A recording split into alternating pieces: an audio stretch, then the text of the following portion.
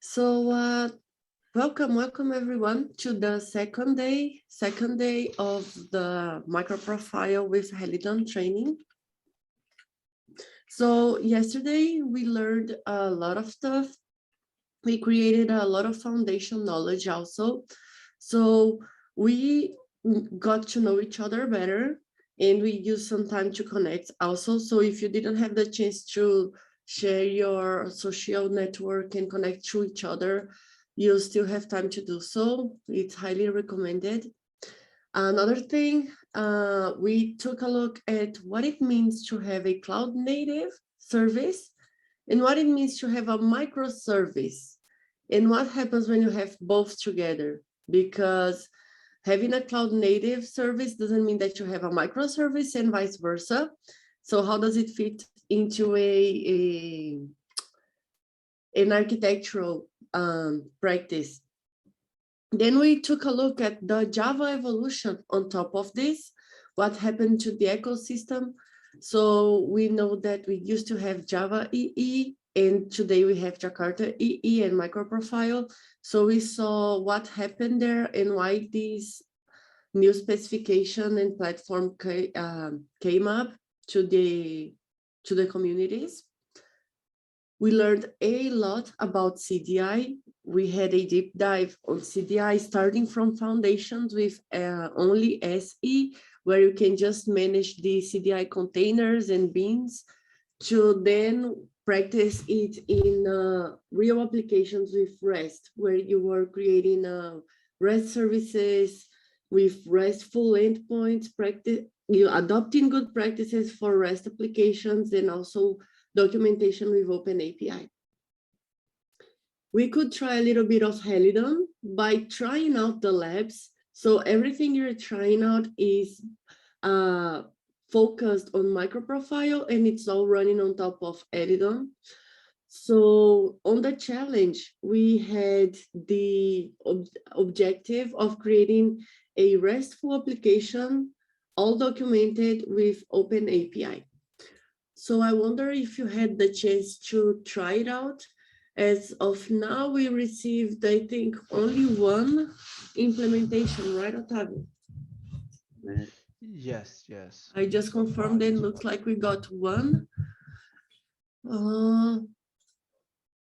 And just remind, don't be shy about your code. The idea here is to learn, especially to try ideas.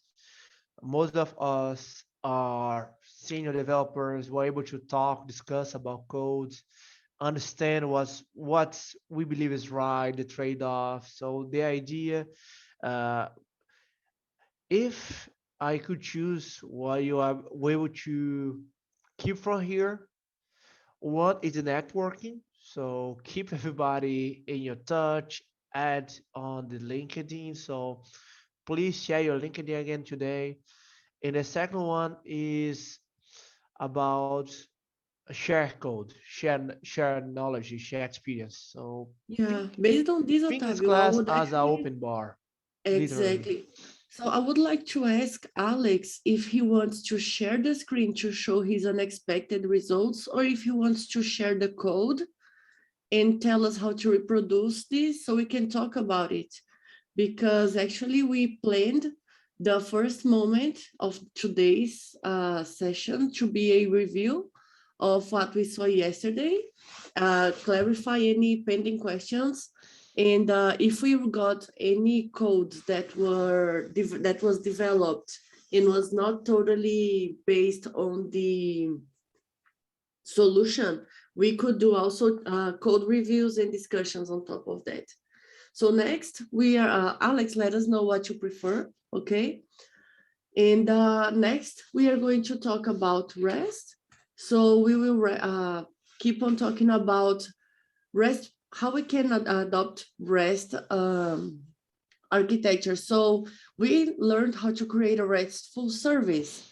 So now what happens if you have to consume that service by using a client service? So we are going to learn about one of the microprofile specifications, that is REST client, that allows us to really easily consume other services using our applications. Yes, Alex, lovely. So as soon as I wrap up the agenda review, I will ask you to share your screen. So please get ready in the meanwhile. So following, after the REST client topic, we are going to learn about how we can externalize the configuration of our services with microprofile config. We will also learn about observability of microservices by using microprofile metrics, open tracing, and health check APIs. We will have a lunch break. I don't know at this time. Don't worry about the time. We are all in a different time. So actually, can you see my time here, Otavio, when I'm sharing my screen? So right now it's 4. We are planning to have the lunch break at 7 my time. So you can follow here by this clock, for example, so you can have an idea. So in 3 hours from now, sort of. We are also going to cover about persistence. So we are pretty much used to work with JPA, so we are not going to do any deep dives on JPA and JPA practices on the previous sessions that we did last year. We had this deep dive, so we were talking about, for example, the issues that we have with Hibernate and things like that. Although these topics, you can find information about it on the web, right? So we'd rather talk about things that are not so easily that are not so rich of content out there. So we want you to learn about new stuff that's out there. And one of the things that we have for Helidon is an ultra fast persistence in memory persistence with MicroStream. So if you don't know about it yet, today you will be able to learn about it. It's also supported in Helidon, so that's pretty cool. And we will learn how we can use NoSQL databases. So we're going to skip the trivial and go to cool new stuff also, not only new, but also pretty mature in the market, which is NoSQL usage, for example. So if you have questions on this also, like what are the differences between the databases and things like that, so we can cover those topics, because one of the things that are planned to come to the Jakarta EE platform is the support for the JNoSQL specification. So JNoSQL will allow us to create an abstraction layer for the usage of NoSQL databases, just like we have for JPA, that we can abstract the relational databases that we use just by changing the usage or the configurations there. We will wrap up by covering a quick review on microservices testing. If we have time and if it is of your interest, we can also talk about containerization and cloud deployments. So that's it. So let's start with the review. So Alex, when you're ready, oh, I was not sharing my screen, Otavio. Yes, we are. You are sharing your screen. Ah, tá aqui. Stop. Okay. So, Alex, you can now share your screen. Okay, give me 1 second. Okay. What you can do? Okay, you did. Good. Yes. Okay, so as a quick reminder, Abhijit and myself yesterday were wondering if there is a mechanism to send an event to all receivers and send an event to a subset, right? And Otavio pointed us to using qualifiers, right? And he showed us an example that worked. And I tried it later, and for me, the results are completely different, right? So let me quickly walk you through I use the same journalist example, so we can build on something that everyone has, right? Yes. Journalist has 2 methods: receive news for qualified. It has an event with example qualifier and an event with any, right? It sends to the corresponding ones. The qualifier, Otavio, you tell me if I'm going too fast or too slow. No, I'm fine. Can follow. the qualifier, right? Qualifier retention runtime can be Yeah. declared on parameter and field. Okay. And then the different consumers, right? Magazine is the one that should receive both, right? Because it has No, it's the opposite. If you remember, it's like database, right? You have select star database. If you put observer, it's like select star in a database. When you put a qualifier, you be like where. So it will observe where the event is a sample qualifier. Therefore, it will only observe the one that had the sample qualifier. Okay. Cool. Okay. That would still be something that I expected. Right? Newspaper only has the observes. Yeah, so it will Social media receive only observes. everything. Right? Yes, it will be Okay. this. So let's run it. Dun, dun, dun, dun.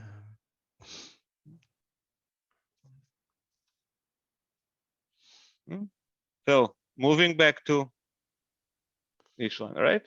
So receive news. Yes. This, according to what you said, it should go to only the ones with observe and not qualified, right? Yes. So the results 2 here is correct.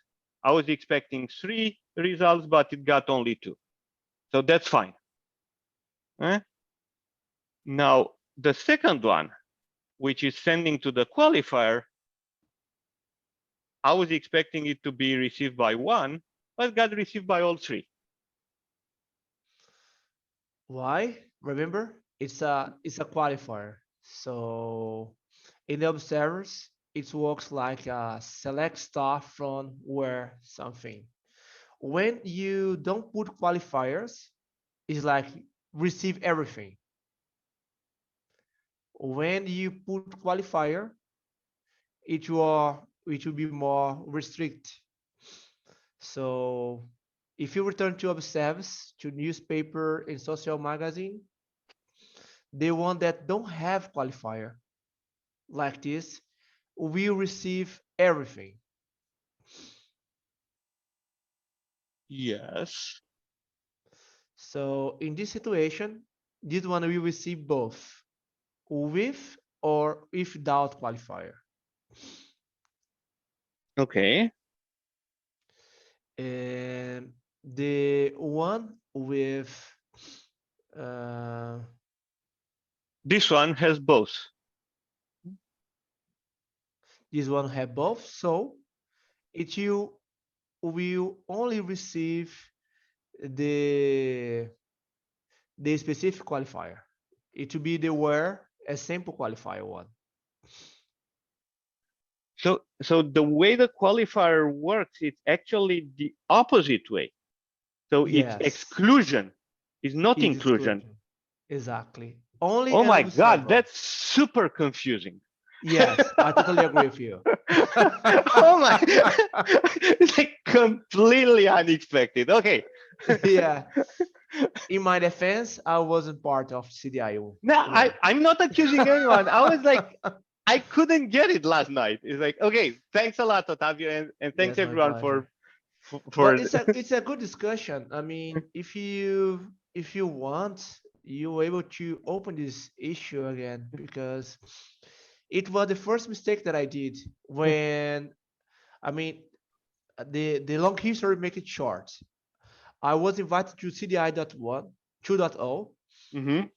because we need to do several integration with CDI with the whole Java EE environment. That's why I was invited, especially because on that time, they did make sure it followed the whole JVM principles. Remember, Java EE and Java SE belongs to the some JVM follow partners. That's why they invited several OpenJDK committers to become member of the specification. And I was part of that with CDI, with validation, and another one that I don't remember right now. And it was exactly the same quest that I did. And probably if it is the same quest that everybody who is coming is doing, it's a consequence of the API is not fluent enough. Because if the API is fluent enough, there should be no question about that. Okay. Uh, Again, if you want, the beauty of the Java is that you are able to put your opinion. So hey guys, this one here is confused. I don't like it. Is the way that is going on right now. So it's a nice way. Oops, I put just to you, Alex. Let's put to everybody. Everyone, the meeting. It's a nice way to go to CDI specification, GitHub, and then open issue, explain why you did not like this approach. As you can see right now, we are working several CDI light version, but it's okay to review new stuff and think about how we can improve the legacy code that we are facing on it. And again, thank you for the feedback. Awesome discussion. Thank you, Alex. Thank you, Otávio. So, Otávio, is there comments that you want to add to the application that we received? Yes, we can. 1 second. Let me open the IDE again. Yeah, Alex, no, for sure. Like, this is the purpose. And feel free to keep on doing this until the end of the day also. No, Alex, please do it. I mean, guys, that's the idea. We, Karin and I, we are not better than anybody here. We are come here to learn. We are just driving the knowledge to you guys. So as much you talk, as much you bring question to us, is a nice way to put everybody in the same knowledge level. Yeah, same page. And also help us grow, right, Otávio? Because there will be things that we won't be able to answer, and then we will learn and share also. So yes, it's sometimes also I would fine. say, I don't know, and we can find the answer together. And that's okay as well. So remember, we are here just to guide the knowledge. So Alex, thank you, and please do it as much as possible. Let me share the screen 1 second.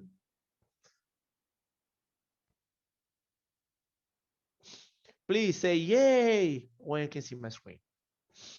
Yay. Okay. So again, we are sharing the code here. The idea is not to judge, to learn, and to talk about, okay, what's not okay, the idea is okay. That's the main focus on. I will start with the model. Okay. Karina, if you have any comments as well, please raise your hand and say something. Also, Otávio, something that was not really clear yesterday because we didn't have much time to talk about it, that you can use the time now to talk, is the JSON visibility parameter and why we need it. Yesterday, we had to rush with the concept and stuff. So as you go, you can just talk about that too, just to wrap up yesterday's knowledge, because we had to add the Open API. Open API was supposed to be part of today's agenda, but we had to move it to yesterday so you could do the challenge. So we can use some time today to cover this topic. Yeah. The schema belongs to OpenAPI, we know. So he did an excellent work. So he documented very well. So the schema and the class, the schema and the fields, the validation on it. So we don't need to put not new, especially because it's a primitive type, so it's impossible to be new here. It has a JSON creator, and that's nice, right? This way, I'm able to do a immutable object.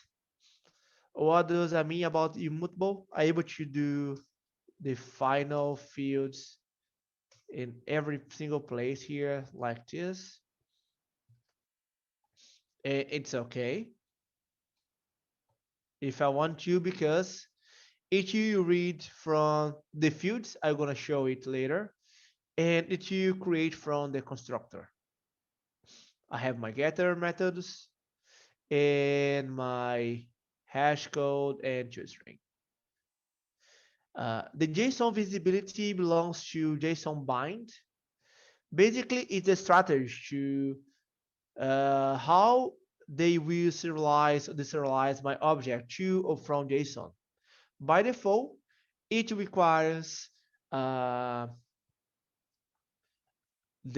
public constructor and the getters and setter publics. We are able to change, for example, with this JSON visibility, the annotation here, we're able to create your own property visibility strategy. For example, okay, check what's the way to go. So this way here, as you can see, you're able to say, okay, go to the field or not go to the fields, or go to the method and not go to the method. By default, this one here will return false, and this one here will return true. So we always looking for the method visibility. What did we do here? We create a constant strategy here where we said, I don't care. So if the field is visible, look to the field. If the method field is visible, look to the method. But for sure, you are able to check. So, okay, if, I don't know, if the field has this name here, so I don't know, if it's an ID, don't look for it, and try to put some rules here. So, but for us, basically, look to the field as some way that we look for the method. Nothing new here. Otávio, on the product.java class, please. There are some questions on the chat regarding schema and not null and not blank, for example. So the schema is only used here for open API. So it shows up, Otávio, something is in the middle of your screen. Thank you. So it shows up to, I'm sorry. So it will show up, for example, on the Swagger UI that we were looking at the browser. So this is just for documentation purposes, the at schema annotation. Then we have the beans validation, and there's an interesting question, Otávio. So Alex is asking if not null and not blank are exclusive.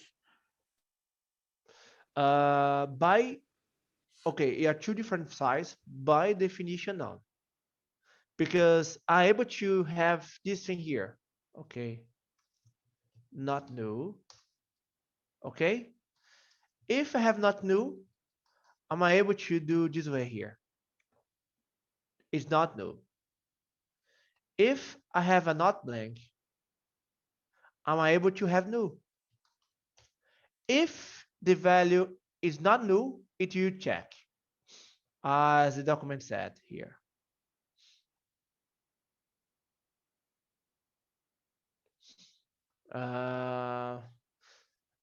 But it depends on the implementation itself.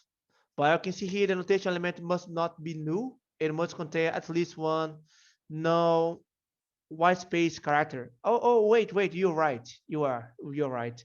We don't need both. You're right.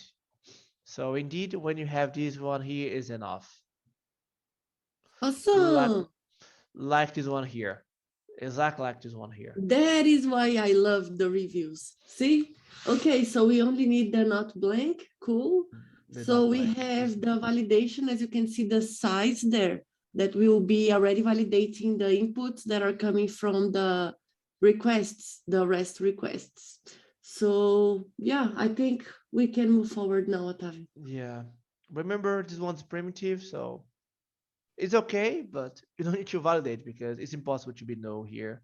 Otávio, an interesting question. So when we are creating, for example, and this I don't know the answer actually. So when we use automatically generated database schemas, are these being validations taken into consideration to create constraints in the database columns? Do you know? I have no idea. Okay, I was just curious thinking about this. I will try later. But again, it depends of who will do this reversal engineering, right? Yeah. Okay. Yeah. Because So able to let's check, move able to double forward. check. Ah, and there's something here also because we didn't talk about the persistence layer yesterday. So there's a lot to talk later on. Okay, so let's move forward. We've seen the model, so repo. We will skip this one here, the storage, right? Yeah. This for a while. And let's go to resource. Resource, we have product. Okay, by convention, in on REST API, the nomenclature here usually is a plural. So it's a products instead of product. Okay, why? Because when I do is the generic to the more specific one. So for example, I will start with the products and then a product, as you can see here. So give the products, I have this one here with this ID.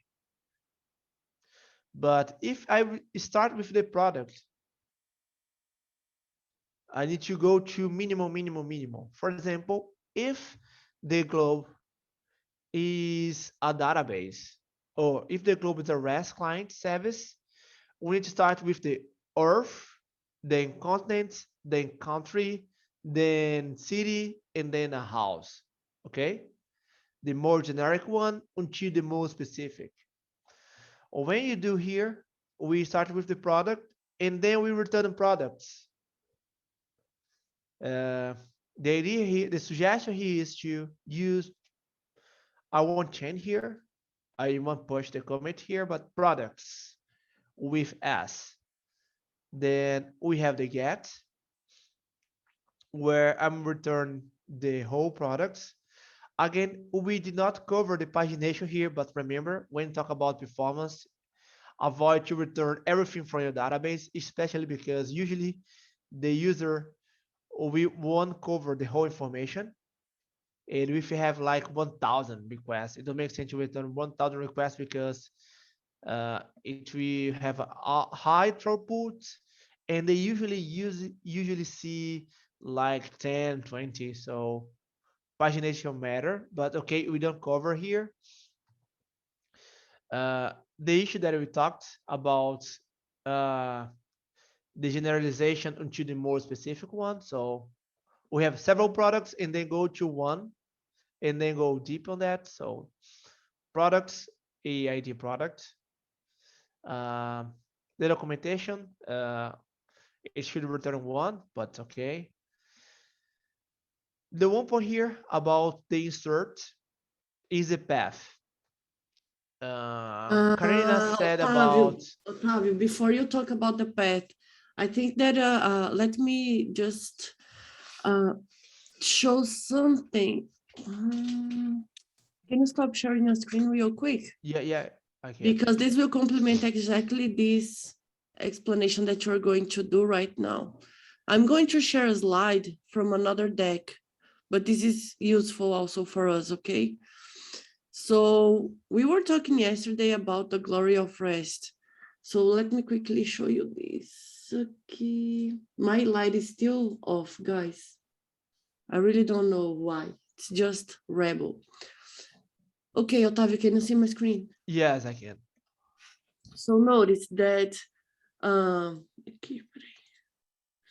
so the glory of rest is something that tell us some good ideas on what we should do for REST services. So on the level 0, and this is basically a maturity model, okay? So on the level 0, we have RPI, which is basically like remote procedure invocation, and applications are just doing whatever they want to invoke each other without any rules. On the level 0, we start using HTTP based on some basic integration patterns. So we can have, for example, a customer service endpoint. So this is what Otávio is going to talk about now. Notice that on the level 1, on the Glory of Rest maturity, on Richardson maturity model. That's the official name, but it's hard to say Richardson. So on the Richardson, I'll call him Ricky. On the Ricky maturity model, you're never going to forget it. So it says that on the level 1, we start using resources. So for a single service, it has its own APIs, but it's still messy. So for example, to get the data, I will have like /customer service /1, or to create a service, a customer, I will have like another URI /save customer. To change /customer service again, like /1. To delete /delete. So you can see it's basically a mess, right? Once we start evolving our adoption of the RESTful good practices, so this is what we are talking about, like using REST, creating RESTful application is not just adding the gets and puts and posts annotation to your class, okay? Real RESTful services adopt good practices. So for example, on the level 2 maturity, you will see that we are doing correct usage of the HTTP verbs. So that means that on the get, we only do safe operations. We never modify resources.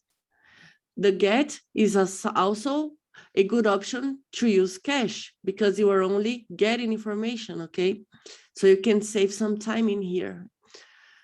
Another thing, we have the post put, always changing or inserting data. So we create or change data, and the delete are non-safe operations, and we delete things. So this is the easy one. Also the return codes, as we were saying yesterday. So the each range of HTTP codes means something different. And if you go to the actual, there's a document, I don't know if it's a spec or what exactly it is, but there's a full document with all the list of all the return codes. So you can see exactly, oh, and actually I have the links here. So let's see, just for success, look at the amount of things like created, accepted. I'm sorry, Karin, you are not sharing anything. Ah, are you kidding me? Yeah, you are not Otávio, sharing. Yeah, but I yes, can see your screen right now. I don't know if the right one, but I can see the right hat, OpenShift dedicated. no, that's not what I want to share. Okay, sorry, but you are sharing Otávio, something, right? oh my God. I'm just talking about all the things in here and you are looking at OpenShift. Thank you so much, Otávio. Sorry. Okay. So, can you see the slides now? Yes, we can see your screen and the slides. Oh my God. So let me quickly review, okay? So this is what I was Okay. talking about, the glory of REST. So I was talking about the different levels. And as we have the service, look at the mess that these APIs are. And this is what Otávio is talking about. So this is the level 1 adoption of REST. On the level 2, we start using proper HTTP verbs, okay? And the response codes. So look at the list of all the different options just for success, like client error, there's yet a long list. So you can return the right thing to your clients. On the level 3, this is kind of, let me say, hard to achieve for organizations that don't have the interest into going to that level. So you don't always have to go to the latest maturity, the latest level of a maturity model. It's just a representation of the good to have, right? Yeah, it's good to have. Sometimes it's usually, especially if you are working with mobile, where you want to reduce the data, especially because people usually have 3G, 4G, 5G right now. So before you And- talk about the problem, let me explain what Ah, it okay, is. okay. Right? Sorry. Because there are some people who might not know what HATOAS is. So this is what the Richardson, the Ricky maturity model tell us is the wow, the state of art of RESTful services.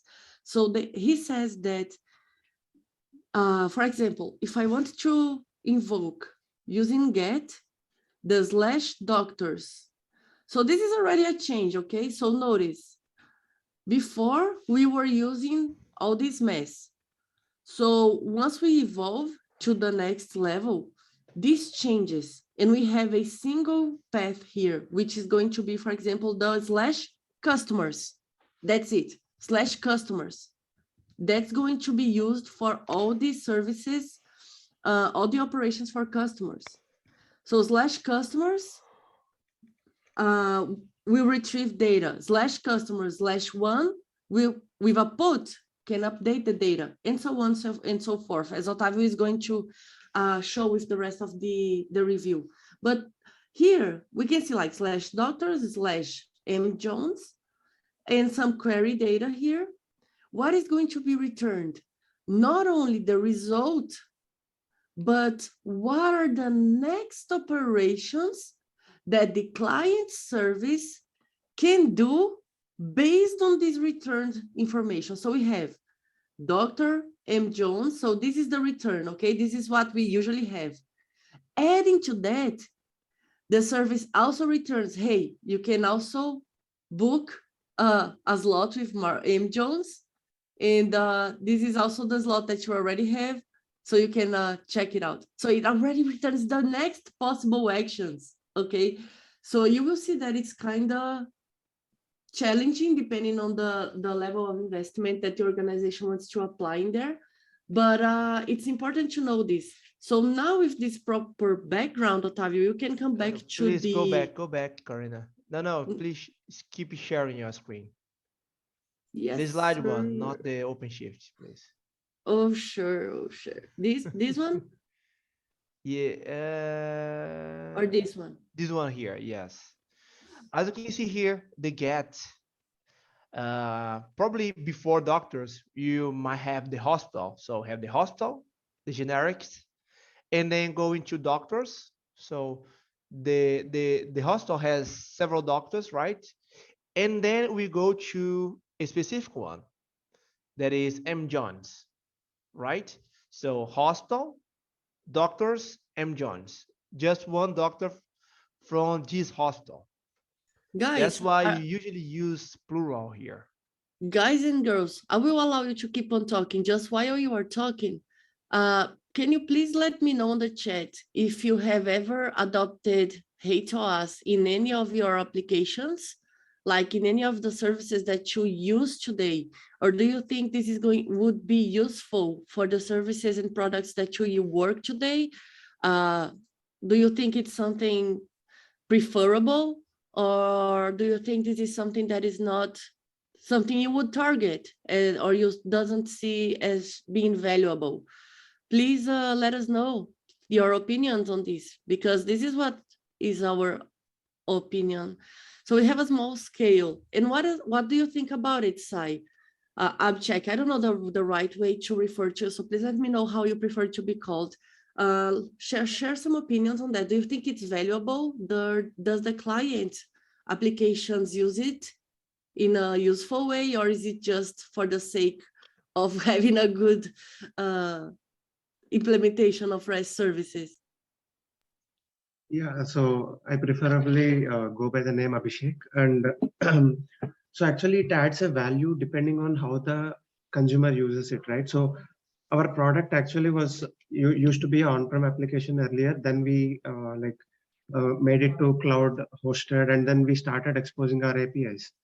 So primarily our product is a hospitality platform product where we don't expect the front desk agents to sit and write APIs, right? So I don't think the heteros links are that often used from APIs, because there'll be a UI for the which is consuming these APIs, and I hardly doubt if those heteros links are ever used in our scenario. But depending on the scenarios, it might still be useful where we can show some additional details.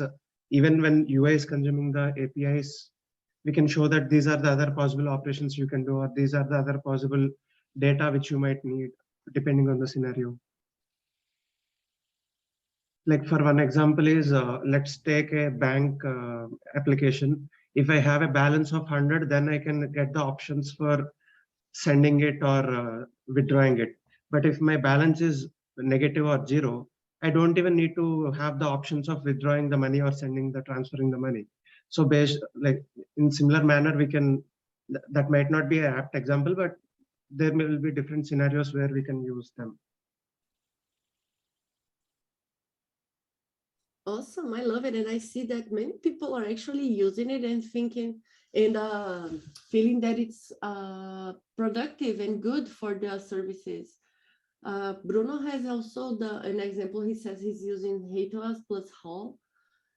And even if the clients might not use it, they offer it. So that's interesting. So internally you use it, right, Bruno? You don't care if the external guys are using it. So Yes. it's useful anyway for you.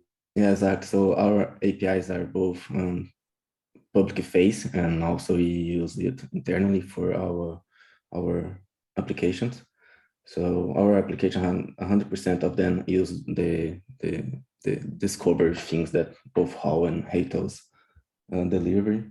And if the other clients want to use it, it's fine. It's there. Otávio, I don't know if you're saying anything. Yes, I can hear. Okay, I just saw your mouth moving. So awesome, Bruno, thank you. So Bruno, do you want to talk more about how? Yeah, sure. So how it's it's a data specification, to be honest. It's a way of how I can say that, of serializing data along with relations, along with the, how I can say that in a simple way. So it's a structure that represents the RESTful resources, let's put like that. So for example, if you have an entity product, in this case, a product can have another relations, and this relation can be retrieved through another resources. So raw is basically a specification, a standard to be easily offering a easy way to get those other resources and access them. Oh, nice. Thank you, brother. Yeah, so it's basically that, Alex. Yeah. Nice. That's awesome, guys. I mean, we enjoy to do that. I mean, share knowledge. Alex, oh, sorry, Bruno, the applications that you were saying, are them products? Are them open source, like big products, or are them used in the organization only? We have some open source, but the API itself is not open source. Gotcha. Yeah. Okay. But that's interesting to know, because if people that create products are actually worried about these things and are using these type of things, then it means for everyone on the call and also to the world that these things are mature and should be adopted more and more, because yeah, right. Thank you. But Thank you yeah, so much. the API is heavily used. So we have big clients here in the Netherlands, for example, ABN and ING. So our API, well, you're delivering it with microservices style, like which MicroProfile, or still on the Jakarta EE? Yeah, I would say 70% of our applications are Spring Boot based. The bigger ones we are converting to Spring Native, but we also have Quarkus. So we are not using MicroProfile with Quarkus yet, but it's an option. I enjoy a lot the Spring. Indeed, several inspirations that we bring to Jakarta EE belongs to Spring. I mean, yeah, and vice versa. So yeah, we are studying another options because Spring Native it's not supporting 100% of Spring Boot yet, so we are like doing some POCs at the moment. Yeah, Quarkus and Helidon might be a good choice for you, Yeah, especially yeah. Quarkus. They have a lot of extensions, so they are our first choice now. Yeah, Quarkus is, and also Micronaut. I don't know if you're familiar with Micronaut. We have one POC running right now with Micronaut, but it's still the Quarkus, let's say the community, the ecosystem, it is bigger than Micronaut. So for us, this is important. If you want something more native, let's face it, Quarkus and Micronauts were born to avoid reflection. So everything there was designed to that. So those are the best options, Quarkus and Micronauts. Helidon in Spring in Jakarta EE right now, it's kind of adoption. A lot of things will be behind. There's no way to keep it. Yeah, that's right. I'm talking more a specific committee from CDI. I'm working the CDI Elite.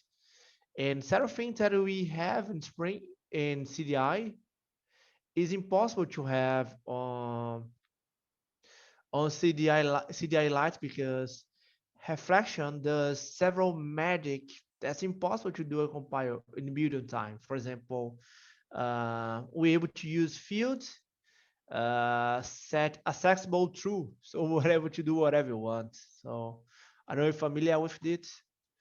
For example, here I have person. Just a couple seconds. Private string name. So app. So I'm able to do that with reflection. Fields.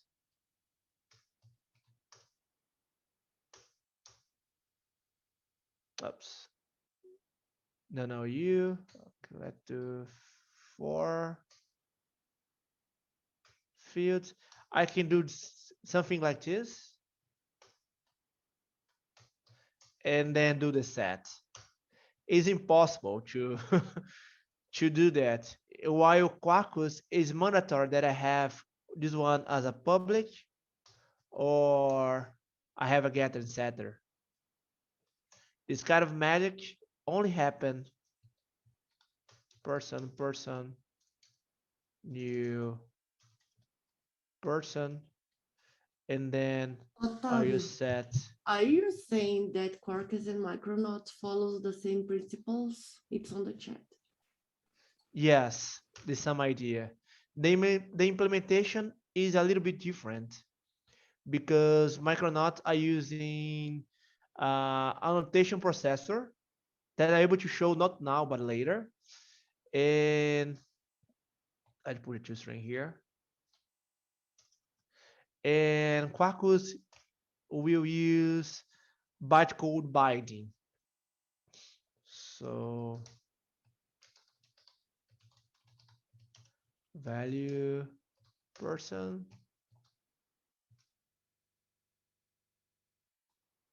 Let's run here.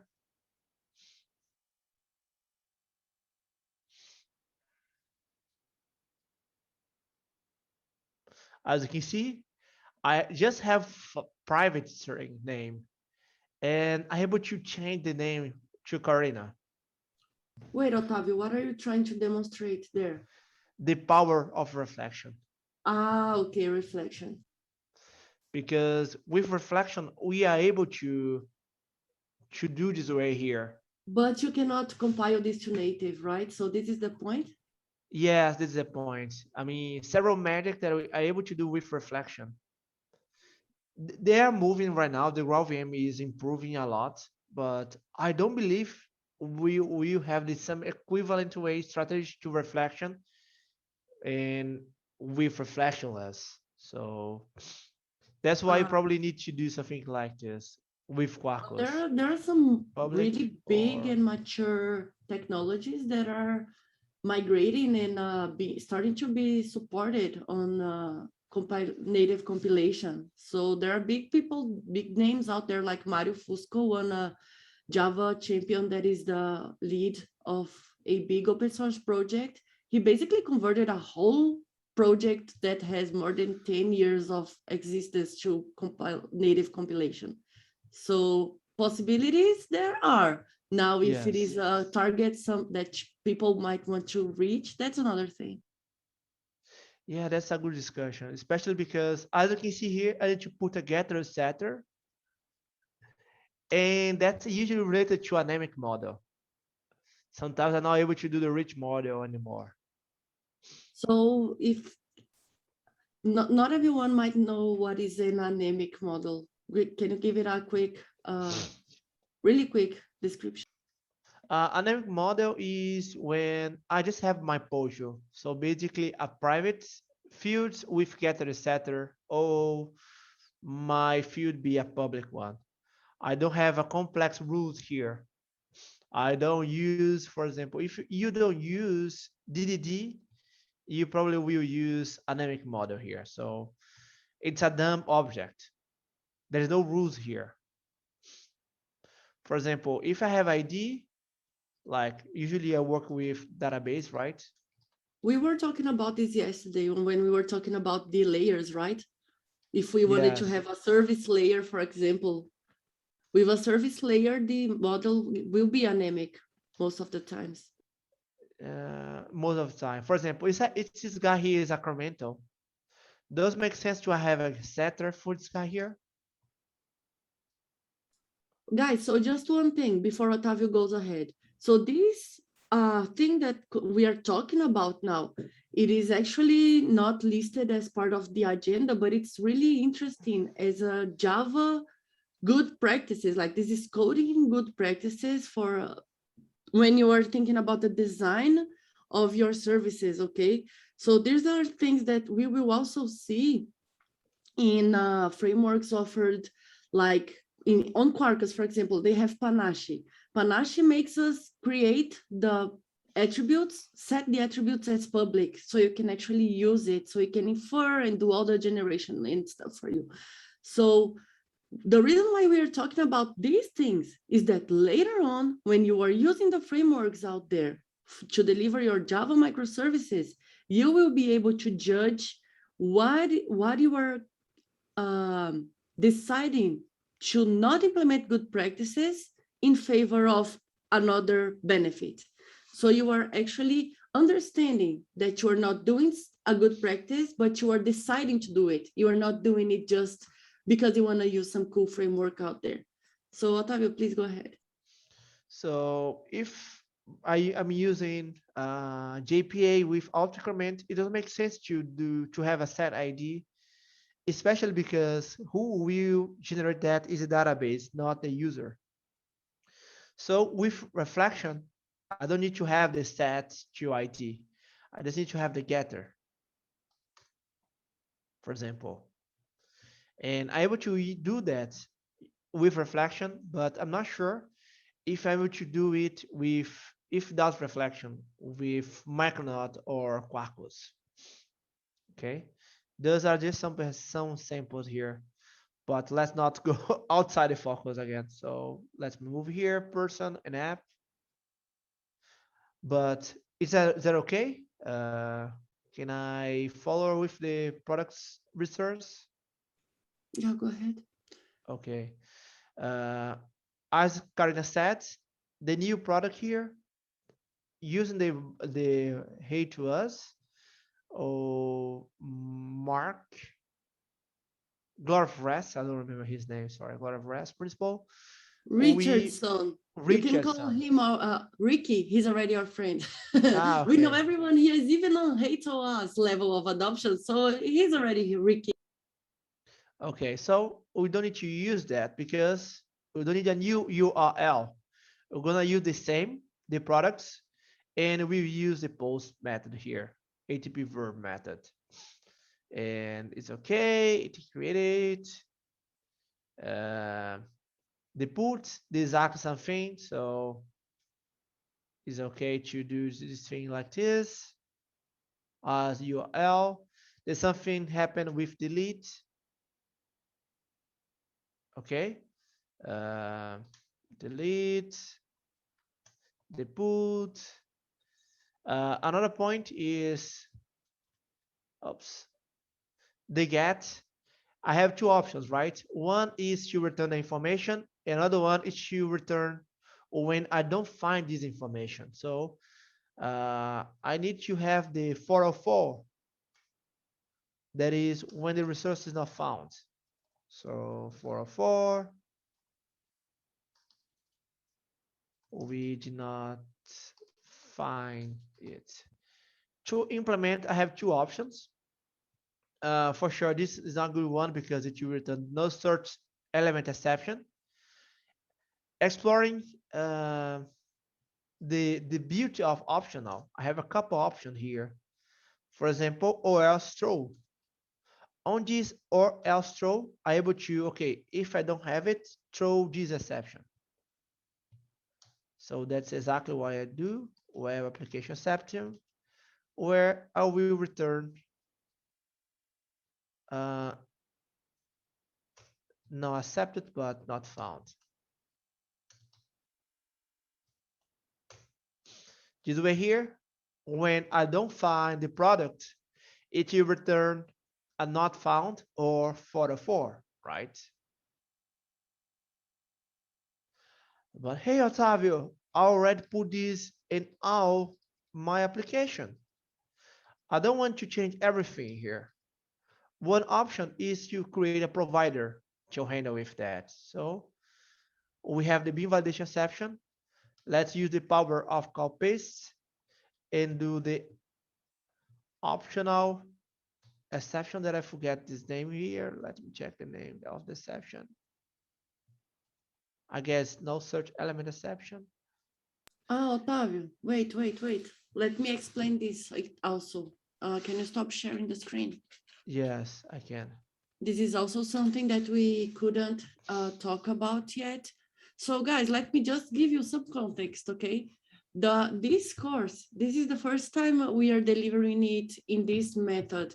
Before, on the last year, we used to deliver in a getting started and an advanced session, which covered many different concepts in different levels.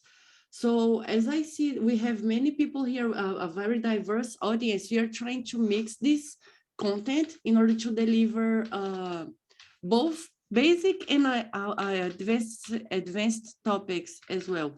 So here, Otávio, you were talking about how we handle exceptions, right? Yes. So this is the thing, guys. If I am You're not sharing my screen, can you let me know, okay? You're not sharing your screen. I know, but are you seeing now the slide? Yes, you can see your screen. You're able to see handling exceptions. Thank you. So this is what Otávio is showing you, okay? So when we are creating the RESTful service, we need to do good Java exception handling on our backends, but we also need to respond in an appropriate manner, okay? So we are not just giving random HTTP codes that are, or hard coding it in the replies, okay, in the methods. So this is what Otávio is going to show, how we can map an exception to an actual HTTP response, okay? So I would just like to give you the context so we can better understand, because when you just go live coding, sometimes we can just lose the track of what's going on. So, okay, Otávio, go ahead. Thank you, Karina. So what did I do? Okay, personal can see the screen. I copy paste the magic power of the coder. I change the implementation to do the sort element exception. I need to change here. And let's remove. And then I'll return not found. Like this. So basically, I have one provider. So every time that I get this the search element exception, it will return to me not found ATP or 404. Okay. So as I said, we have two options, or OS throw. That is one amazing presentation about Brian Getz, who create the optional, and he said about the mistake that he did on this API, and he said the most terrible one was to allow the get methods as a public, because the idea is the user never use that. They need to use something else like OS throw, or else OS throw with supplier, or OS get mapper filter, and so on. So the main point here is avoid the get method as much as possible. Try to explore more the optional API. It's advice from the creator. And I totally agree with him. The insert, we remove the URL. The put, it's okay, right? So we have the path here, we have the ID, the request body is only to the documentation. Okay, it's a little different from Spring. Spring, we need to specify the body. With JAX RS, you don't need it. It's again, it belongs to Open API.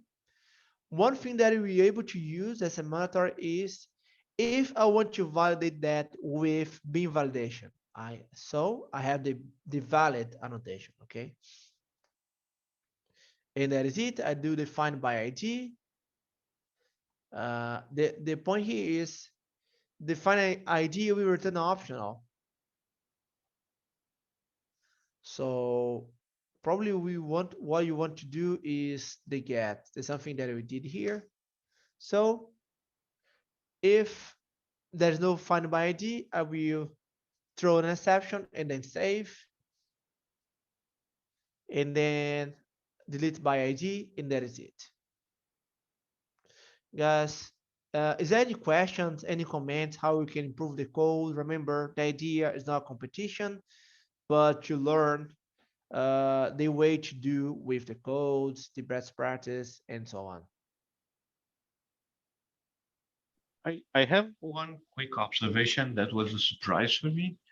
So if you submit bad JSON, right, in an insert, something that a JSON that doesn't correspond to the expectation of product, Helidon results in a 500 instead of a 400, which is very odd. Yeah. Because you submit, it's like you can DDoS Helidon by submitting bad data, right? Yes. It's very odd. Like I tried quickly to submit a JSON that didn't follow the product definition, right? And I expected 400. Hey, Alex, you don't know what you're talking about, right? No, that is the reason why we share what are the good things, what are the good practices. So when we are using the multiple frameworks, the multiple runtimes, multiple options in the market, we see, this is kind of odd, just like you were saying there, like, is it me or is it the tool that I'm using that is giving this stuff? I know it should be like this, so why am I getting that output? So this is awesome, great critics that you're doing there. Otavio, do you want to comment on that? Yes, I totally agree with him. It is a vendor issue, okay? It's not. Yep. It doesn't belong to Jakarta EE, but to Helidon specifically. Mm-hmm. The other part that was a little bit surprise for me. Initially, I submitted form encoded data for insert, and I got back the right response 415 media type not accepted. So good. But looking at the application, there is no way I could tell that URL encoded form encoded data is not accepted. Like, there is nowhere like, hey, I only accept this thing. Right? Which is odd, right? I'm like Yeah. what is the most popular part? The form encoded, right? So just So you're saying because that you would like to document it with the Open API, is that it? I think I don't know what the solution is, right?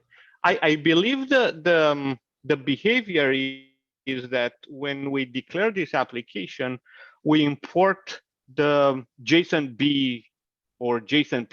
I always mix them up, right? And we set the project in such a way that JSON is becoming first-class citizen, right? Yeah. But that shouldn't push out other alternatives. It should force you to declare them, be explicit, right? I don't know if I'm coming across what I'm trying to say, huh? But I try the code that looks to be generic with a generic data, and for some reason I get an error, and there is nothing in the code telling me why form encoding is not accepted. I totally agree with you. I mean, the message is still odd, even to me.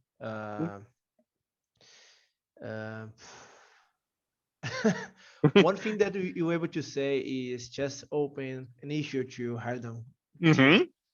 It's compare Helidon with Quarkus and Micronauts. Thus, Helidon for me is the youngest one, so they have 1,000 things to improve themselves, especially this odd message and a message, error message that doesn't mean nothing to. It's terrible to to everybody, right? To the framework developer, to the user itself, because nobody's able to understand what's going on there. Right.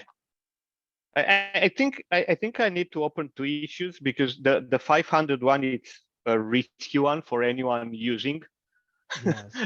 Oh, Right? we are still on the third one. That's good. I've worked with tools that we open like 3 issues per hour. So that's good. We are on the second day and 3 issues only. Yeah. Yes, we usually face like 10, 20 issues by day. So, So that's a Don't great worry Who is discussion. we? Who is we in this case, Otavio? Quarkus? No Quarkus. Corina is Quarkus team. Otavio likes to complain about Quarkus, but he loves it. Quarkus doesn't get those No. much bugs. I'm a Quarkus lover also. No, So I'm who not. is we on your side, Otavio? Eclipse Foundation, Jakarta EE specification. Got it. Okay. Thanks. So basically, that's why I said, okay, it does not belong to us. It belongs to Helidon specifically, because don't put this kind of thing, behavior in the specification. But Karina she works in the Red Hat.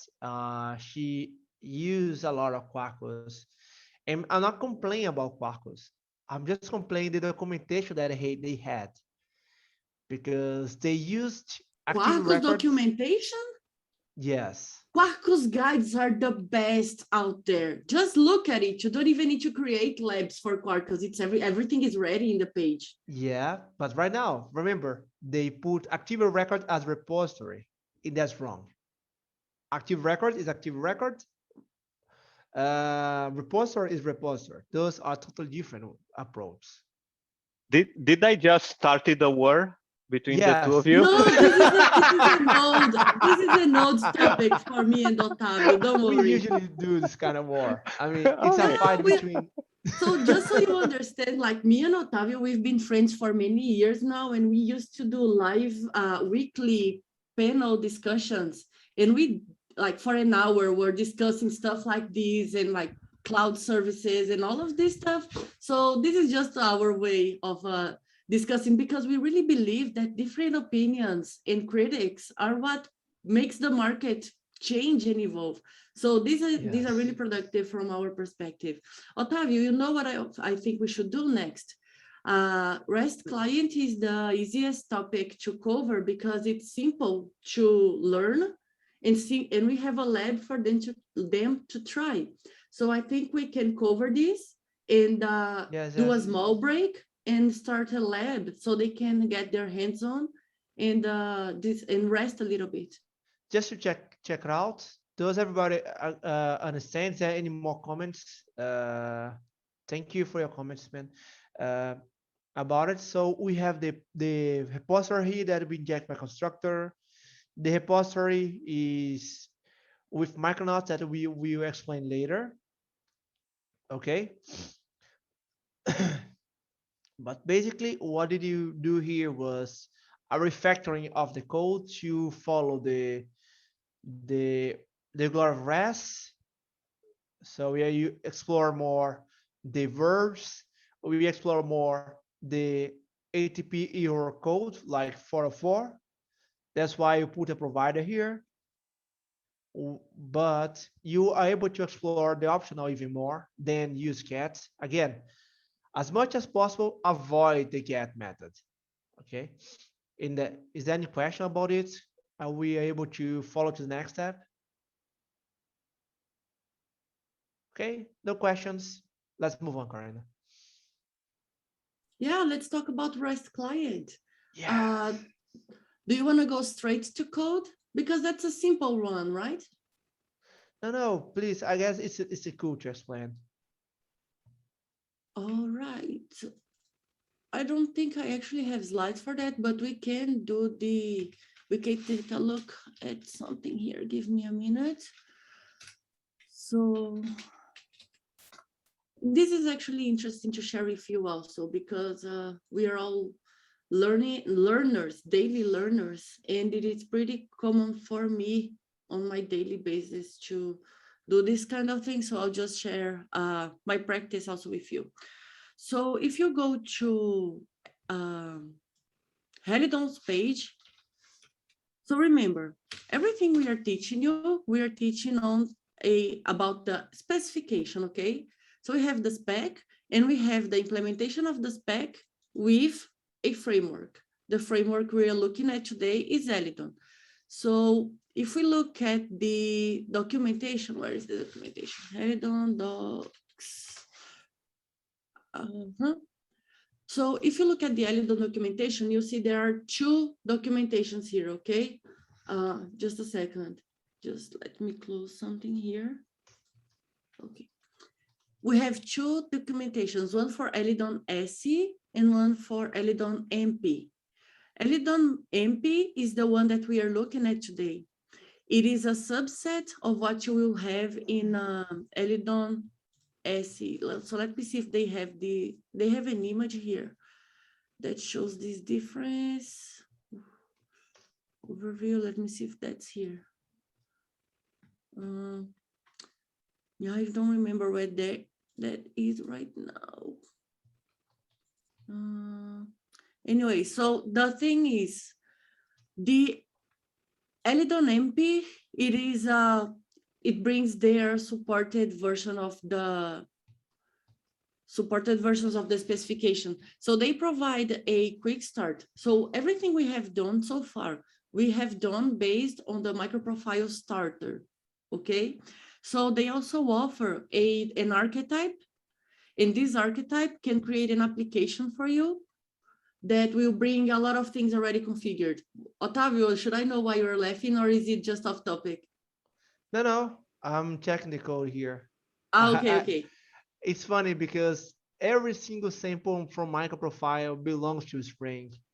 And we could maybe do like, okay, let's use a little bit different here.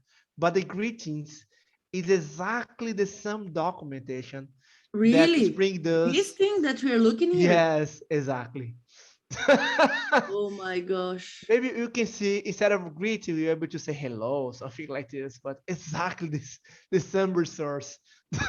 Oh God. Okay. So the thing is that is interesting comment. So on the okay, I mean, the point is we're not able to, okay, just pretend to be different. Just pretend to, okay, we are using something different. No. Helidon try to do exact something that Spring does. To There's no doubt Helidon, about that.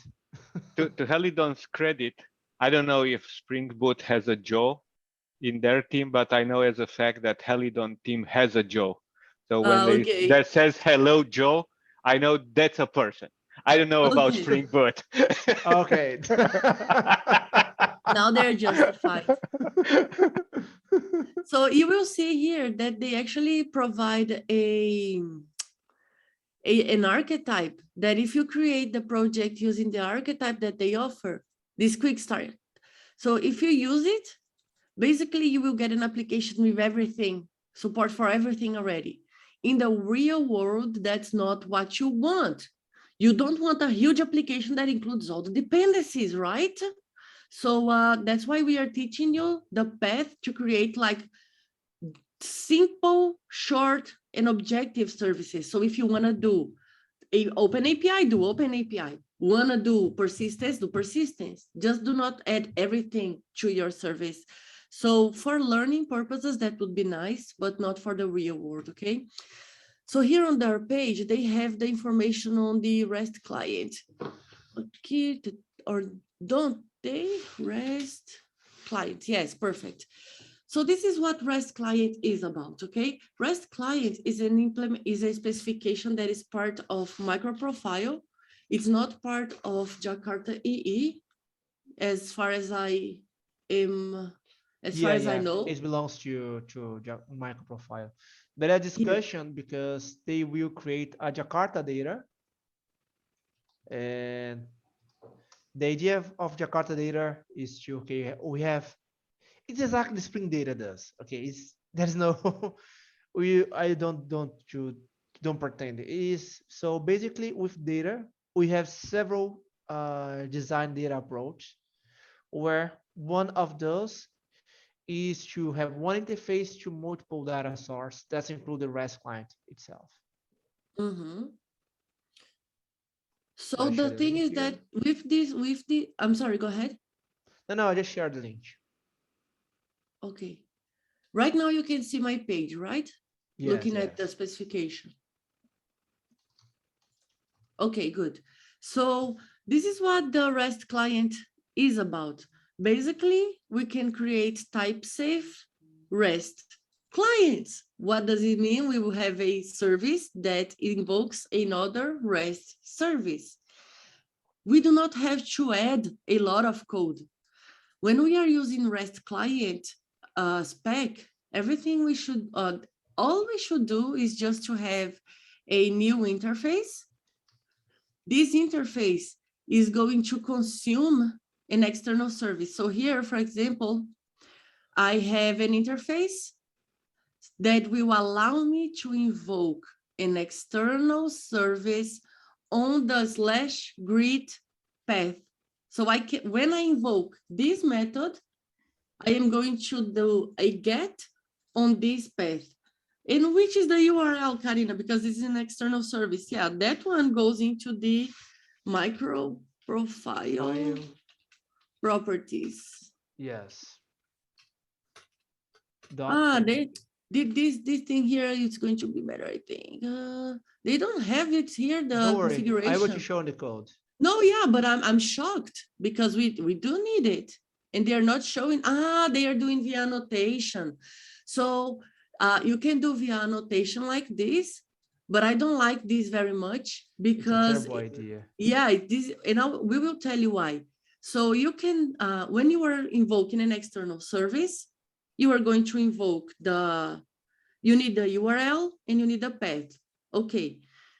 These will change on development environment, on UAT, on production. How can you externalize the configurations? This is a good practice that we see since the 12-factor manifest. So we need to externalize this. How can we externalize this? By adding it to the MicroProfile config file. So I will allow now Otávio to show you the code, but that's all. In order to consume an external REST endpoint, add an interface.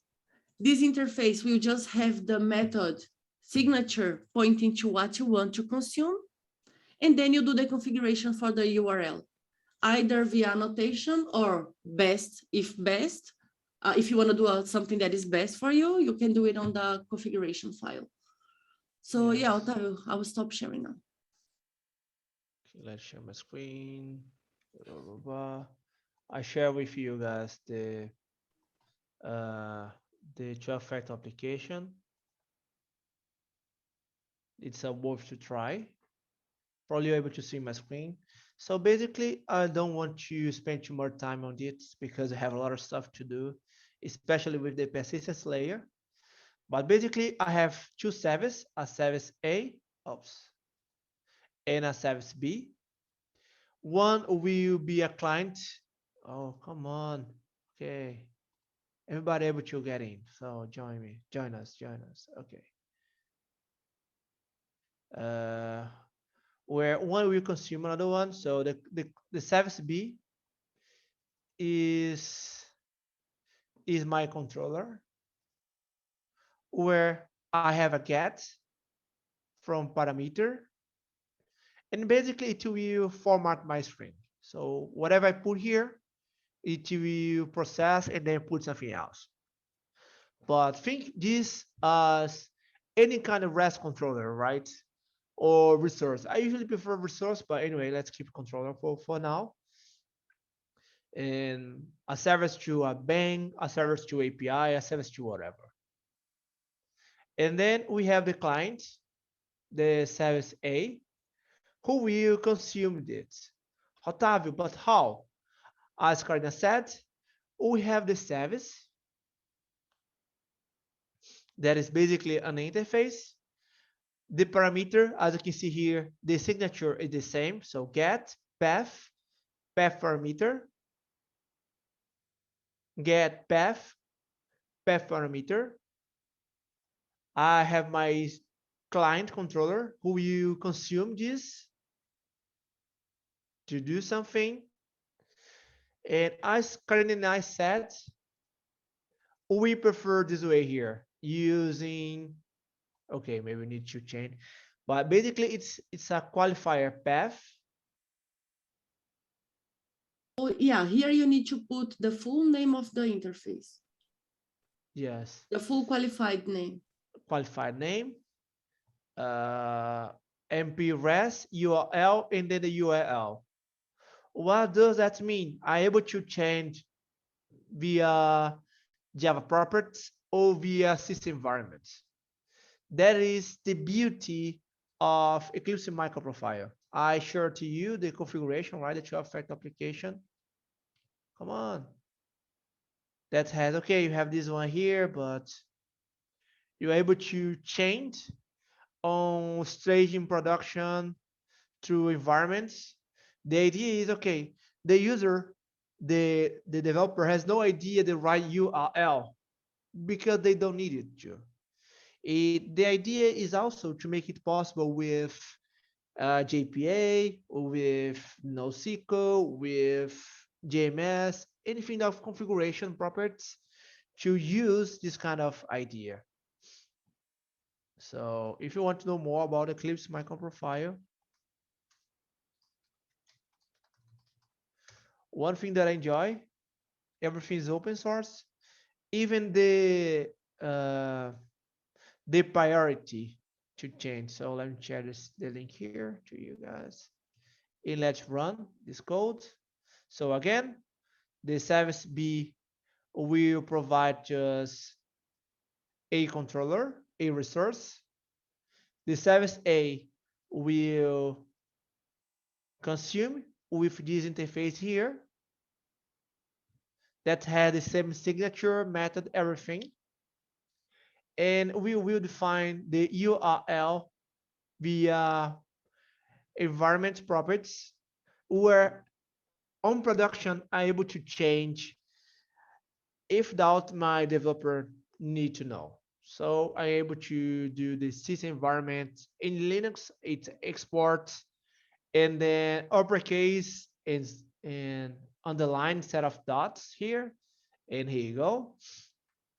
Probably in Mac or Windows they have something similar to this, but usually everybody are using Linux in production, so it's export this property here with the right URL. something probably like production, the port, and etc. etc. Let's run the application here. I will start. Oops, no you. I will just start Java jar. Where are you? I don't remember where are you. Let's check the documentation here. Demo jar. Oh. Let copy because I would do the same. Let's copy. You do the same. So I'm starting both services in a different port, of course. Let me show. One is 8080.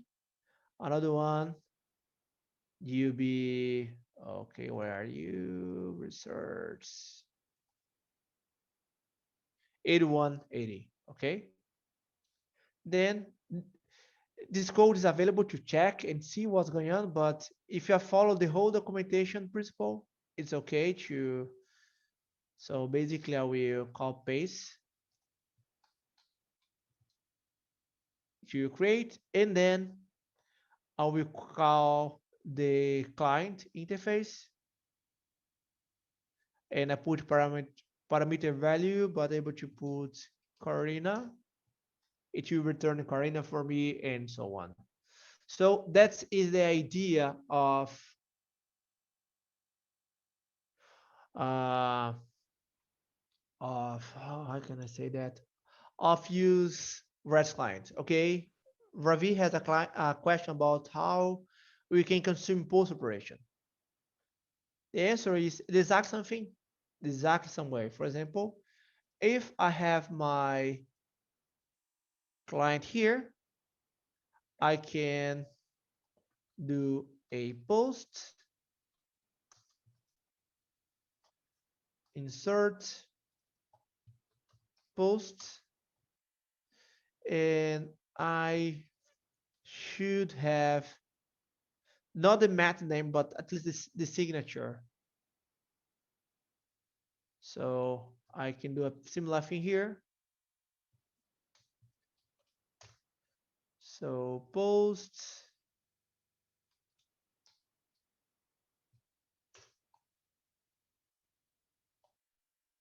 hello post return using the post, and based on that it will do the same.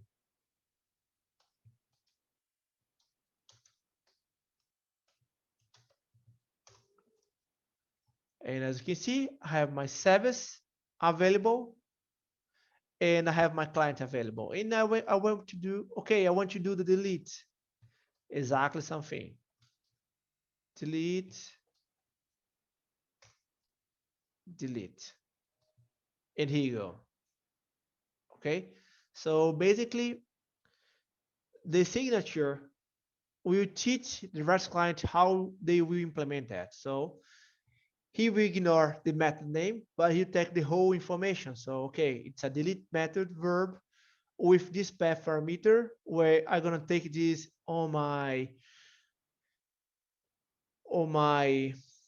method parameter, and I should have a similar thing on the client service. Okay. Does that answer your question? Don't worry, I'm able to push this code here. So yeah, that post, this is Ravi. Audible? I'm sorry, could you repeat that? It cut a little bit. If it is what? Yeah. Actually, for the post, can we use path param, or it will be like, how do you pass the JSON body like as an input param? Okay. We should create a more complex sample here. So let me think. I have my service A that has, I don't know, a person. A person is, it has a string name, is integer age. I will have a getter setter to my person and my service. Let's move you for here. I have I can do this person.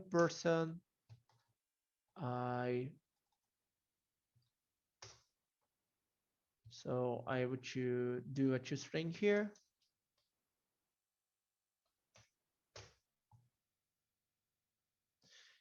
For sure, I can have a module or a product that share these entities, but just to save some time, I will come here, hire this class here, and then the posts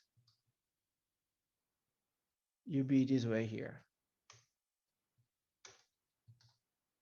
And that is it.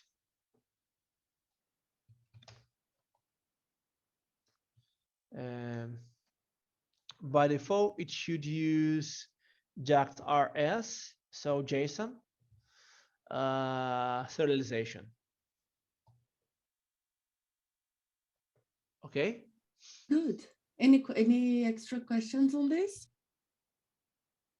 If not, you are now able to practice this yourself. So let me share the link here. Okay, you are able to share your screen. No, I don't need to. Thank you. I will share the link for the REST client. So I'm actually sharing it individually like this, but you can find it on the same place on the workshops. But in this way, I can share the exact link. We are just we are still working on the page, DNS and this stuff. So this is the lab number 4, creating REST client, creating a client service with MicroProfile REST client. And you will be able to try the full operations. Like, so you were asking about how to do the post. You're actually going to try the 4 different operations. So we will give you some time to do this lab. We will give you, I think, 30 to 40 minutes, depending on your progress. I will actually also do something different today than we did yesterday. So give me 1 minute to create something, okay? Oh, yes. Upgrade the process. I like this. Yeah, it's better like this. So we can be more effective. Yeah, in the meanwhile, you can start looking at the lab, okay? I'll just share something on the screen here, but you can already give it a look. What is this study need? Tell us. Yeah, just want to show that for the registered client, right? We can give a particular config key to access that. It will be more easy than giving a enter package.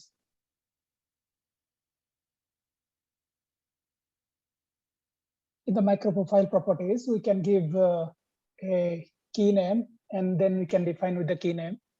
Ah, you mean you have tried without the full qualified name? Yeah. So okay, nice. I give the example. So you can change and you can test. Nice. Yeah, so you have actually tried and it works. So that's awesome. It's good to know. Thank you for sharing. Thank you for sharing. This one I am using, so that's why I'm trying to share it. Woohoo, awesome. Thank you. Nice. That's good to know. Maybe it was improved because we use this stuff for a long time, sometimes we miss some upgrades. So maybe in the beginning we had to have the full qualified name and then they enhanced, I don't know. But it's good to know that it's like this. It's cleaner. Yeah, Octavia, you can use this one for your config key. It will be more, because if you use config key, you can define multiple clients. If you give direct package name, it will be always a single client, right? Yes. Thank you. I like it. I will do it right now. Oh God, it will be a long day. So have open tracing to cover a little bit, observability. Wow. And finally, my favorite part, that is persistence layer.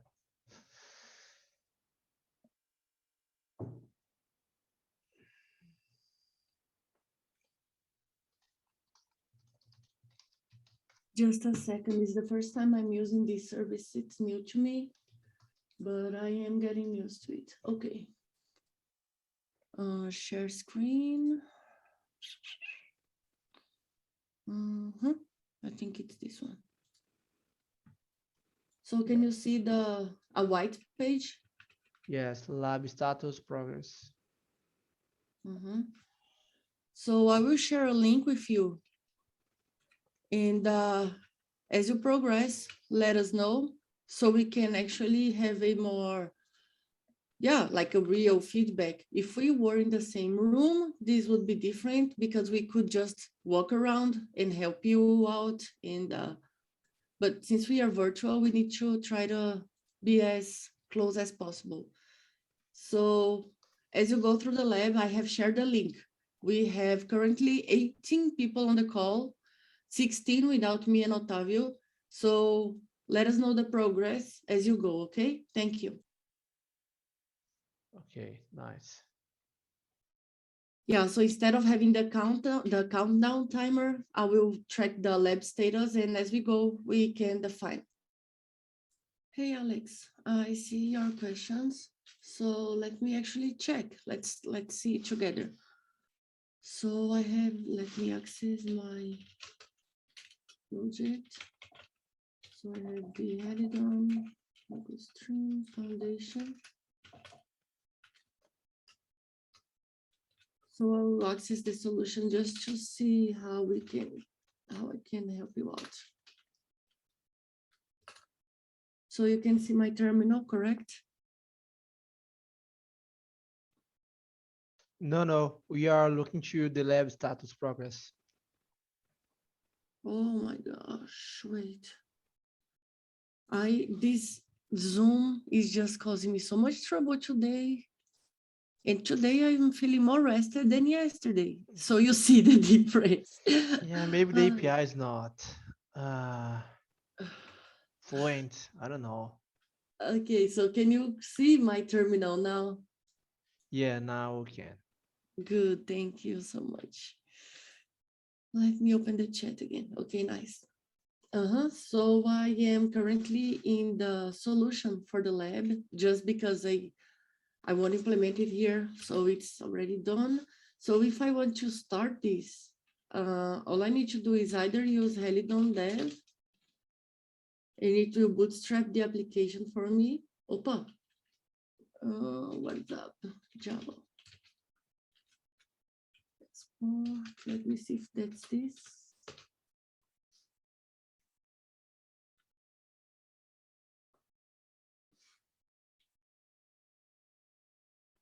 So Helidon Dev is one of the ways you can start this client.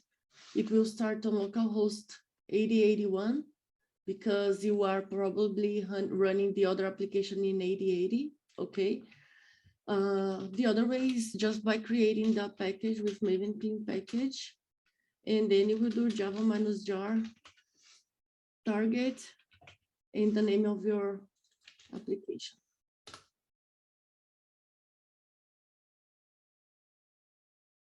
So do you follow? Could you understand how to start it?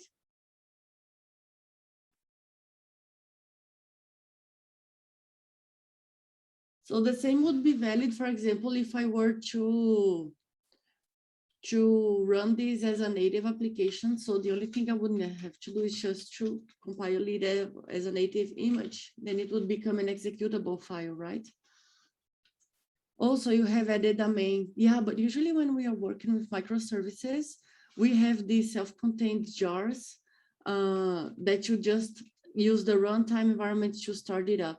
So that's another way to do it actually to test, because if you want to do, for example, tests on your code, that's exactly what you could write on the test, right? So that's also a way to try out, to study. But usually when we are deploying these services, we package them and we run it with as an executable Java package or the native executable. Also, the Helidon Dev is helpful here. So you can just start it up and the dev loop should help you out with the hot reloads Okay.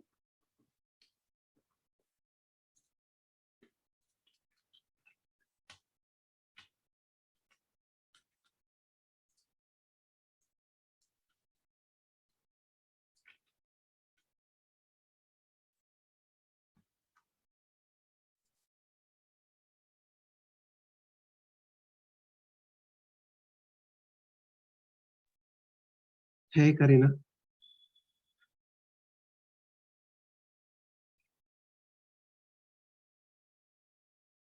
Hey, I hear you. Yeah, I have a question actually. I followed the steps and implemented the interface and the class as well. But then when I try to fetch the items, it gives me an error saying there is no default constructor in the type what was the type? Do you want to Ingredient. share your screen? Yeah, sure.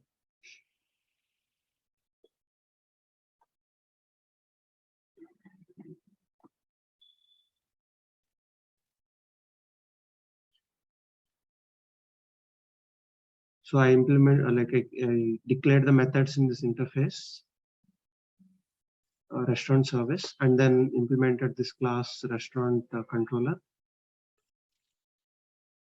But the controller is on the same project. So the REST client will invoke an external service. So in order to invoke the external service, you just need the interface. Okay. Okay. So then, okay, if even when I just have the interface, when I try to get the data, like, let me remove this. I added this default constructor. And I'll remove this.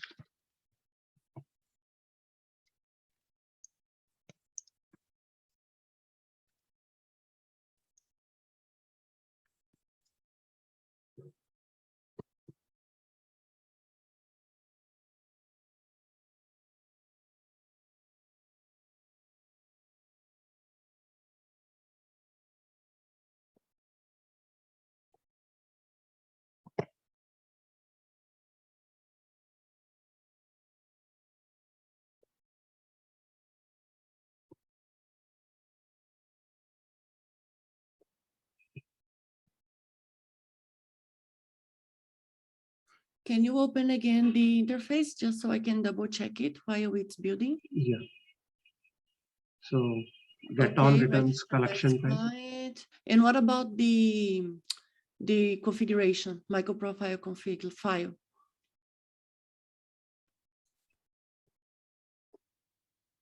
This one, right?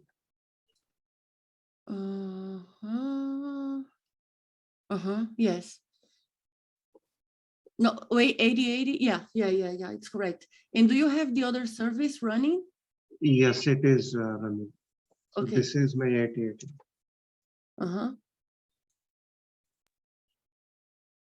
So that is up and running. Abhishek, I got the same error. Edit the default constructor and then it worked. Yeah. Like even I did that and it resolved the issue. So I just wanted to understand if there is something I'm missing here. So if we try to execute this now.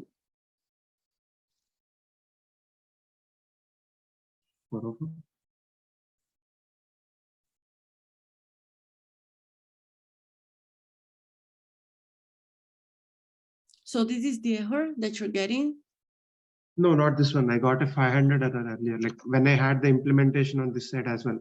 That was not actually an implementation. It was like calling service dot this thing.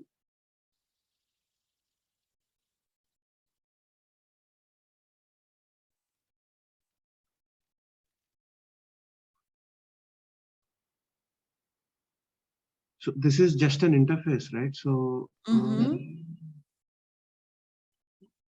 So, okay, let me see. Slash items.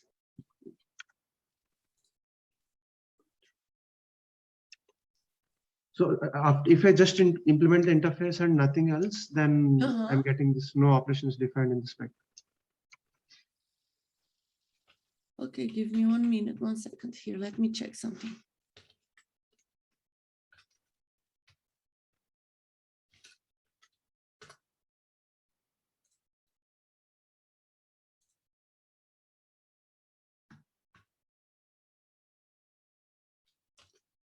Let me start the service that I have here.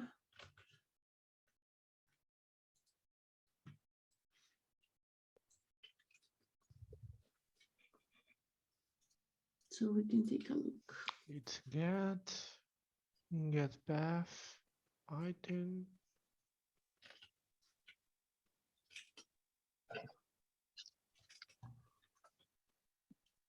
So let me try to clarify. So you have the, okay, you have the restaurant controller. Good. That is the class that is restaurant controller.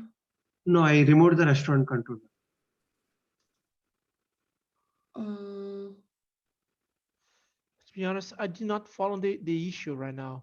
The you restaurant have- controller is the one that offers the items path. Does the lab tell you to remove it? No, that was not even present. Like there was no step anywhere mentioned that we need to create one. So according to the lab steps, they said we will be, it will be referring to the other service hosted by the restaurant project, right? Yes. And this has the restaurant controller in this. Yes. Yeah. Correct.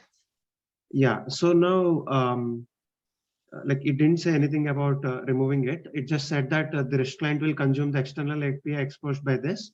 And it said we need to implement the declarations for these methods in this based on the entries present in the other restaurant controller. And that's it. Then we will add this in the configuration and then we can start testing our service. But Okay. if we So do let me that, share my screen. So let me share my screen. I understand what's going on now. First of all, the first thing that I'm going to do is this. So let me quickly share my screen here. You should see the voting. Yes, we can see the voting. So notice this. Now the console. Yeah, thank you, Otavio. You did That's it. the idea, something. So I'm accessing a clean. I'm going to open a clean environment. So I'm going to clone the project of the foundation. Okay. Now I'm going to open the Helidon Foundation Restaurant Client Lab, just for us to check what comes with it. Okay, we're checking it together. I could be checking with off topic, but let's see together. So it comes with the restaurant service only. yeah. Okay, so we have the restaurant service. Nice. Then on the lab, let me check. Let me confirm here. Let me put the lab again on the page. Okay. So on the lab, we have the configuration of the endpoints.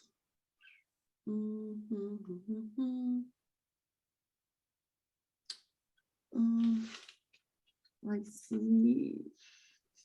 The configuration, do you mean the properties?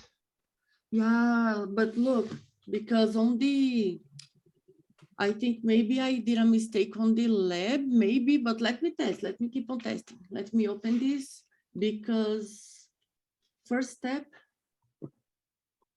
is to run the restaurant application.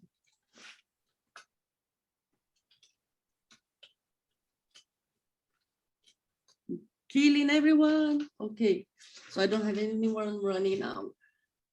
Let me open the restaurant application. Helidon Training Foundation. And then I'm going to open the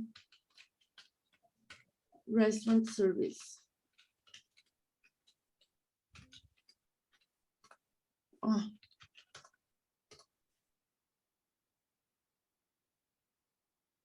So this is the backend service that we are going to consume.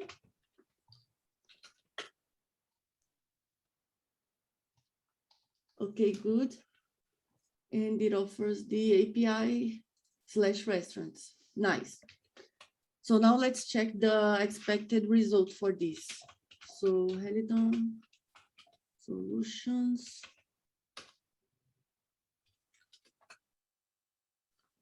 because on the solution that I have, what I see is that I do have the controller here because it's consuming the REST client that we have just created. So maybe I forgot to add this in the foundation.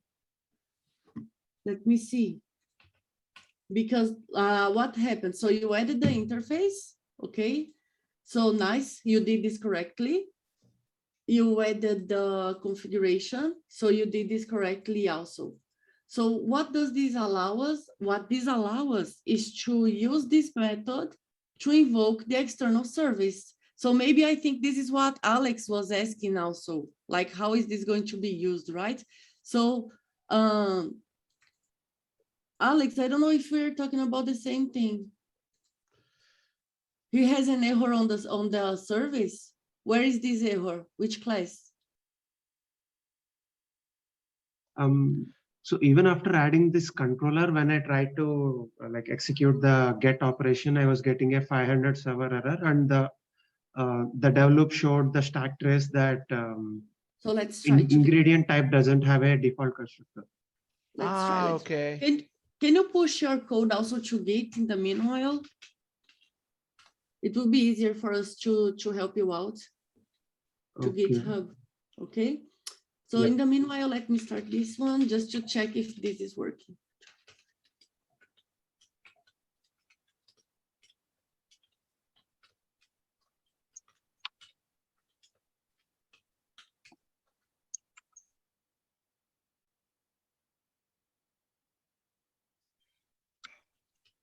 So let me start the client.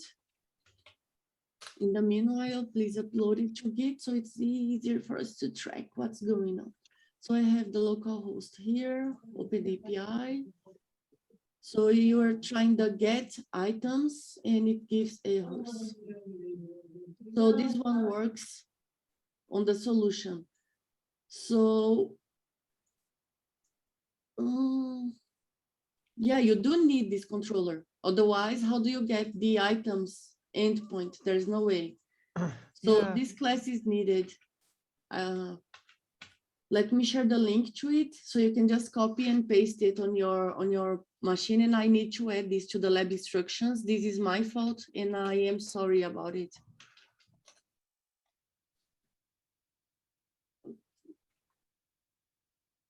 Actually, this is easy for me to fix. Wait. Karina, Oi. I think, can you hear me? Yes. Yes, we can. I think both Abhishek and myself run in a different issue. So when Your microphone is a bit low, the volume. Can you try to speak a little bit? Yes. Okay. So if you are looking at ingredient class, it's missing a default constructor. Let me add it. Okay. So you have in the client lab that you are currently showing, there is a constructor, right? But I think that in the checked out code, the default constructor is missing. And I'm going when to we fix tried that right now. Thank you so much. Yeah. And when we tried to run it, there was an exception that there is no default constructor. After fixing that, it works. Without the controller? The controller is a separate thing, right? Yeah, because okay. Yeah, the controller is a separate thing. After fixing the controller, then we got this issue. Yeah, like Abhishek went with the controller way. I tried the other initialization that I was talking earlier, right? So two different things. Right? Yes. But both Abhishek and myself run into the no constructor issue. And thank you so much. At least this message error is clear, right? About the constructor. Yeah, it was very clear. I'm like it was one line of adding it and done, right? So please, like it fixed the issue, but I just was like, I just wanted to confirm if I'm missing anything theoretically, like anywhere we need to add any other decorator or annotation which we missed. Perfect. So I have added the class in there. I have added it completely, but then on another moment, I will actually have this added as lab steps because this is part of the lab to create the endpoint, but I need to add the instructions. So as of now, just update your projects and let's see issue with this. So the same project on the client lab. Where is that happening? Ah, you just think it's ugly, okay.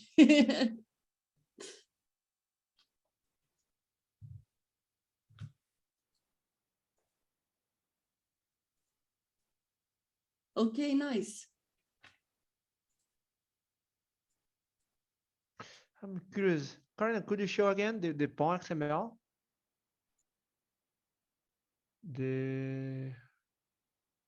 Where's the ugly part?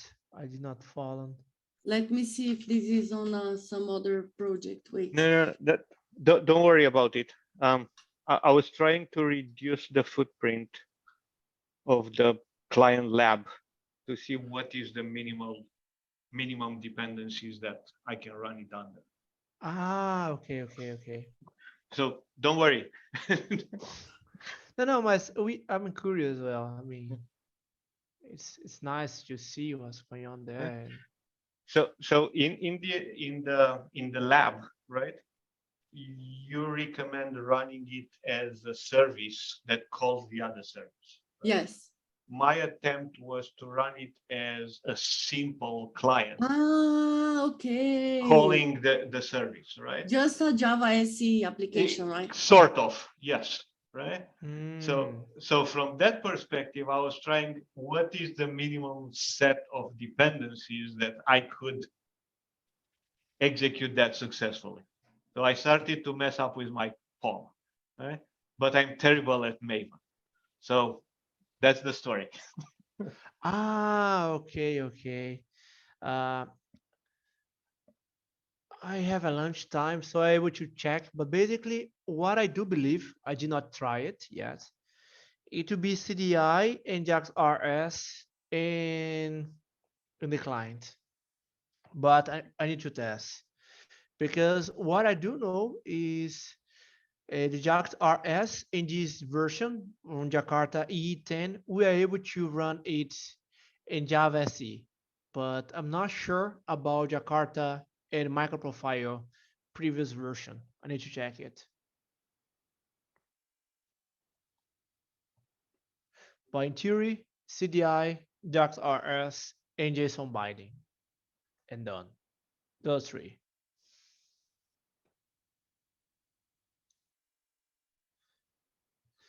Because Karina, can you share a screen again?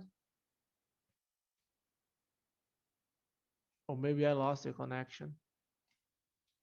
No, I lost Zoom. It's a problem with Okay, my. maybe I lost Yeah. my connection. Today I'm slower. I will take my caffeine capsule and I will get to 220 volts again like yesterday. So what do you want to Okay, see? you're here. Please show your ID. Okay, sir. What do you want to see now? The client side. I mean, Completed or to do? the interface. The solution or it's The the lab? solution. The solution.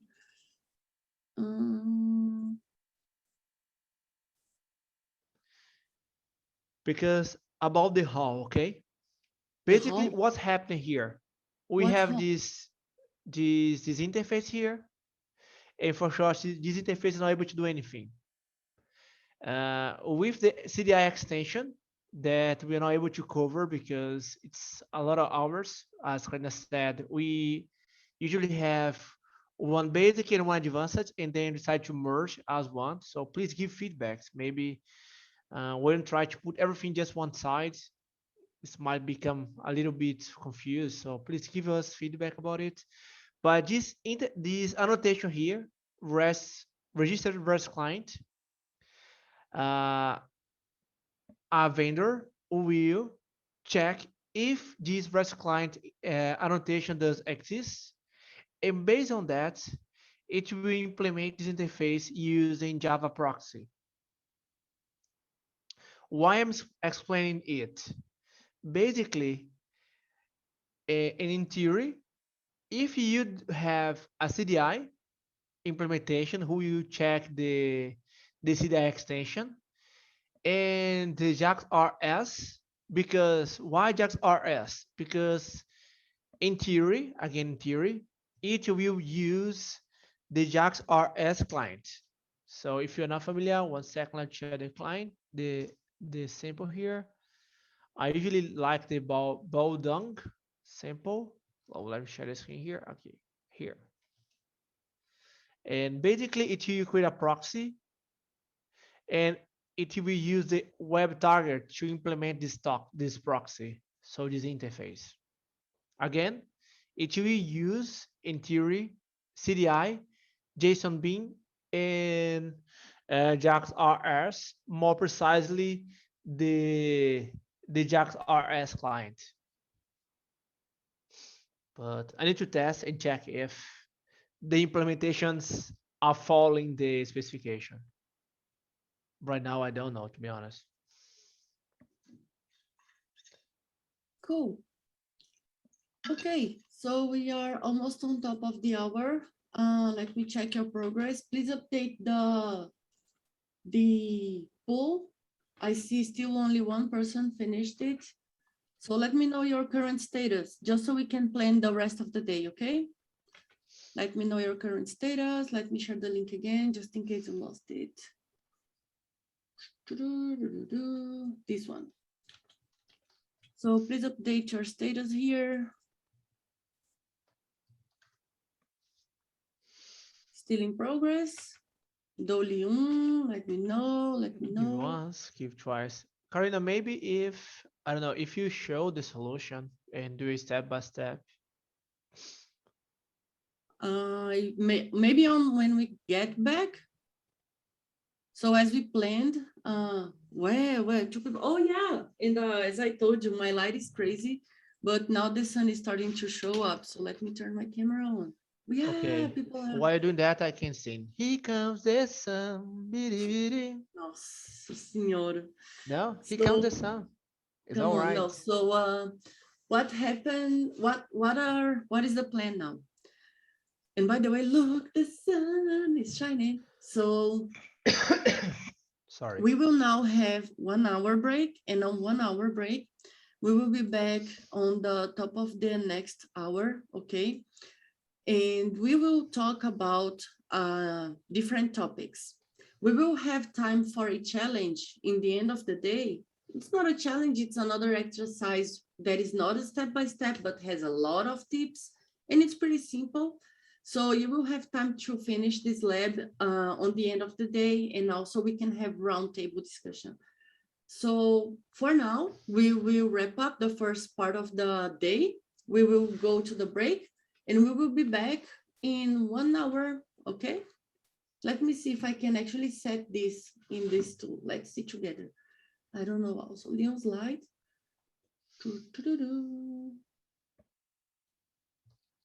I don't know if they have it. Countdown. I want to search. They don't. I like this slide way, but anyway. I'll do that, yeah.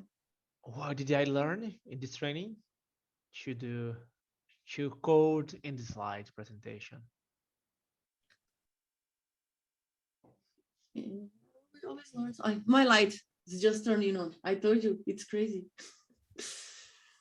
Okay.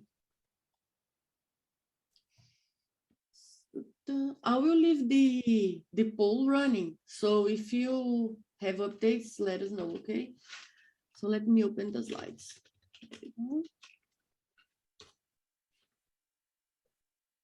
Otávio, you wanna see me slide coding? Have you ever heard of this modern practice? Cloud native slide coding? Yeah, it's on the cloud, right? So Cloud native slide coding, my friend. oh yes, cloud native. Using a slide code. SaaS cloud offering directly by Google. You want something more reliable than that? Okay.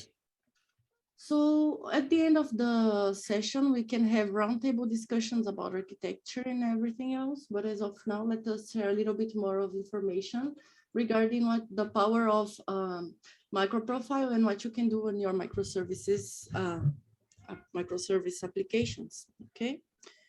So one of the things that we need to worry when we are deploying applications on the cloud is observability.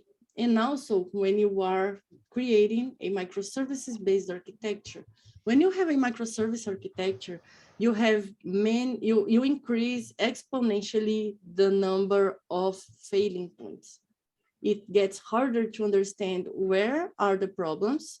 So what is causing the slowness in this specific invocation? So whenever I try to save this thing, it gets slow. But this service actually invokes 3 other services that interacts with Kafka, that saves stuff on the database. So it just goes on, right? So we need to understand how to track what is going on in our applications. We need to be able to create services that can, we are talking about cloud native solutions, okay? So when in cloud native solutions, our services need to be able to offer to the environment, which one of the most popular today is Kubernetes-based environments. It should be able to offer sometime, we would not know how you guys got here. Oh, thank you. Yeah, we will share about this, Ali. Thank you for the interest. So we need to worry about how the application is expected to interact with the platform it's being deployed on. So I don't know if you are familiar with Kubernetes, but whenever you deploy, and I'm talking about Kubernetes because that's what I am most familiar with, but there are many other platforms out there in the world. But your application should be able to tell, I am working, okay? I started, no errors during my bootstrap. So let's say it's an application that depends on a database and the database is not deployed. It will not start up, so it's not live, okay? It also should be able to tell the platform that it is ready to answer requests. So think about, I'll say something more critical, but remember one of those legacy systems that you probably worked with that took like 5, 6, 8 minutes to start up. So it was live, but it was still bootstrapping because maybe the initialization only happens after the first request. So there are scenarios where you need to know if the application is not only live working, but also ready to serve requests. So all of these are part of observability, okay? So what can we use from the specification to help us with observability in our microservices, in our cloud native microservices? We have 3 options to start with that are, well, just a second, let me put this here to the side. Okay, and these 3 options are the microprofile metrics. MicroProfile open tracing is actually for tracing, which is kind of can also fit into the observability slot, but yeah, there are some people who might want to discuss about that, not needed here. So we can put it all on the same bucket of observing and knowing what's going on in the application, okay? So you have metrics, open tracing, and health check. Metrics, you want to be able to collect the metrics from your application in an easy way and expose them so that you can use other tools like Prometheus to scrap the data and make it available, for example, to Grafana and other tools that allow you to create nice dashboards. So you can expose metrics. You can use open tracing to know what's going on in the application. So examples of tools that are directly connected to open tracing, Jaeger, Zipkin, so there are some. And on the health check, that is about the health and the readiness and liveness probes that I was talking about. In the metrics world, there are some different annotations that we can use, and these are some of them. We have, for example, a way to create ourselves a metric. So it's just a parameter that we want to be measured, and it's just a simple number. And you do the calculation you want with it when you want, and it's just going to be tracked. It's going to be a metric. And what is a metric? Well, it's offered on the same URL like /metrics, where you can use the tool to scrap your data. You can have, for example, metered, where you are going to measure the rate which some events occur. And you have the timed, that is going to measure the amount of the duration of this event. So let me show you an example. This is the out of the box example. Okay, I just downloaded I downloaded it from the MicroProfile starter. Let me see where it is. This one. Okay.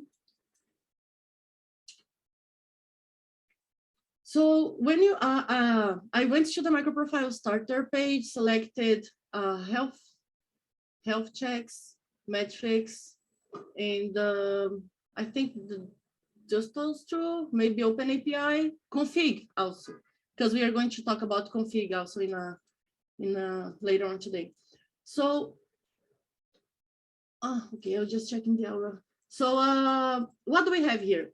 We have the attribute. So the annotations that I mentioned, you can do it either on the method or on the attribute level. Okay. Karina, just make sure you are sharing your browser. Is that your Ai, Otávio, meu Deus do céu, oh Deus mío, oh my God. What do I do with this tool? I just want to throw it off the window. This thing. Okay, because it's hard to understand.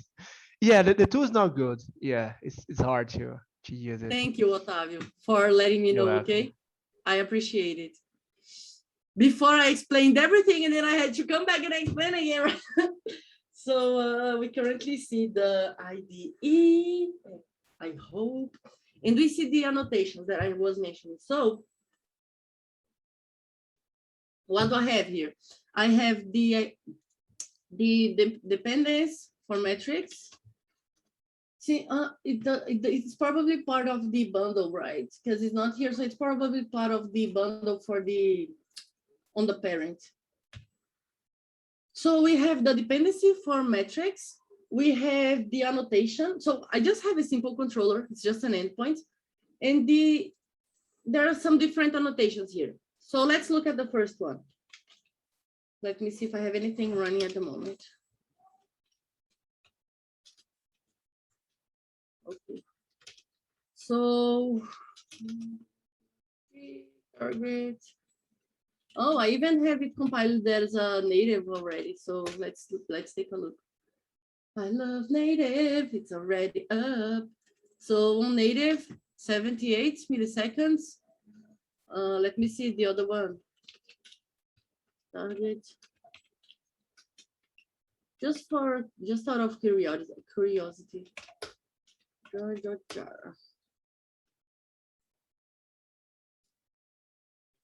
Pretty similar, but still. No, not pretty similar. It's yeah, very different. I put it on the chat. Okay, so on the how can I access my metrics? You go to /metrics, you can customize this, but this is the endpoint that you will connect your external tool to scrap the data, store it, and then put somewhere else, present somewhere else. So let's take a look at some stuff in here. There are different types of metrics. I will not get to the deep level of that because we won't have time, unfortunately, but I can show you how you can leverage some metrics in your application other than just the ones that are offered by default, like JVM. So we have like JVM metrics. Let me reduce the font size. We have the JVM metrics. We have some uptime seconds. Let me see. We have GC or generation. So there's some information here. Start. Let me see. Threads. Let's see if they count threads. Thread count. So there are a lot of information here that you can leverage on an operations level. But let's look at the application level. At the application level, the first metric we are going to look at is this one. I have a customer account that simply increases one number every time I access the endpoint. I want this to be stored as a metric, not as a variable, not as something. I want it to be part of the metrics of my application. So what is happening here? I'm using the gauge annotation. And whenever I call the increment, I'm going to increment the variable, okay? That is gauge. So let's take a look here. Let me open it, gauge increment. So localhost, metric, increment. So I'm now on 1, 2, 3, 4, 5, 6. Let's see if we have any 6 here for customer count. A customer, let me see, I don't, gauge. Gauge, 2. Let me reduce the font size just to find it out. What is the name of the counter? Gauge. Not named like this. Oh, but it does have the name of the controller. I just don't remember how it puts it there. Wait, I'll find it out. Just a second. I forgot to update the page. Thread count, not thread count. Okay, here we go. So we have the number of access to the metric controller. Okay. Time request we'll see in a second. Gauge, active gauge. Where is my gauge count? Oh my gosh. Supplier. I need to find that out. Too many white letters on my screen. Let me put some crazy number in Yeah, here. it's hard to find. Right? So let me put here 24. No. Here, the executor. Completed tasks, rate per second. I'm trying to find the gauge, not other metrics. Ah, okay. We see counter. I think it, no, but I'm not sure if this is the metric of the gauge. I need to check this one, guys. Where it is. So let's take a look at the rest of them. Let me comment this one. Let me see if this is the metric that is being increased there. Let me use Helidon there. Return.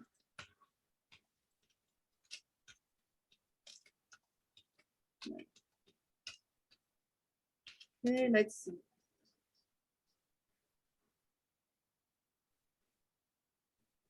Get customer account.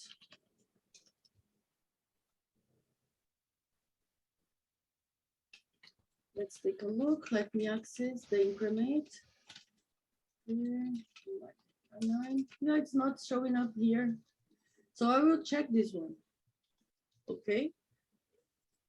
As for now, let's move to the rest of them. I'm just curious about why it's not working, but I'll check that in a second. So this is the rest of the other type of information. We have the endpoint counter. This is actually the one that we were seeing here, the endpoint counter. This one is working. So we see the number of times that it was accessed. You see the type, you see the help, and then you see the actual number. So that's why it's so verbose, okay? It has a lot of information for each metric. So here, for example, we have the time request. For this specific type, I have all these metrics. So since I have asked to time this path, the path timed that I have used here, let me use it, metric timed. So let me access, opa, no, it didn't go there. Time it, yes. So now I'm accessing the timed one. So no, look, let me just do that like this. It's going to be better. Okay. You can see the terminal, Otávio? Yes, I can. Okay. Ai, coisa. Aí. So let me do a watch. One point that I remember that everybody is able to handle write this information. Each vendor has this flavor, right? So you're able to use Jagger, a large search. No, but Jaeger is Jaeger. Yeah, all the frameworks. Jaeger is for the open tracing. Oh yeah, you're right. Open tracing. Yeah, But I this remember one is, that it just expose the data like we used to have like JMS, and then you connect something to read this and store, yes, and then exactly. present the metrics. I So remember now- that some tribe implements that with Elasticsearch. Yes, to exactly. There are people who visualize store in this. Elastic. Perfect. Don't you have to reload the metrics? I'm going to do that now, Ali. So that's why I'm opening the terminal. So what am I doing here? I'm invoking every 1 second these endpoints timed. So now I'm going to open this one, and I am going to refresh so we can see. Look, it's increasing. See, the count is increasing. And this is the time that it's taking to access that specific endpoint. So the endpoint counter total didn't increase on the other hand. So let's increase the counter total, and that will increase only if we access this one, okay? This variable. So this is why this variable is being used here, not the gauge one. So it's never going to increase. So let me add it here. Let me see. Return counter. Let me add here gauge path. Because the gauge is just a variable that you have in there. So let me see gauge, and let's see if the Helidon dev is going to work. I saved it, so it's building again. This should be long, Otávio. Don't you know things? Don't you know how to code? Sorry, Karina. Path must be public. Be public, it's a private, yes. Now again, let's see. So let's see if we will be able to see the metric now. Counter gauge 999. Yes, now it's showing up because it was not being returned.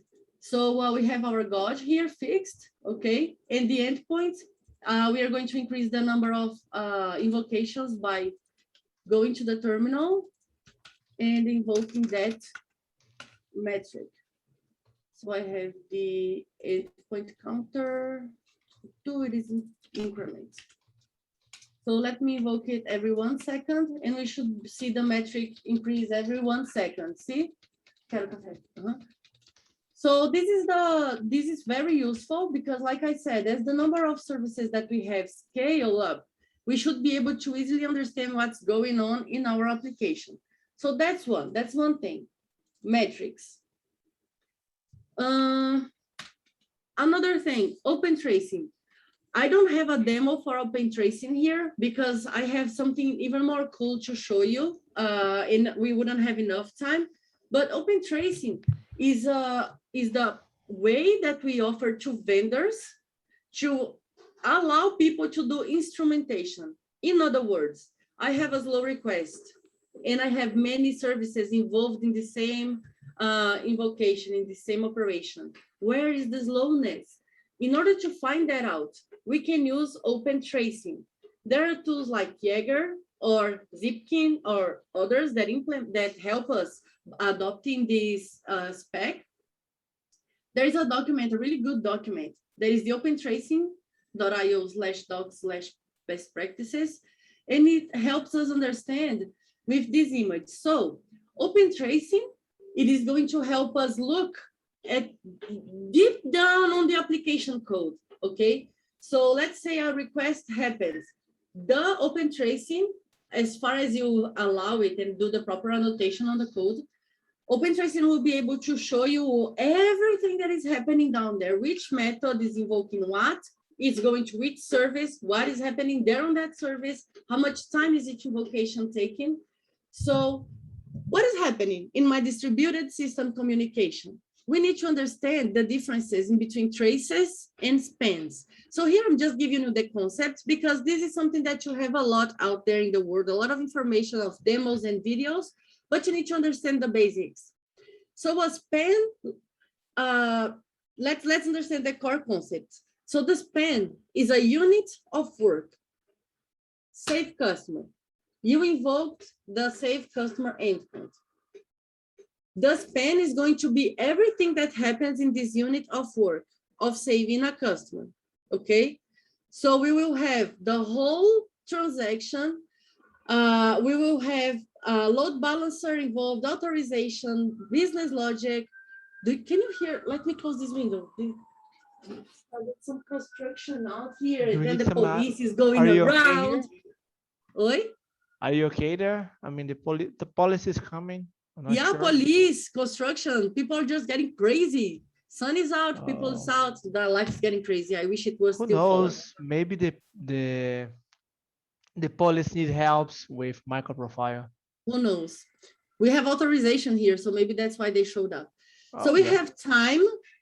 So every span, and these are actually the words that you will see on the specification, on the code. This is the words that we're going to use, okay? So just remember it. Span has a name, a start time, and a duration. So in a span, we know, okay, this operation started this, I don't know, here, and then everything happened for this unit of work to complete during 3 seconds, for example.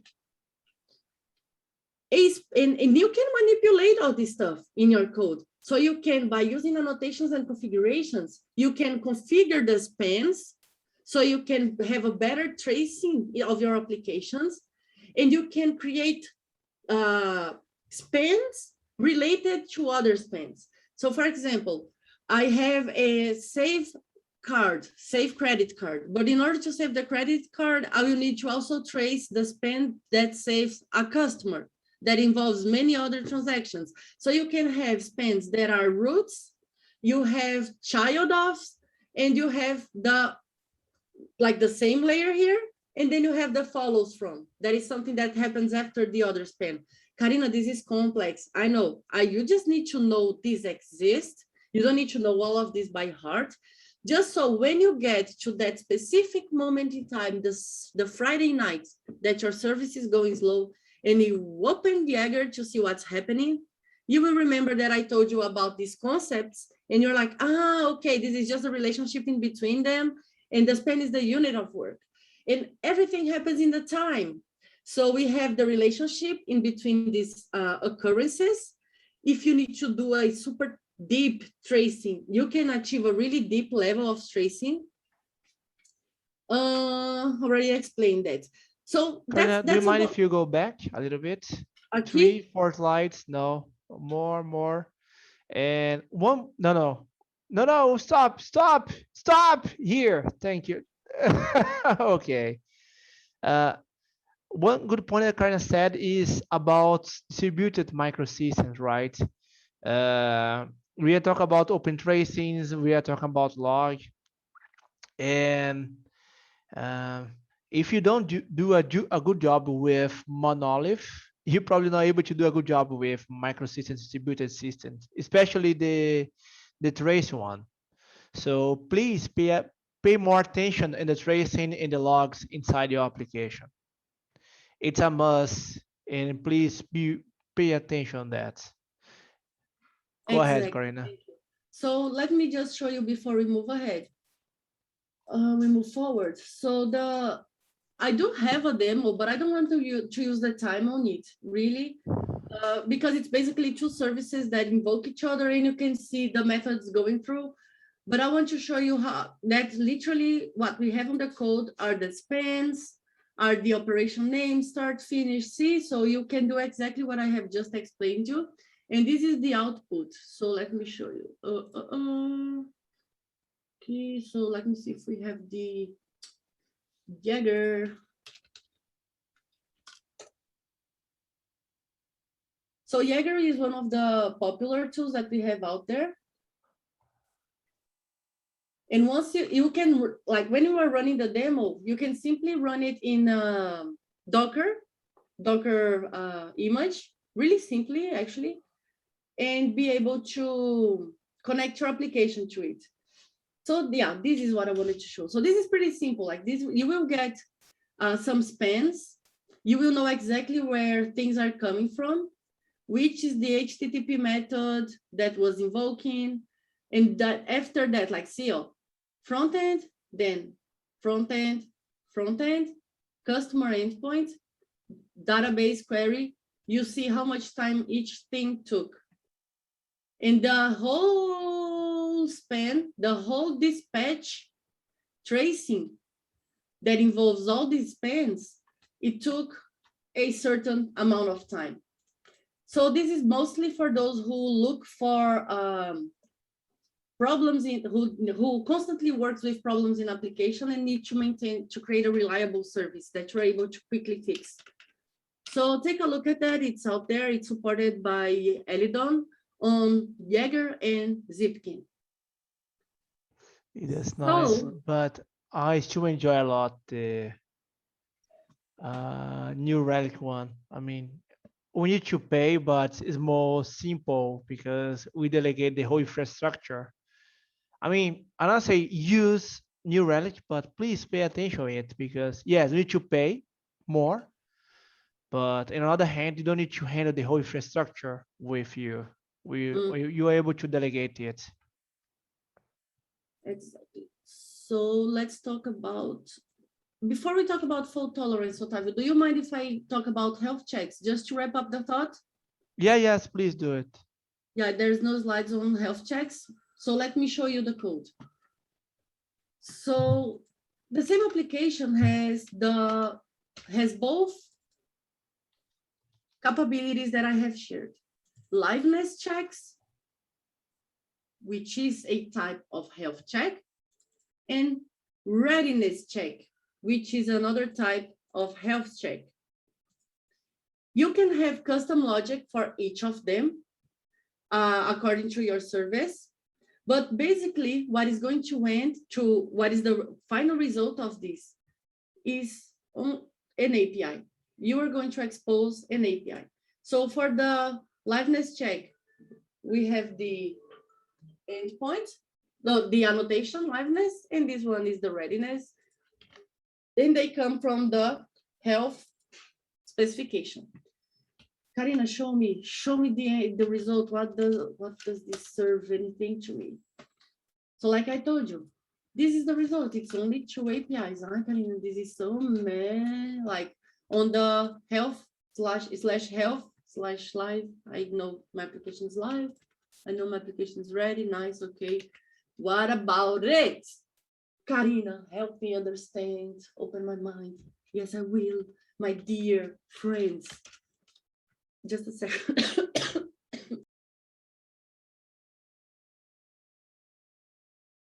And I just noticed my camera wasn't on. So who here works with Kubernetes, Kubernetes flavors, Kubernetes-based applications, anything related to containers, or have worked or deployed anything on Kubernetes? Please let me know. Raise a hand, put it on the chat. Yes, no, yes, no, yes, no. I'll start. Yes, I have worked with Kubernetes. I need to know. Yes, no, yes, no. Have you worked with Kubernetes? Let me know. Cool. Oh, yeah, we have some experienced people and we have people who never worked with Kubernetes. So I will not go really deep. Yeah, this is awesome. So I think you will really enjoy the content. So I really like having such a diverse audience. So for those who never use Kubernetes, you can have different flavors of it, which add some functionalities on top of it.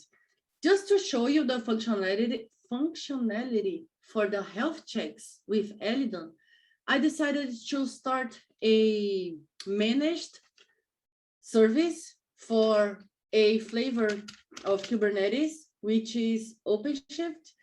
So we have the developer sandbox, where you can order for free a cluster if you want, try it out. And this is exactly what I did and what I'm going to show you. So let me access it. Okay. Red Hat OpenShift. No, I don't want it. Aqui. Oi. Obrigada. So let me try in this sandbox. It will open the. the environment for me. In this environment, I have the full, remember we were talking about cloud services, the types of cloud offerings, the types of cloud offerings. So this is a type of cloud offering where Jaeger tracing will be available in production environments too, or is it for development only? You can enable it and leave it enabled if you want, but I would not recommend having tracing enabled all the time unless you have to find a problem. The less impact on the performance that you can add, I would say the better. So this is my opinion.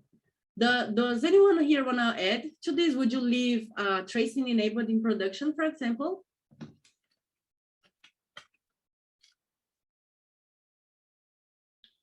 All right.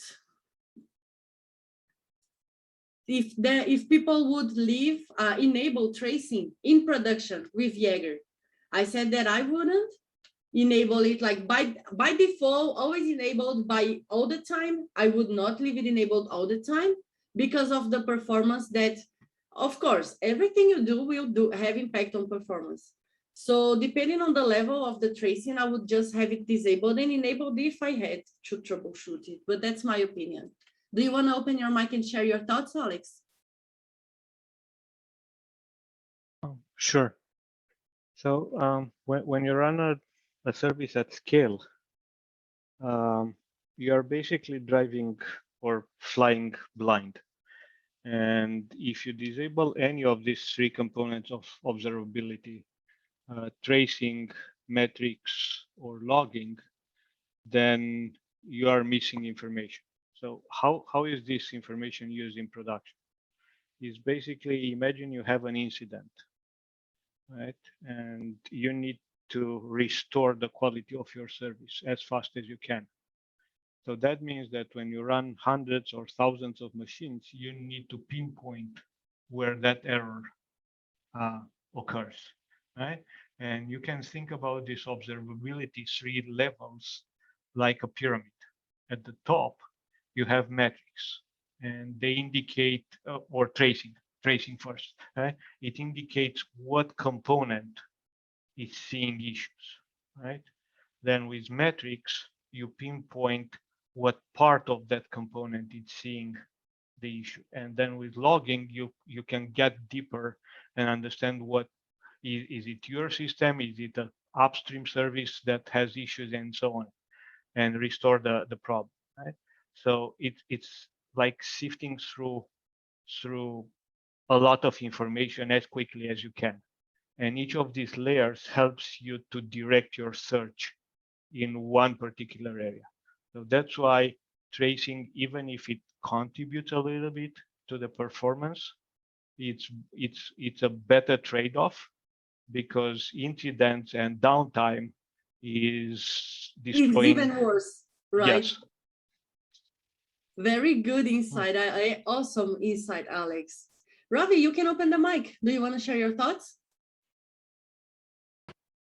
Yeah, right. As Alex said, right. So we have the cases in the production environment, like based upon the opt-in, we are giving a lot of features to the customers. So what feature actually customer is using? So based upon the tracing and all, But we are that able would to. be metrics. That would not be tracing. Because if you want to just measure the usage, you can just use some metrics. The tracing will take you deep down the method level, like how much time each method is taking into that invocation. See? So it's not like a business data, like which feature is being most used. I think on this one, it would rely more on metrics. What do you think, Ravi? Yeah, that can be done for the matrices too. We're correct. But yes, definitely.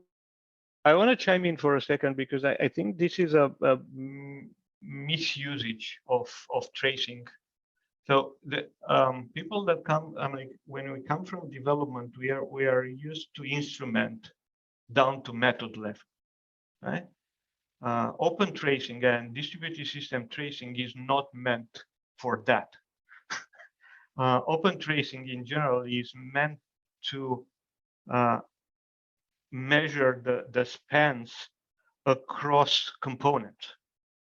So it's a very coarse grain instrumentation. It's not down to the method. When you do it down to the method, that's an anti-pattern. Right? By the way, you are on mute.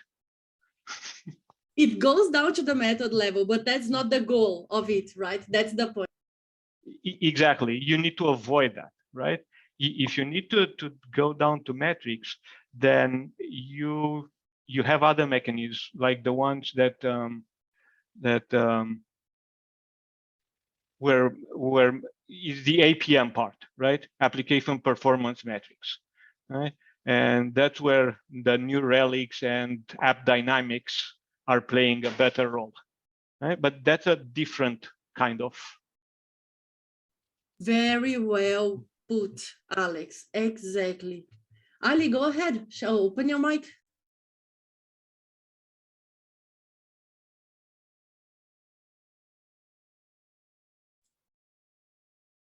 Ali, do you want to talk to us and explain your question, or should I just take the question here? Yeah, thank you. Just a second. I couldn't just see the mic here down, but thank you. So what I wanted to understand here is whether we're doing something wrong, because we kind of use AOP in Spring to get to know like what is happening down to our methods, like maybe exception and all that stuff, and logging, and maybe say the parameters that sent to the method and who accessed the method. So is it something we are doing wrong? Because I see it's some sort of result we're achieving with this. I don't think there's rights and wrongs like you are putting in the architecture word, especially because if you're saying it's a monolith, it's probably an application that is in production for some time. Is it? Yeah. Like, is it an old app or is it a new app? Old app. Old app, right? So the person who actually did this in the past felt and had the knowledge, the background to think that this was the best decision for that moment. But if you go, for example, that doesn't mean that it's wrong, okay? But if you switch to a microprofile implementation instead of a Spring-based implementation, and then you want to use microservices, for example, and you need to, like Alex was putting, do the tracing of the spans, how the operation goes across the different services, then you might look at a specification to help you do that. So you are not locked into a specific framework. So that's the only goal where you can look for you. That's one of the reasons why you need to look at a specification implementation, see? So that's kind of the difference, okay? And others can also add to this, but this is what I think about this scenario. I wouldn't say it's wrong, okay? And I wouldn't change it by now just for the sake of it.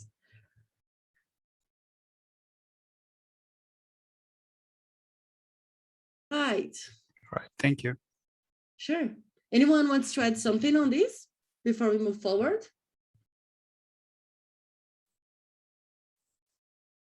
Okay, so what I have here now is OpenShift. I was going to talk about the health, liveness and readiness checks, okay?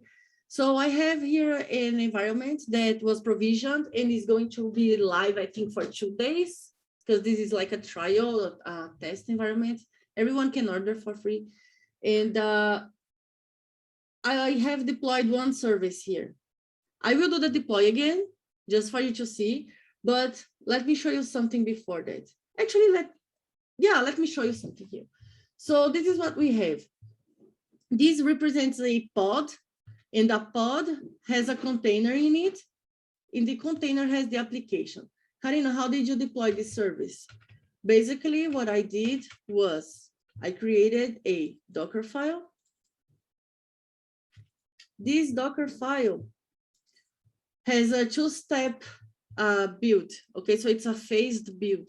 When you are creating containers, and I'm going to talk about just a little bit of good practices of containerization of apps. When you are creating an application, it is a good practice for you to have an image where you build the code and then an image to run the code. So you have a builder image and a runner image. So every time you build an application, it's going to go through 2 steps. So that's why it's a phased image creation. So the first step, and why do we do that? Because during build, you will have Maven, you will download dependencies, you will download the world, you will have a big image, you need tools to do the build. But when you need to run it, the image can be really, really small and the container will be lighter, okay? So you can create lighter containers and scale them up without consuming too many resources, as if you were packaging everything in the same image. So that's the first thing. So using Dockerfile, I can just package it and then put it on the runner image. So you see this one is the Maven one. Now here, I only have OpenJDK Slim. By the way, this Dockerfile, I just grabbed it from Oracle itself. So I found it on the Helidon repo. Okay, so I just reused it. So I have here the observable service and it's not compiled as native. I was working on that, but I didn't have the time to finish the tests. But let's look at this one. So once I finished my Docker file, I created the image. So to create an image, basically you can do, let me see if I did it here. Yeah. So basically you need to do a Docker build. So since my Docker file has the default name, I don't have to specify it. So Docker build in the place where your Docker file is in the application. So it's going to run the scripts and create the image. The image is going to be on my local Docker repo, Docker images, pipe grep, massive. So I have a couple of images here, okay? One of them is the observable service latest. I have tagged it, and that is why I have this name. So it was generated with this hash. You can already do it in a single command, but I did it in two. So then Docker build, it created the image. It takes a while, so that's why I'm just saying instead of doing now. So, okay, yes, I will. I will actually put this as part of the demo, so you can get it on the demo repo too, okay? But I got it from the Helidon repo somewhere, but I'll share it, Ali. So here I have the image hashtag and then how I want this image to be called. So if I want to start this service, how can I start it? So I have the image. Now I will start a container using this image. So I can do a Docker run and have expose the port and run the image. So now Docker is running a container from this image that includes a Slim JVM and my jar file, okay? So the application is not running locally anymore.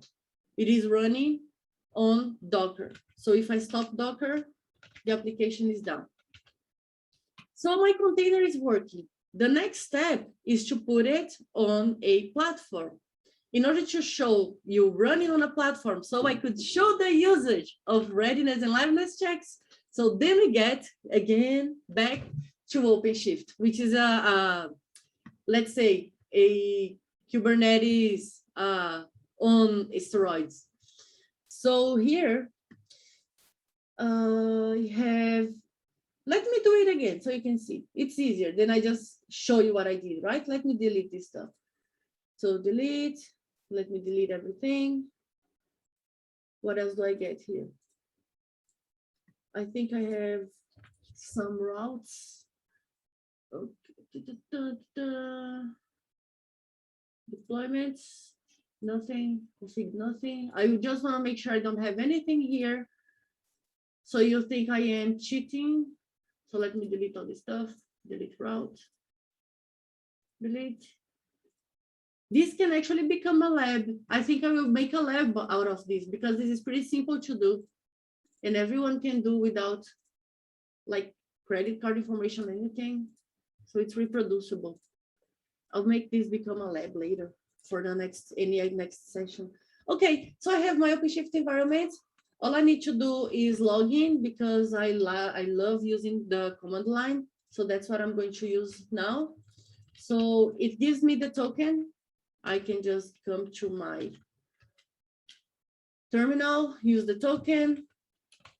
The next thing I need to do is to send create a new application inside of Kubernetes where I can tell it, hey, I want to make this available. What is going to be part of this application? So let me create that. So in order to do that, it's not this one.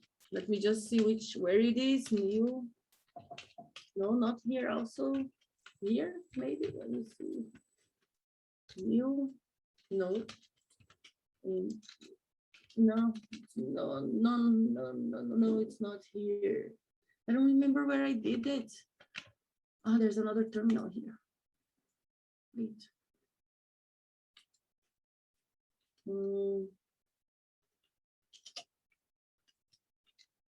Okay, yeah, let's do it here so I don't. So what I'm going to do now, I'm going to open my folder, the folder where I have my Docker file, okay, my application.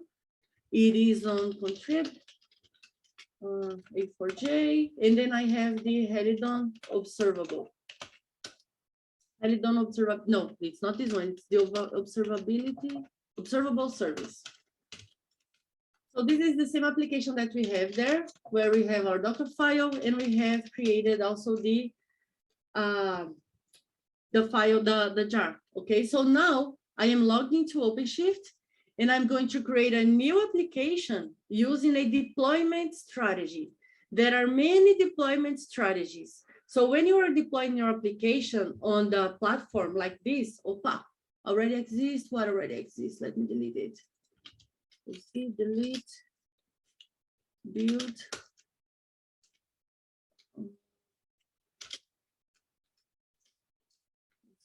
Project.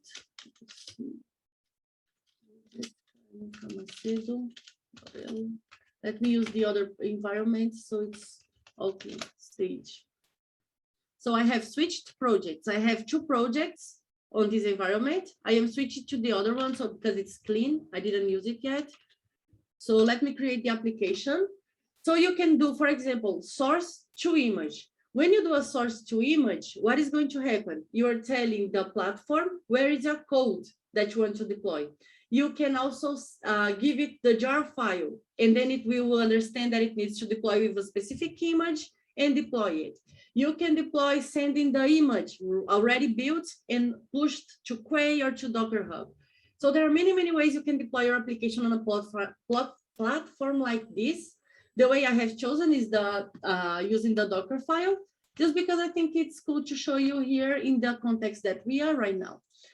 So what did it create? It created a couple of resources on Kubernetes, like the image stream. I will not go deep on this stuff because it's not part of the scope of the course, but I just want you to see that it already provisioned everything that I need, creating a deployment for my observable service, and creating the service. The service is the internal component, the internal network component that allows me to access this service, but it's not externally exposed yet. So let me expose this thing. To expose this thing to the outer world, I need to create a route. So in order to create the route, I have used DOC client.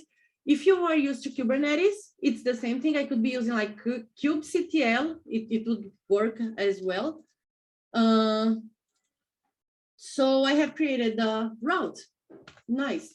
So if we go back to our project, let's see what we get here on the other one, on the stage. So our service, look, the container is white in the outer side. So it's not yet deployed, not anything, it's building. Look, what is happening? It's creating the image. So probably it's still on the builder image. Let's take a look at what's going on there. Observable service. Look, it's building the, yeah, it's still going to run Maven and all those stuff. See, pushing the image. So it finished the, let me see. So it's going to, now it's going to start the other one. So if I come here to the, I like to use the administrator better. If we come to the events, we are able to see everything that is happening here. So currently the build is happening. It's actually completed just right now. So we will probably have, so you pass the whole jar file instead of your Docker image there. I passed the Docker file.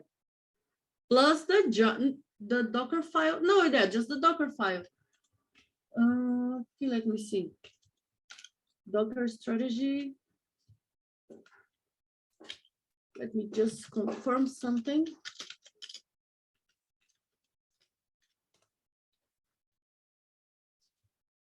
Build strategy options. Incremental builds, nice. So Docker strategy here. So you have all the different options. See, you can deploy from the image. You can deploy giving the path for the Docker file. That's what I did. I used this one. But now, one thing that I didn't think about, and I will find the answer before the end of the session, when we go to the lab time, is actually how it executes this thing if it is on my machine. So let me check this out, like the internal functioning of the deployment using the Docker strategy. Where are you passing the path? Here, this dot. It's saying this is the path that I want to deploy. You could give a name to the application if you would like to, but yeah, so let me check the internal functioning of this one. I usually, like in the daily basis, I don't, on the daily basis, I don't use this one so much. I usually go with source to image and the image based, where I just give the repository like Quay. I have multiple images there and then just give it to OpenShift. But okay, going back to the application, I have the application deployed, workloads. So now it's blue. What happened? It has finished the build. It has finished creating also the runner image, and it has made the application available. Since we have exposed it to the outer world, we can access here the application deployed on my OpenShift cluster, okay? We have the metrics running as we would like to have. Everything is working as usual. So one thing we need to check, the liveness and readiness. Remember, I told you that we need to inform the platform so that it can take the proper action. In this context here, nobody, no, the word is so, it's a sad word because it doesn't care about containers. It will kill this container as many times as it needs. It considers this container totally ephemeral, disposable. I don't care if you're not working, I will delete you and I will create another one.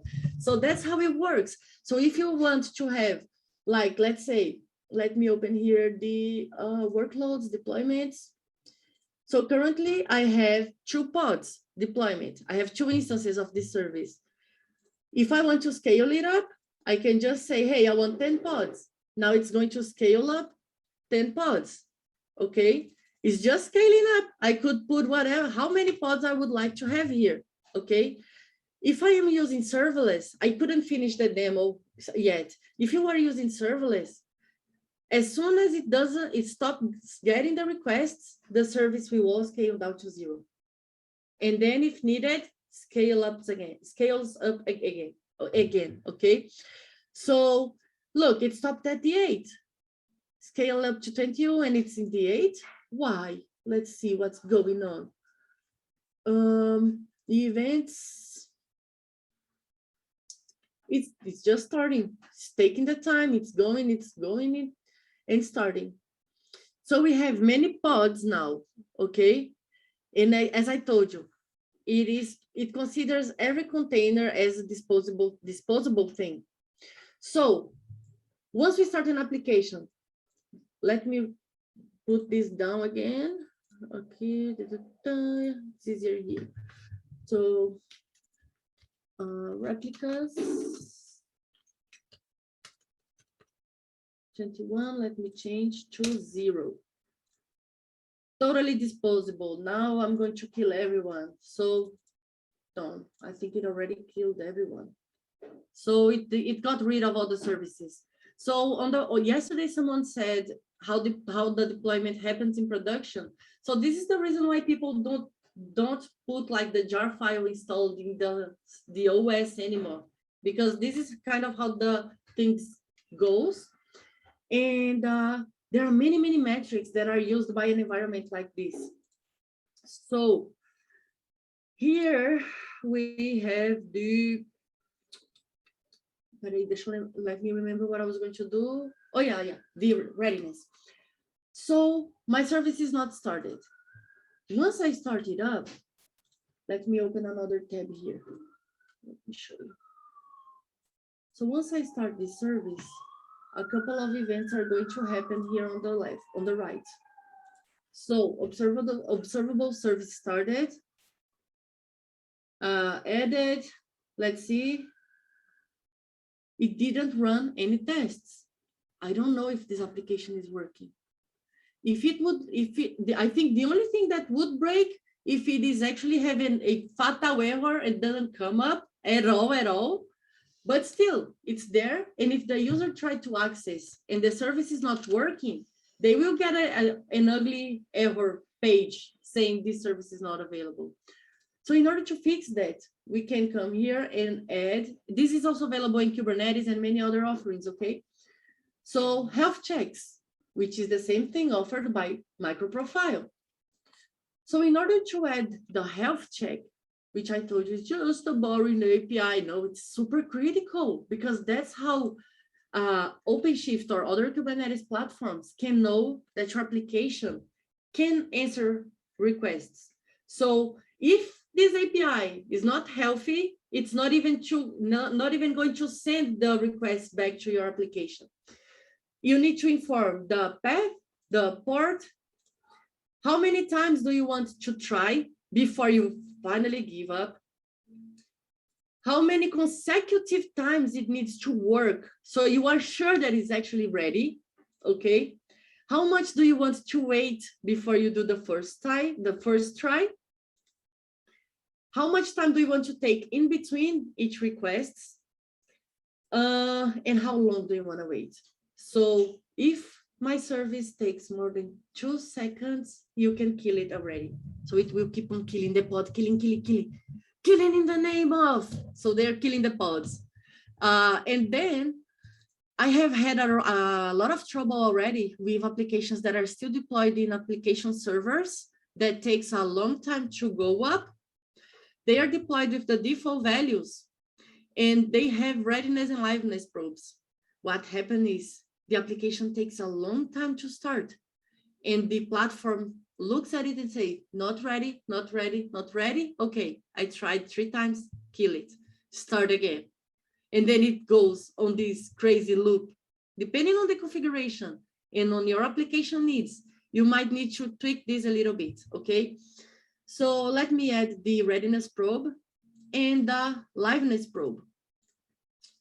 So liveness, it started, it's working.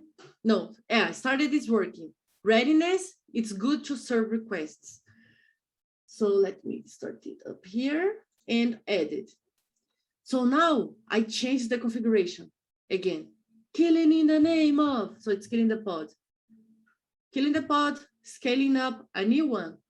There are multiple deployment strategies that we could talk about. Unfortunately, today we won't have the time to do so, like rolling deployment, canary, AB, blue-green, all this stuff. So unfortunately, for today, we don't have the time, but this is already a 0 downtime deployment. As you saw, it waits until the pod is ready, according to the readiness check, and then it puts it exposed to the public. Notice, it tried 2 times to validate the readiness of this thing. It didn't work, so it stopped. See? So the platform is dealing, it stopped the service. So it shouldn't be answering requests. Let's see. If it stopped, it shouldn't be answering the requests, and it shouldn't be blue as well. Let me look at the pod. Observable build. Status, let's see, cube, Ah, no, it validated well. Here, it's ready. That was for something else. Method. Logs, events. This is for something else, for the service. The application is actually ready. Very good, very good. So because of these two APIs, we are able to expose it, okay? On the platform level, there will be several metrics that can be collected also for management and just upside of the thing, not my strong side, but still it can be available and be there for people to just know what's going on. So since I have recently deployed the service, we don't have too much metrics. We have here the different the different pods that we're running and everything else. So yeah, good. Karina, is this where the metrics of the application is going to show up? No, this is where the metrics of the platform are showing up. CPU consumption, memory consumption, and this stuff. If you want to see the metrics of your application, you will need to deploy Prometheus, something that can scrape the data and then expose it with some dashboard tools.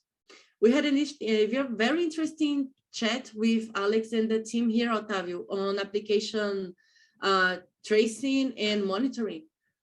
So you missed that, and I'm not going to tell you. You will never know what Alex shared, and we all learned a lot with him.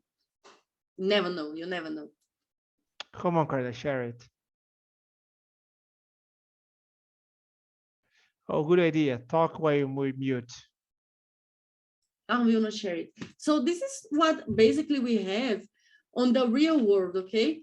You will have a platform where you will deploy your applications as containers. So you don't really care about the question yesterday, how do I deploy, how do I run this in Helidon Dev? So you see, there's no way I could do Helidon Dev with a platform that is constantly killing containers that are not working.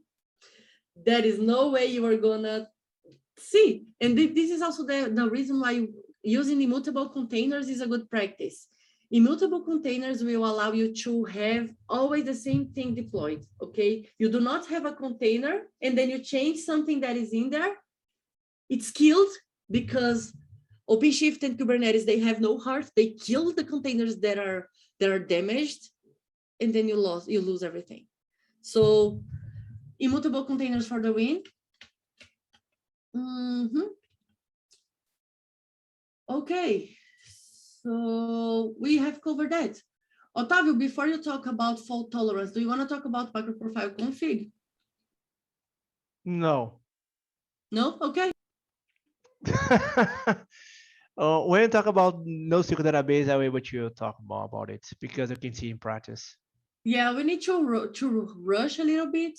So let me give a quick explanation on fault tolerance, and then you can go with the demo, okay? Yes, I guess we can go quickly in the demo because... No, yeah, okay, and then we can go to the persistence layer, okay? Yes, because I did There's not a lot cover of anything about persistent layers. And yes, there are a lot of stuff to explain there. So fault tolerance, when we are talking still about observability, tracing, and all these things, we are doing that because we need our services to be reliable. When we have two services interacting with each other, there are many things that might happen, especially if we are talking via REST. Because if you're talking to Kafka, okay, that's better. Also using JMS, that's better in the sense of having your messages and your communication persisted somewhere. So you have more assurance that the service will get the message you want to deliver, but not here. If the service goes down, you are done. If the shop service, Otávio, you are receiving the slides, right? Yes. Okay, thank you. So if the shop service, in order for it to work, it relies on the customer service, and the customer service is not working, it will stop working as a consequence. So that's a really, really nightmare, depending on the number of services that you have. If the customer service goes down, then the shop service also goes down. if the network is down as well, like you start having so many failure points, right? So what can we do to address this? We can try to add some fault tolerance capabilities that are made available by the specification. One of the capabilities that we have for the fault tolerance is the retry operation. And with it, it says that methods, the services should be able to retry to handle the scenarios where the other services are not working. In order to be reliable there, do you want to say something, Otávio? No. Okay, in order to be reliable there are some things we should have in mind, okay? So first of all, your microservice should be able to handle transient failures. In other words, errors that will be recovered. It's something that will pass. It's not stopped for 3 days, for a week. You know, it's not like that. So transient failures, you should be able to handle it. How do you do that? How do you have a proper retry strategy? First of all, you cannot overload the service you are invoking, because if there are 10 services already invoking this poor guy, he's already overloaded. The database cannot handle more connections there. And you're still like, he tried, every 1 second. He tried. You are the one killing the poor service, see? So putting a lot of retries is not the solution. Use it with caution. You can end up overloading the service that you actually have to wait to get the proper response. You should also limit the number of retries, so you're not trying forever. You should delay this time in between them. And of course, take actions in case of failure. So you can handle that. Let's say I cannot have a customer right now. So redirect my user to something else that is going to be better for him than a 404 or a 500 error on his face. So finally, imagine all the services are configured to retry at every 1 second. 1 second, every service, and there's a lot of service retrying to get that same resource at the same second.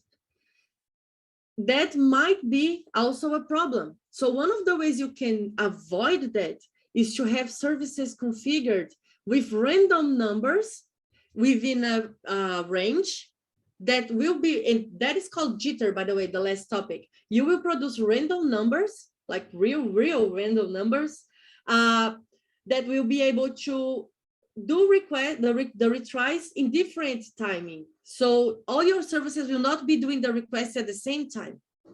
So do you want to show this, Otávio, or should I talk about the circuit breaker? No, please talk about all, and then we're able to go step by step.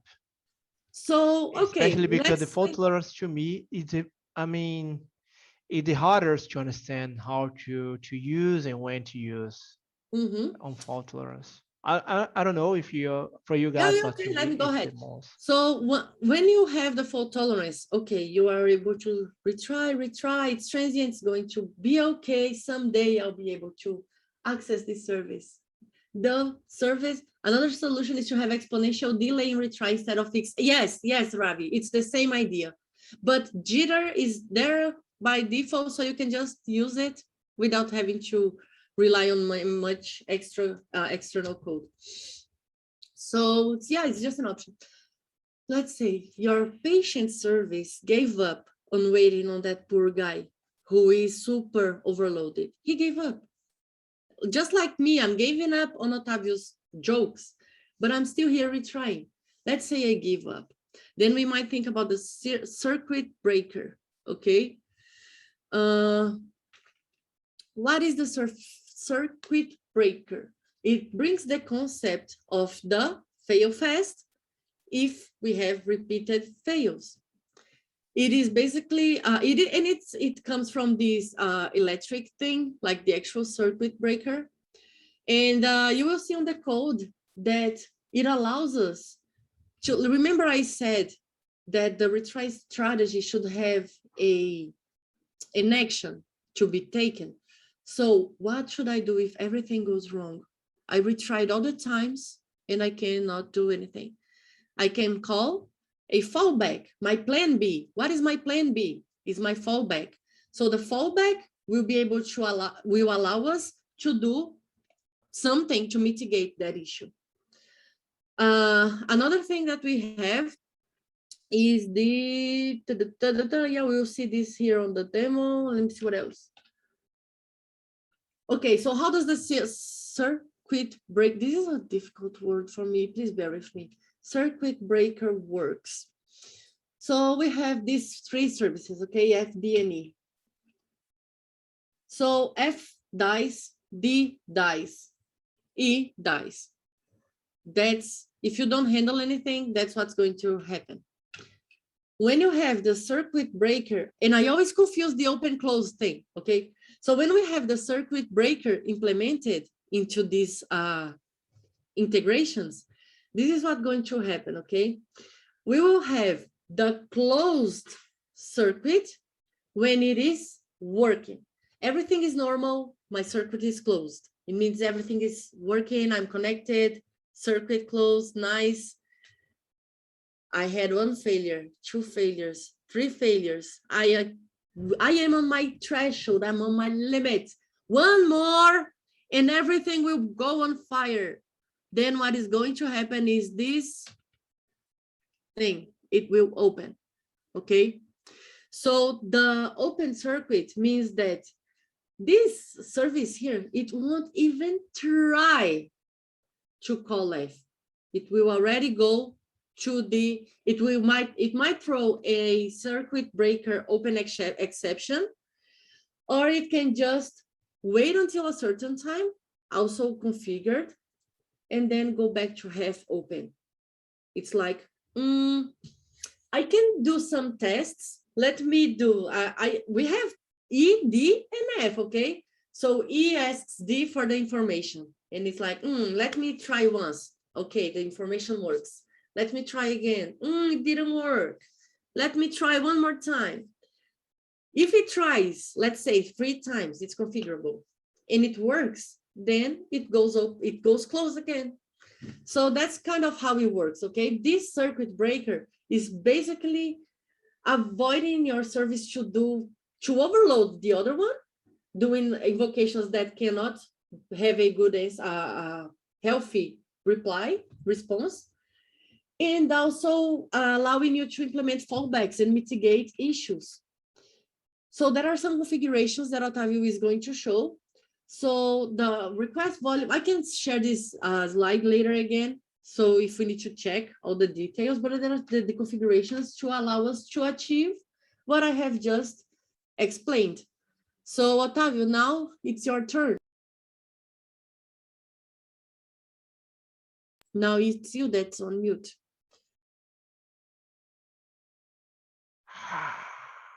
Okay, I guess right now you're able to see me. In Let's here. share my screen. Uh-huh. Basically, you're able to see my screen. It's a plain Helidon product. As you can see here, I'm using Java 11. I'm running Java 17, the latest LTS. I'm playing here. Otávio, I don't believe it. You're not using Java 8? No anymore. Ah, okay. Yesterday was the last day that I used Java 8. I hope for my whole life. So. Otávio, by the way, we're talking about Java 8. There's one comment that I would like your input here. So earlier we were talking about tracing and things like that. And Ali said that they use AOP on Spring, old Spring monolith applications to do something similar, to understand what is going on there, like just trace the application, the performance. So he said, is this wrong? I said, there's no right and wrongs. And the person on that time thought this was the best thing to do. But as of today, they can consider something suitable for that scenario. So I wouldn't change what is in there. And that was my shot. So I would like your input here. The OIP is still the core of Spring. They still using a lot, even today. And it's interesting because they're able to do the cut to take the code. What is do the cut? Just Uh, separate something that interests Jakarta? That's what you mean? No, no. I mean, the cut is when you work with OAP, you are able to do a transition. AOP. AOP, yes. You're able to use a code annotation to, okay, put some logs, something like that. Oh, okay, okay. But this looks like a magic. You have no idea where this thing comes from. And that's why I usually don't like this approach, because it's kind of magic. I usually prefer the CDI way because it's more explicit what's happened, because you need to put any annotations, this kind of thing. And okay, I want to put a logger, so I'm able to just put a logger annotation in the class or the method. So this way I know also it has an annotation which you do a log. But for sure, to a huge and legacy code, you're not able to do this annotation by annotation. And a lot of people decide to do this way. So we still have a lot of OAP on my company. AOP. AOP. Okay, AOP. But we are leaving that because it's like a shadow magic, and sometimes mainly the juniors has no idea where this comes from. It's hard to maintain. That's why you're leaving to use something else. Okay, so now let's go back to fault tolerance. Thank you, Otávio, for sharing your thoughts. But I don't believe there's right or wrong, right? Yeah, it said the same thing. MP ancient version of SE, or we can raise an issue with Helidon if there are good questions. As far I know, both are products from different tech leaders, and both are running splittedly. About open issue, just go to the GitHub. So GitHub, Helidon. I I did it myself. Helidon with this version here. So it is open issue, and put some details, and a lot of people will help you, mostly this LG and Nelson. So just come here and open a issue, and they usually reply in less than 1 hour.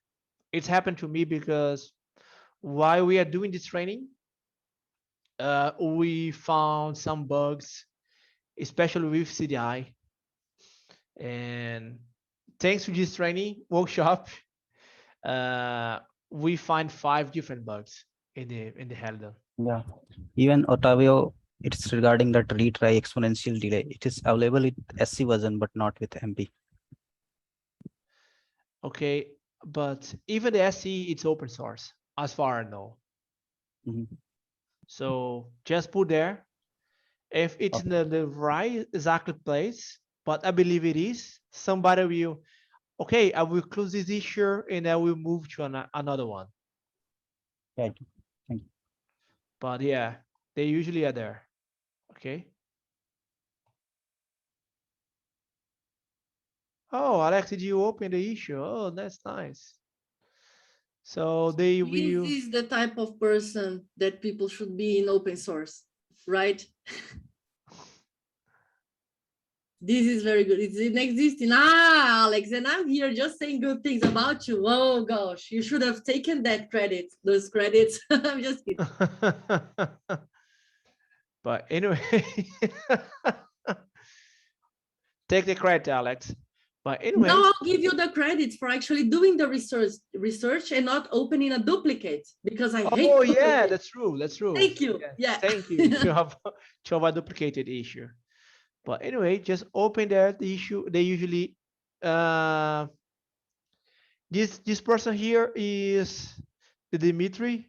He's a microprofile face in the Oracle. So if you go to some committee specification committee, He is the person who will raise up and do Oracle's opinion and in both in MicroProfile and Jakarta EE. So anyway, let's return to to fault tolerance, right? So I mentioned about I don't use Java 8 anymore. And yes, let's return. It's running Java 11 as well. So basically, out of topic, we are leaving Java 8 and we are using mostly Java 11. And we have some initiative to start to test Java 17 in some products. And we have the resilience controller. It's our resource. We have what kind of set? We have the fallback. Which is our plan B. If everything goes wrong, that's what Yes. we're going to invoke. As you can see here, it has a timeout of 500 milliseconds. So this means that every single time I will use a fallback. I can use the fallback method this way here. I'm able to request this method. As recommendation, I request the fallback handler. Wait, Otavio, why do you say that? Because if you remember the code design, we have the solid principle. And the solid principle has the S, that is single of responsibility. And to me, it does make sense I do have a controller with the responsibility to do the controller and some place to handle with something that goes wrong. It's much better if I have one class that allow me to handle with this issue. So, but anyway, I have the fallback method. I have the fallback method here. As you can see, fallback answer due at the timeout. And this one here is my favorite, the fallback handler. I create my own. And as I said, this way here I'm able to see what's goes wrong. And with more context. For example, I will show later. I have the execution with the context. And I will log, okay, the issue and the method with this failure message and blah, blah, blah, blah. I'm able to get the method and able to take the parameters as well. So I haste to string. And if I want to, I can do logger the parameters are, and then do something like this. So yes, if I want, I can invoke these methods. I can use some framework to override this kind of thing. But the whole point here, I have more context and I split what goes right and what goes wrong. And as you can see here, in my fallback handler, I have the return type. So I have the string here, this string here, and I'm able to have a person. I'm able to have whatever I want. And then I will show the circuit breaker later. Let me run this first, because to me, the circuit breaker one is still the most challenging to understand, even these days. So I did the package, and then I will run the fault tolerance jar. It will start. Okay, I have the URL here. I will do the fallback after timeout. It waited, and then do the fallback answer due the timeout. I basically requested this method here. And then I will do the custom.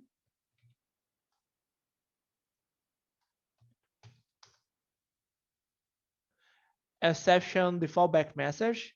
And then when you see here, I'm able to take the log message. As you can see here, my custom fallback handler got the method with the class, of course. I got the message error.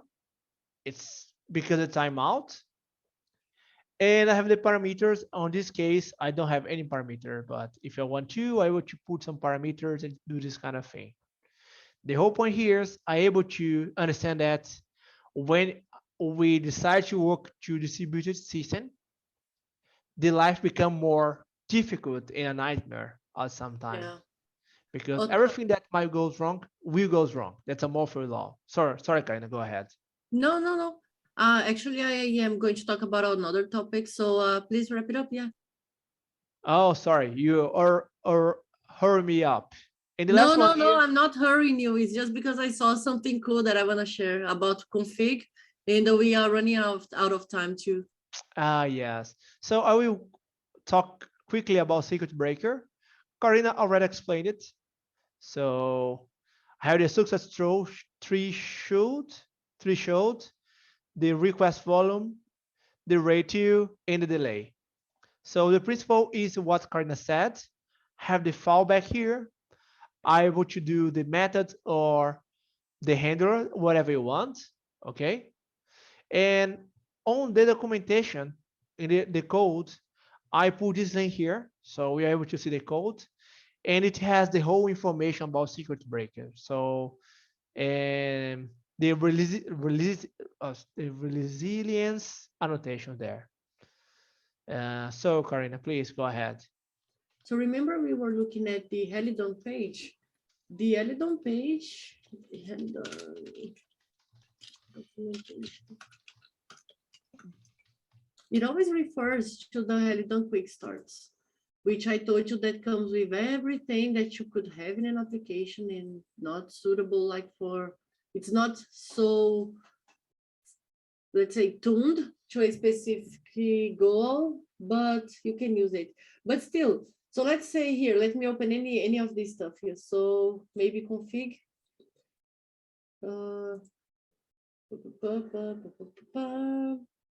Where is it? I just want to create a new application to show you. Production guides. Okay, quick start. So this quick start actually comes with a lot of things pre-configured on it, including the Docker files. So if you look at it here, you will see that it suggests a implementation for JVM execution. It's already two-phase build, two-phased build. It also has an option for JLink and also for native compilation. So I am actually trying now the native compilation to see if it is going to work. If it works, it takes a while. See, so the only thing I did is added the Docker file to the observable service, the native one, and I'm running the build for this specific file. It is now downloading the internet and then it's going to compile everything, it takes forever. Once the image is done, I will take a different approach from what I did before with the other image. With the other image, I used Docker strategy, and then you asked, are you deploying directly from the Docker file? So I actually looked better at that. And this is how it works.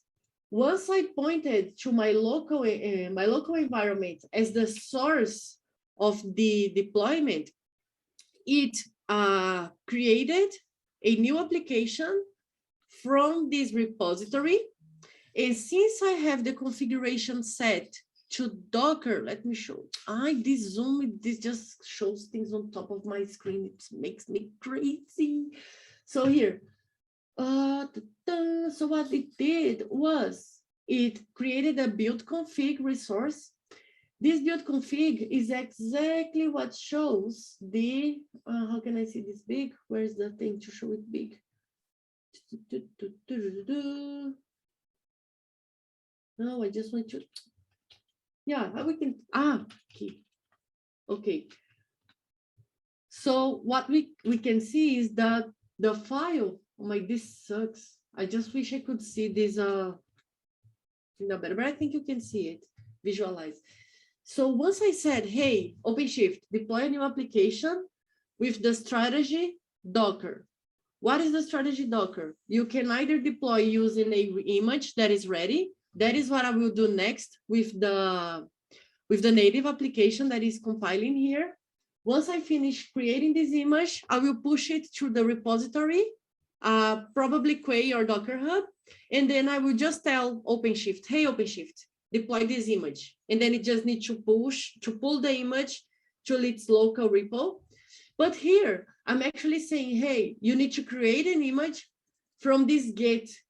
See, it got the reference from my local, I referred when I created the local, the current directory. So it got the Git repo because this is actually versioned.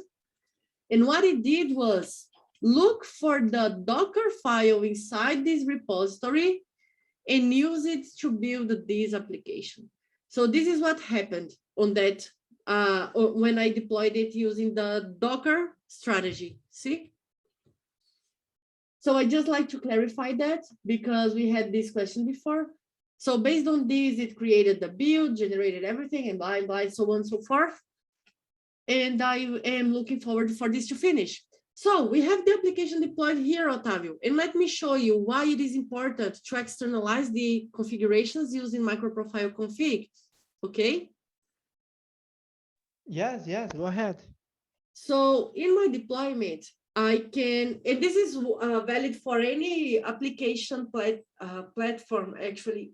You can actually set the environment variables that you are going to use for your containers, okay, and your applications.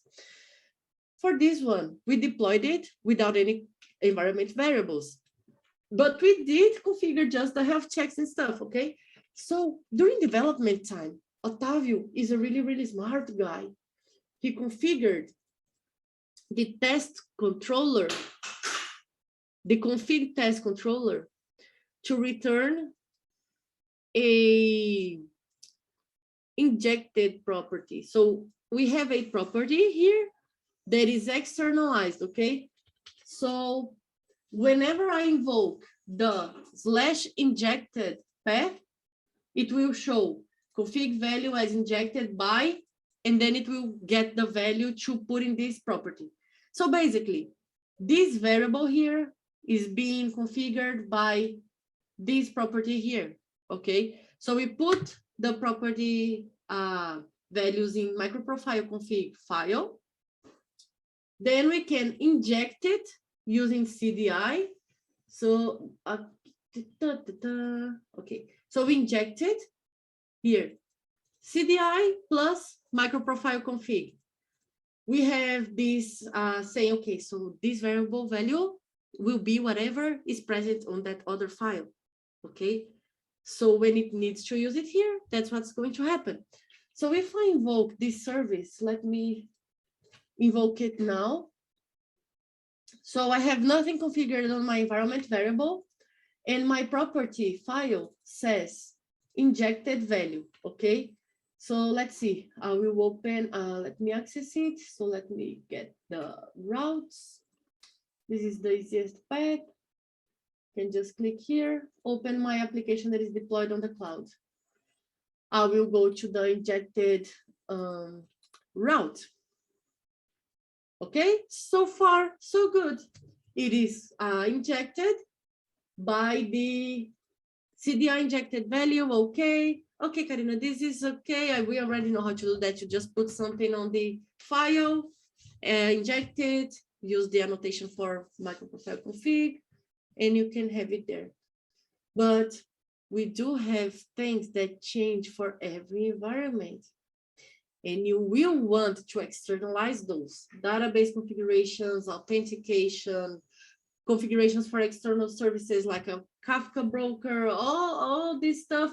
You might have to change from environment to environment, right? So how do you do that? In this application, again, I have the injected .value. The same thing worked for, I mean, I have tried 3 different frameworks, the same thing worked. So the same exact way on OpenShift. So here I can go to my deployment that contains my application, okay? I will open the environment. We could do this via CLI or configure via YAML also, but this is easier. Will I put it like this? No. Every configuration here, when you are, you can overwrite it using an environment variable. So to use an environment variable, it will look like this: injected value, and I will put the best Helidon class. Yay! So this is the value of it. I don't know if these lashes will do something. Let me just remove it just for the sake of it. So saving. So what is happening here? It is smart enough to know it needs to restart the environment and start the application using that environment variable. So it did it. So now it's up and running. I should be able to see it here if I refresh the page. The best Helidon class. So it is as simple as that to externalize and change any configuration you want using microprofile config. See? So we highly recommend it. And I think that with this foundation, we can start talking about persistence, Otávio, because we are going to the last hour of today's session. Does anyone have any questions so far? We have spoken so much so that, yeah, I wonder if you have questions. Are you sleeping? I think they are. They slept. Yeah, when I was they are. showing clouds. Oh. They're sleeping in the clouds. So, by the way, if I am able to finish this stuff before the end of the day, I will show the serverless stuff working so you can see how cool it is. So, Otávio, go ahead. Let's talk about persistence. It's fast. We just need to wait for 2 hours. What is fast? The native? Native compilation takes a lot of time. What can I do? It's just compiling here. Okay, let me share the screen. But first, let people get in. By the way, the compilation finished. I will start the deployment process, but let's talk about persistence because that's more important. Yeah. So guys, let me share my screen. When you're able to see my screen, please let me know. Yes, seen. I will start with the microstring. I will go a little bit deeper on that, especially because this is a new stuff that's coming up. A microstring is something really, really interesting to us, especially because you are first, because it's a nice way to modeling your database application, your database architecture application. For example, when I work with relational database, imagine right now that I have an item, like, okay, let me think here. I don't have enough imagination, but also I'm enjoying a lot to play Mario Soccer. What I have in my mind right now is player, and a player has a team. Sorry, Karin, I don't have a good imagination. Go ahead. In a team. So a team has a list of player, right? Otávio, stop. There's someone in the entry room. Can you accept, please? No. Go. I Or did. just, okay, Could thank you you. check if is somebody else? If there's someone, anyone, I will ping you again. Okay, because right now I accept everybody. But anyway, so I have the team. Okay, let's put just a couple information here. So I have a team with a name and also the goal, the score. Okay. And the team has a name and a player. But let's put a player. Okay. Our domains usually goes to oriented-objected code, right? However, our persistent layers has different paradigms or different approach.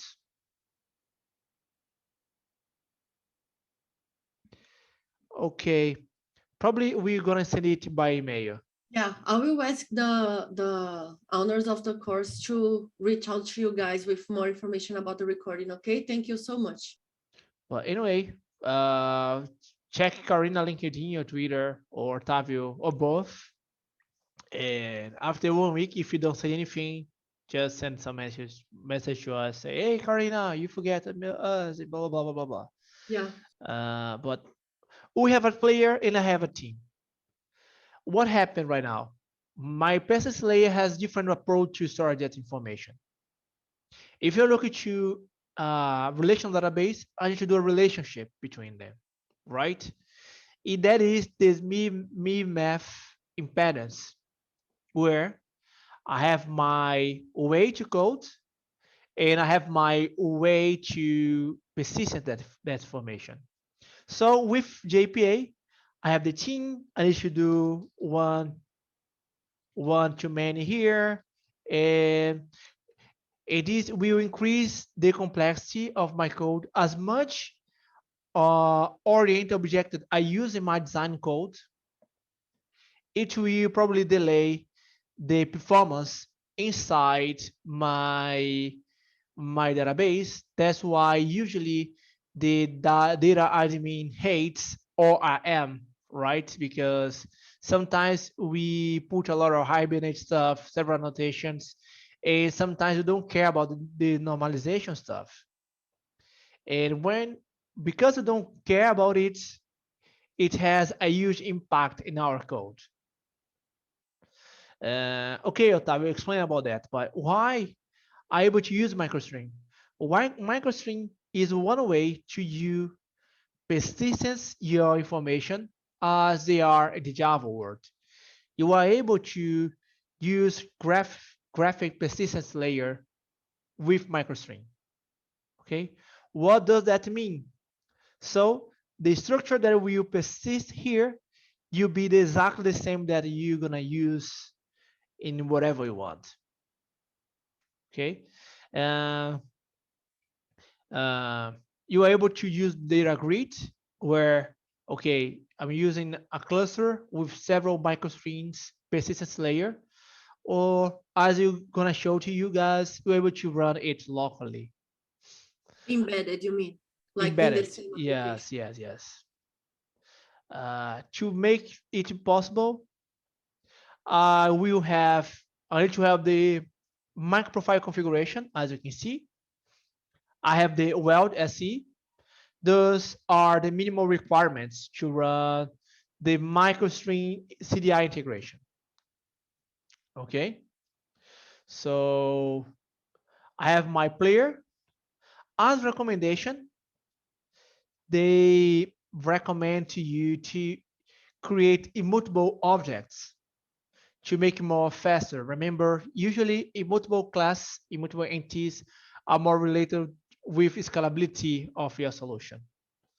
So the first step here is I will try to start this information in microstring system. So I will create a class here, app.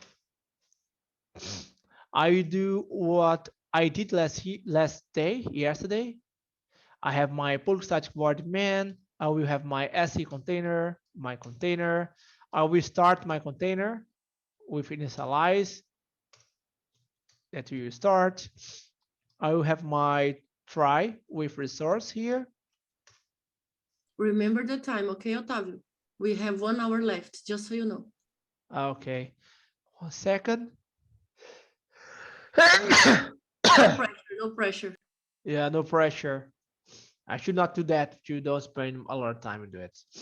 But I have, and they have my player. What I want to do is make it immutable as good practice. I need to have my constructor here. Oh, a little bit behind here. I have my getters. My toString and my hash code that I will use the name.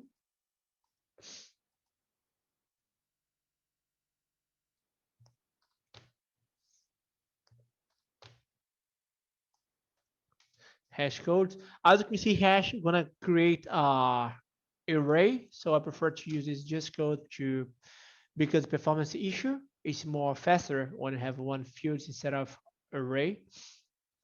And based on that, I will create my first player. That would be Mario.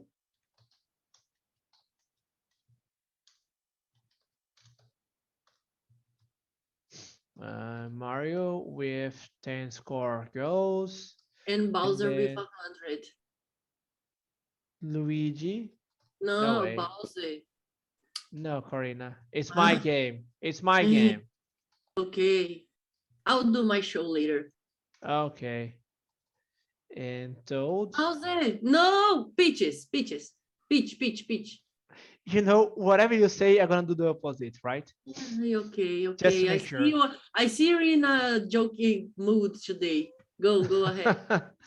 So basically, I have my player, and what I want to do is once I have my team here, I want to inject and then do operations on this kind of thing.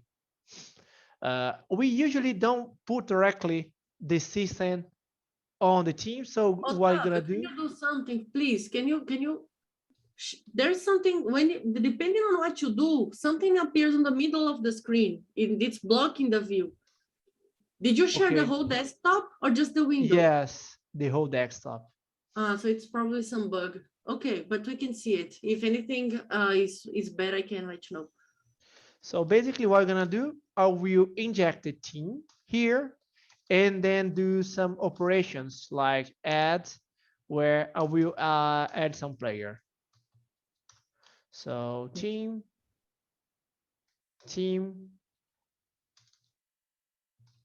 we're supposed to have a player here, but I don't know what's happened. Okay, I don't have the. So by the way, guys, this thing that Otavio is about to show you is the explanation for the persistence layer that you used throughout the labs. And you are going to understand what is the microstring that we used in those labs and how it works. Then the final lab would be to get an application like this and convert it to using MongoDB with JNoSQL. If we have the time. If we don't, you can have take the assignment for some other day or other time. Yes. So basically, I don't need to care. So I have my set of players. I will have my toString here. So my team service right now has a player. As the good practice from effective Java, you were able to validate the parameters inputs. And then what are you gonna do? I will inject the team service with the container.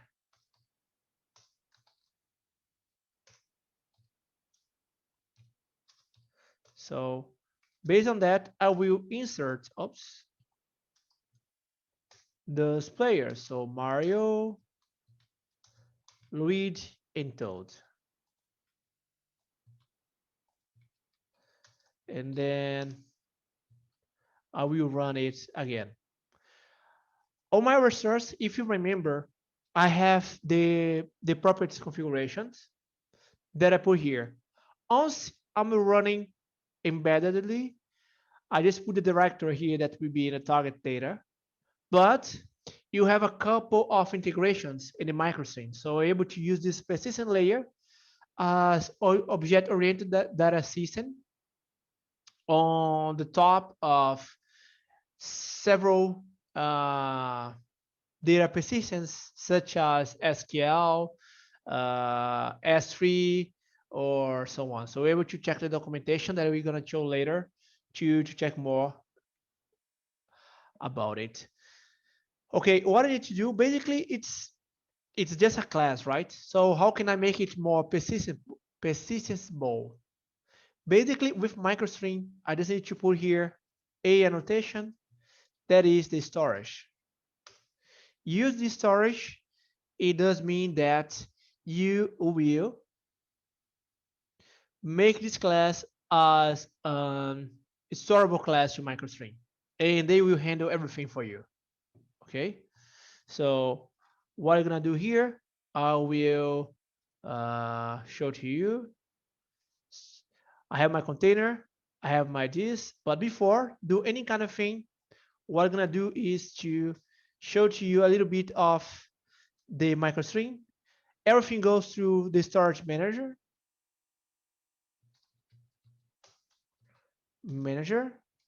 Where I will inject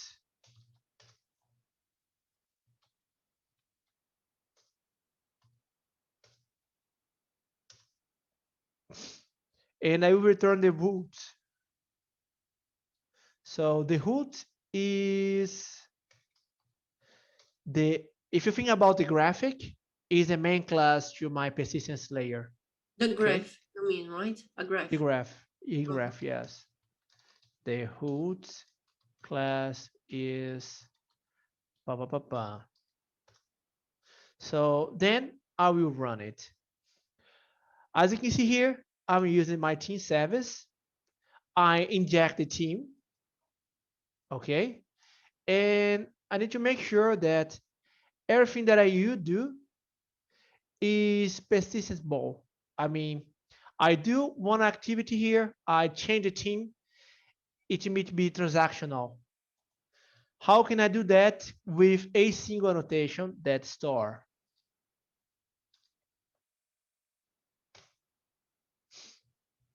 So basically, I'm integrating microstrings with CDI. And once microstring microprofile in Jakarta EE works with CDI, I'm able to use microstring CDI integration with both.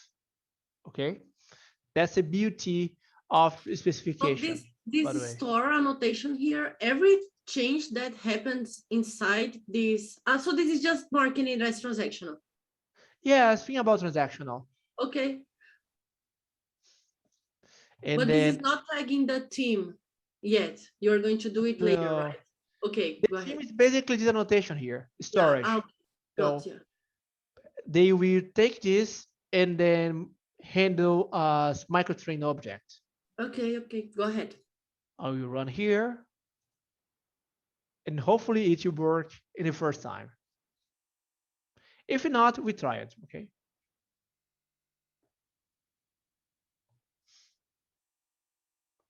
As you can see here, the root class is null because we started the class. And then we open a connection. As you can see, it reads from the properties.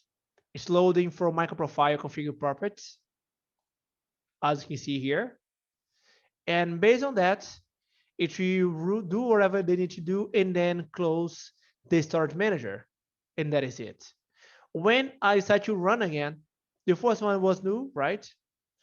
And then when I start to run again, right now the root class has my team object that has Luigi, Toad, and Mario.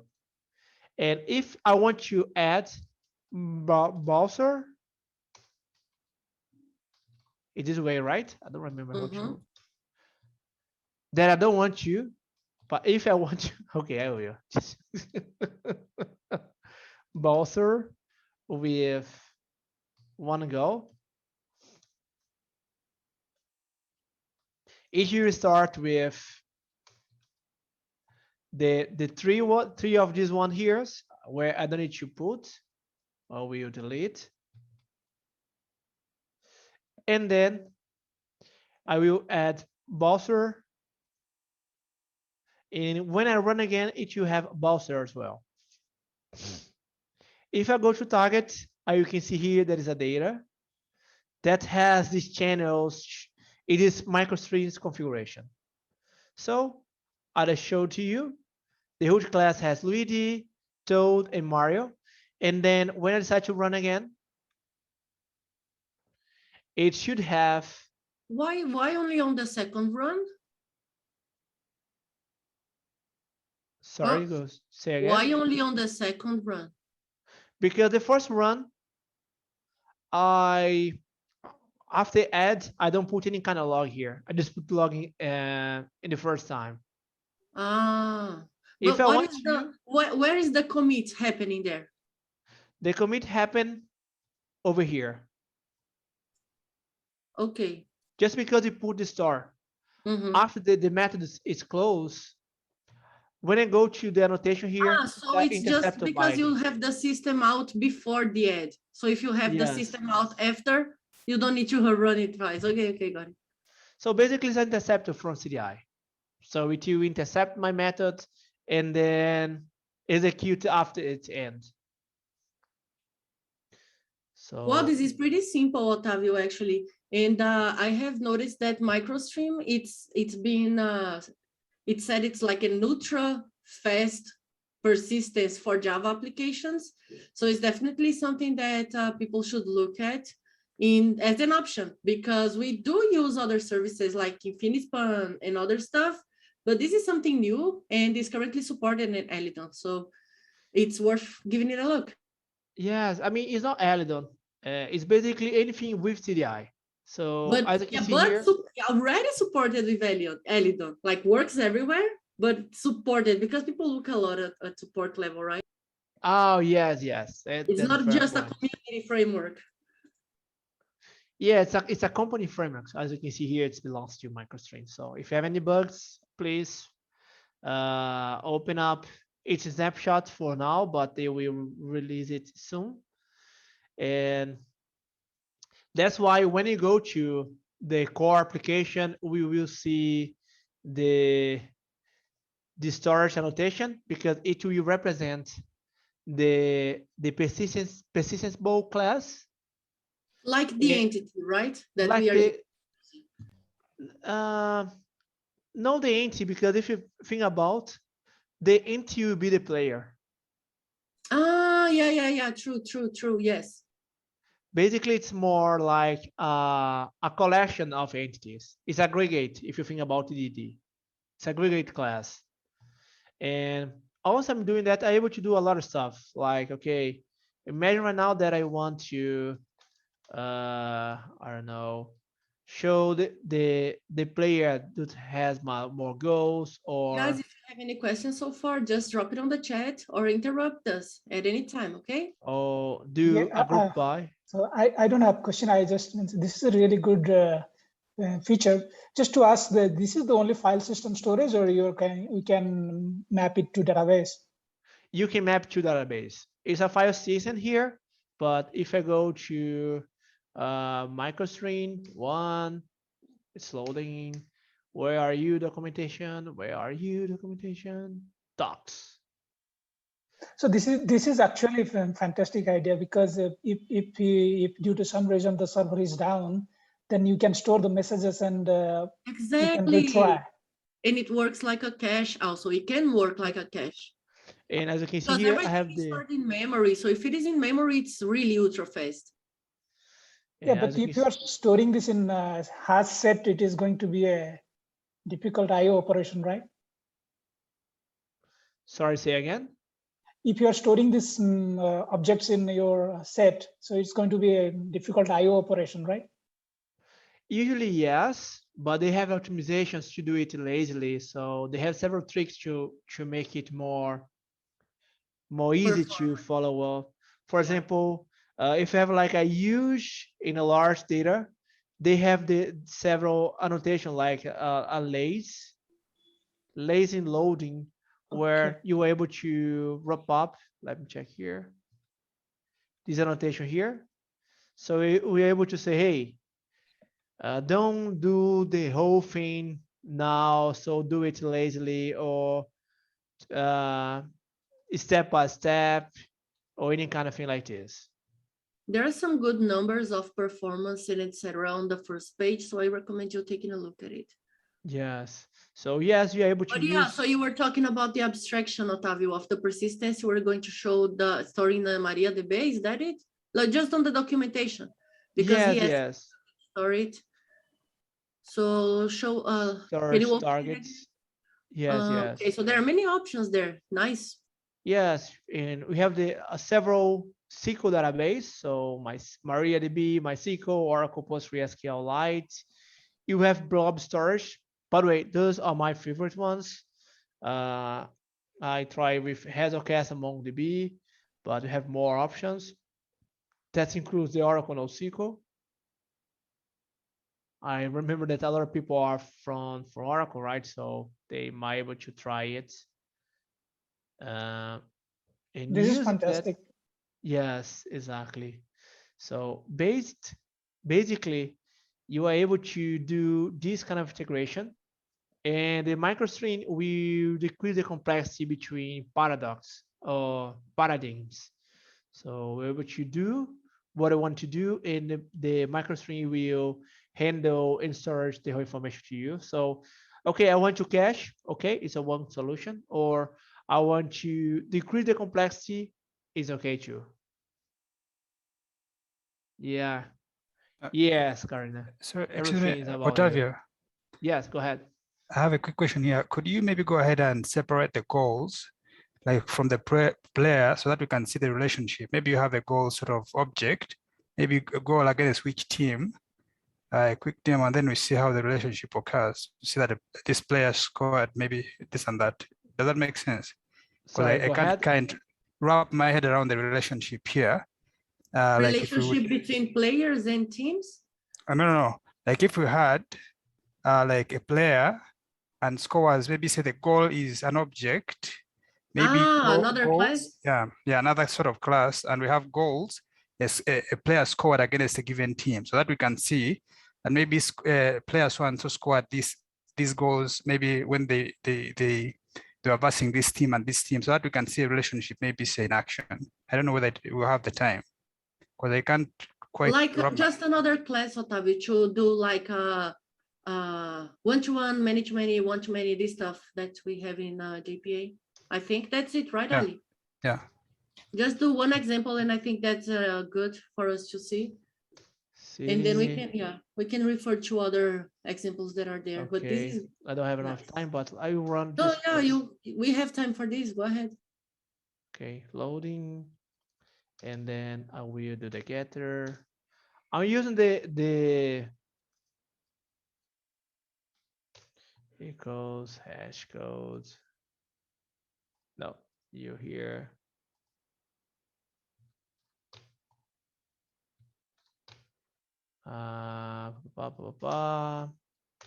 Hash code to string here.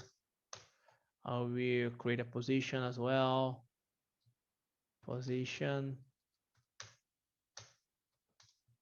Go keeper and defender attacker. So I'll probably say name to attacker. You are learning a lot about soccer by playing video games, huh? Yes. I just know the Mario Yes, soccer. exactly.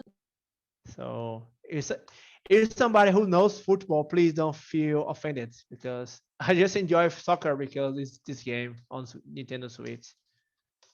So I have the position. I will come here. I will create a new constructor.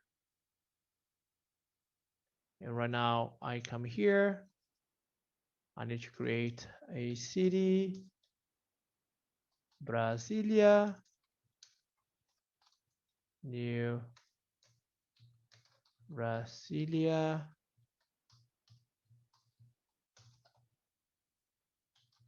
Salvador. It's okay. It's okay. Leiria.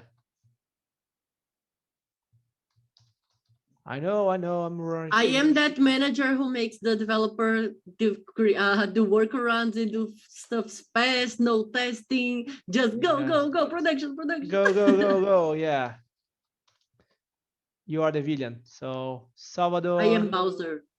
Yes, you do. And as Bowser, you don't do much goals. You're a goalkeeper because of that. Okay. Ha. Come on, go, persist it. Let's see. Okay. You don't do goals. You're a goalkeeper. Okay. And I will come here. So what I need, oops, something goes wrong here. What's going on? Oh, I don't finish here, but okay, let's remove for a while. Right now I have a player, have the app. What's might happen is because I need to do a migration or just delete the whole information here. So delete it. I am the manager who wants things done fast and wrong. So no migration for this development data. Okay, okay, you're the boss. It will create. The first one will be new, right? Yeah, I should put it again, but Yeah, you know, pois é. I'm a lazy person. And as you can see here, right now I have the team players that has name, score. Oh my gosh, I forget the toString. Ah, okay, it's just the toString. Nice. Okay, I was already. Oh no, it didn't work. So you don't need to add any extra annotations for it to actually know, right? It will handle everything for you. Even if it is a list. That is so perfect. Yes, you have several ways. I mean, it's like a serializable. If you add new fields, you don't need to change. But if you include something like some core method like the constructor, you need to think about migration stuff, the migration process. And the documentation is good because it has several details on it. So as you can see, team player, a player has Luigi, score, city, and position, and so on. So we are able to put, Otavio, imagine right now my city has another class, and this class has another class, and this class has another class. So yes, how deep is your structure? They have more work to serializable that, but with relational database is worse, right? Because to return an entity, if you need to do like 5, 7 left join joins, it's more painful than when you do with microstring. But again, it's a trade-off. Okay. With microstrings, it's more memory. We have backup or snapshot and data. You were able to use the target, but we have more maturity with SQL database. That's why we're able to integrate both. Okay. Did I answer your question? Is that what we're looking for? Yeah, I think that's perfect. It's a pure Java object, persisted as a pure Java object. Like what I see it now, that whatever the relationship that object would have, it is persisted like in its own natural like native nature. Again, you don't have to do the joins. That was what was confusing me. I see that. Thank you. You're welcome. We also have the option to do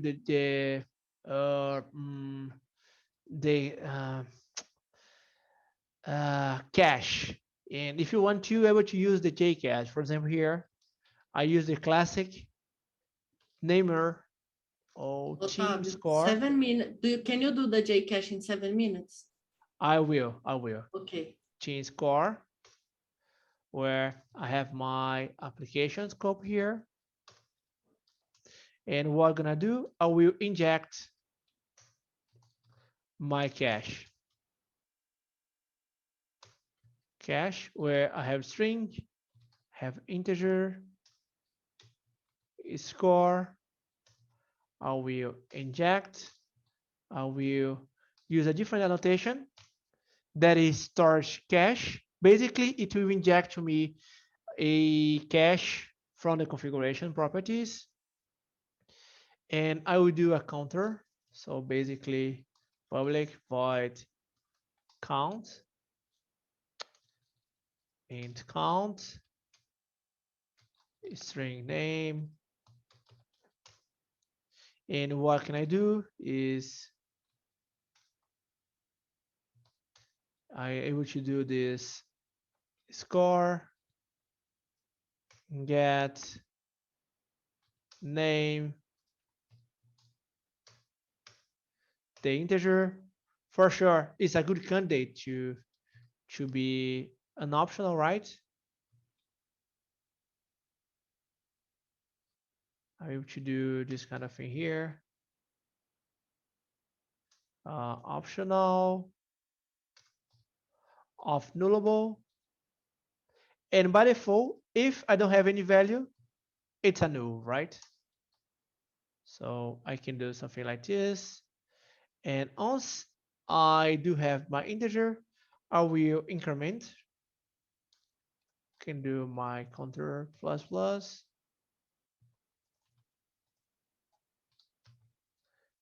And then I can do a put. I know it's not the perfect sample, that's what it was the best that I could think. Name and then a counter. It's not race condition one, so we need to think about this. So that's why it's not good sample. Sorry for that, but it's a cache. Basically, it is a cache. So based on that, So it will be on the same route. basically it should have just one. So I need to delete this previous one to work. Okay. Otherwise, it will throw an exception.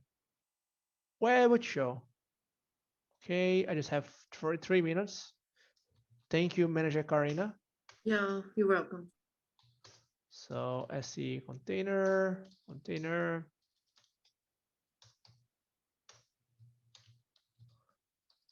Try. So basically what I'm gonna do is inject my team score,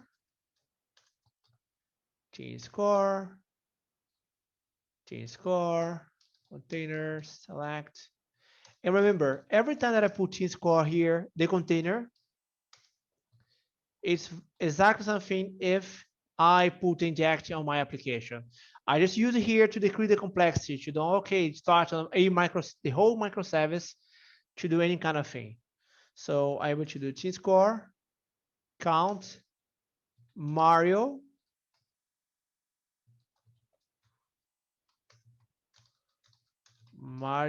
team go.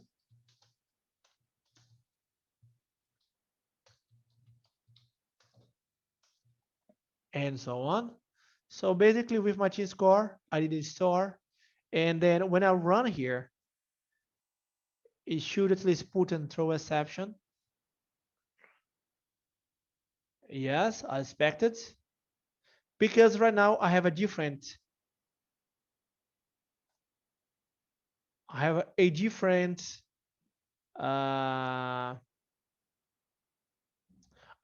bin. So that's why it's complaints. So what I need to do? First, improve the exception message. And then to be more clear, and then run again, and hopefully it will work. If not, we have the sample in the demo. Okay, let's see what's going on here. Inject starting class. Yes, I'm not able to check it right now, but I will push the sample code. But the whole idea is with the storage cache, we are able to inject and do the whole magic there. This is super cool, Otavio. Thank you for sharing. Okay, go ahead, Corina. No, yeah, you can prepare. Stop sharing your screen, please, and prepare for the Jane of SQL part. And this will only take 2 minutes. So remember we were speaking about serverless. So this is so cool. This is the result that you get when you actually have a service. Can you see my screen, Otavio? 2 browsers. Yes, I do. So when you have a service and you deploy it on the cloud, we already saw how it works when it's a JVM service. Notice the blue circle. This means that I have one pod running. This is my pod that is running. On this other service, on the other hand, so what I did was just creating the image, pushed to Docker Hub, and then I have, where is it? It's on my IntelliJ. There is, I don't know where it is. I don't know where my IntelliJ is, but I just created, I ran like kn create service. I just cannot find my window right now. So this should be enough.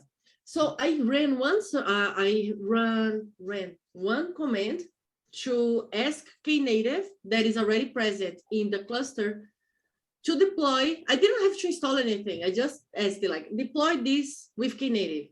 This is what I got. I have this service, the same service, but I compiled with native, okay? And I will access the URL. So look at what's going to happen. It's quick, so you must pay attention. 1, 2, 3, up, starting, then, pa, it's there. See? So where's my answer? Oh my gosh, Helidon, come on, don't make this to us. This is usually faster with another, with other services. So now it's up. Took a while because it took a while, but usually it's really, really fast. I don't know why Helidon is taking so much time, but still, because we're relying on the cloud platform technologies, our service is open, it responds well to the platform, it can be compiled to native, deployed like this, and I did one request. After 60 seconds, that is the default configuration, this will scale down to 0. So we are adopting the serverless architecture without any effort. It's pretty simple. I have the URL. As soon as I access it, it scales up. Then if I'm not using it, it will scale down automatically. You can also have automatic scaling in case of more requests. So this is the beauty of it. So everything we are showing you is independent of vendors. So as you see, we have a Helidon service that's compiled to native, deployed on a Red Hat managed service that is OpenShift. Now it's scaled down to 0, terminating. So that is the beauty of it in the end. And it makes me so happy. That's why I love working with technology. Now, Otávio, we have discussed all this stuff. It's your time to show, I think, JNoSQL, but first we have a question from Ali. Spring discourages field injection in preference for constructor injection. What is the CDI position on this? Oh, I can say I totally agree. That's why we are moving to this direction. Okay, it's a delicate situation, not able to talk about it, but especially because of recording. But the first thing that I saw in the time that I become a spec committee was what I believe it's a mistake to inject by field, especially because if you have a multiple fields with several injections, it's usually a sign that you are failing couple stuff. You're losing couple in your design code. Couple. And sometimes you're losing what? Tie couple. I mean, you have one class with multiple dependencies. Something goes wrong with that. The exception is the facade, and we usually avoid to use facade because it becomes complex to use it, right? And when you do have this multiple fields, you're not able to see. But when you see that on the constructor, and you see, okay, this constructor is huge, it's a small code. It's more explicit that you do something wrong. So yes, CDI is looking the exact same thing. And for some reason, we did the exact same mistake. I don't know why, but for me, you should only take a look at the constructor. All right, we have a really short time, but I think it's really valuable to present one of the functionalities that might join the Jakarta EE spec. So you understand what we are working on and see that the platform is constantly evolving. So Otávio, can you quickly give an overview of the... Yes. I don't worry, I want to run the demo. So the demo is there. We have the README. So basically we're able to start the application and see what's going on there. Basically, we have the POM XML again with the Helidon version, MicroProfile 3.3 dependence, the validation from B validation, that bind from Jackson. And as you can see here, we have 2 dependencies. Wait, Otávio. First of all, what is the value of this? The value?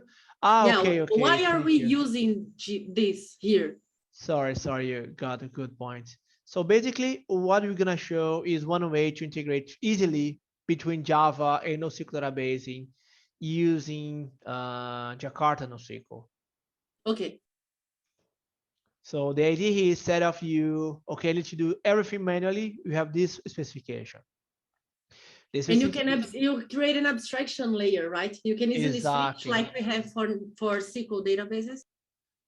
And the Jakarta NoSQL has two different layers: the mapping that looks like JPA, and a communication that looks like to JDBC, where we have 4 different types, where each type is one NoSQL structure.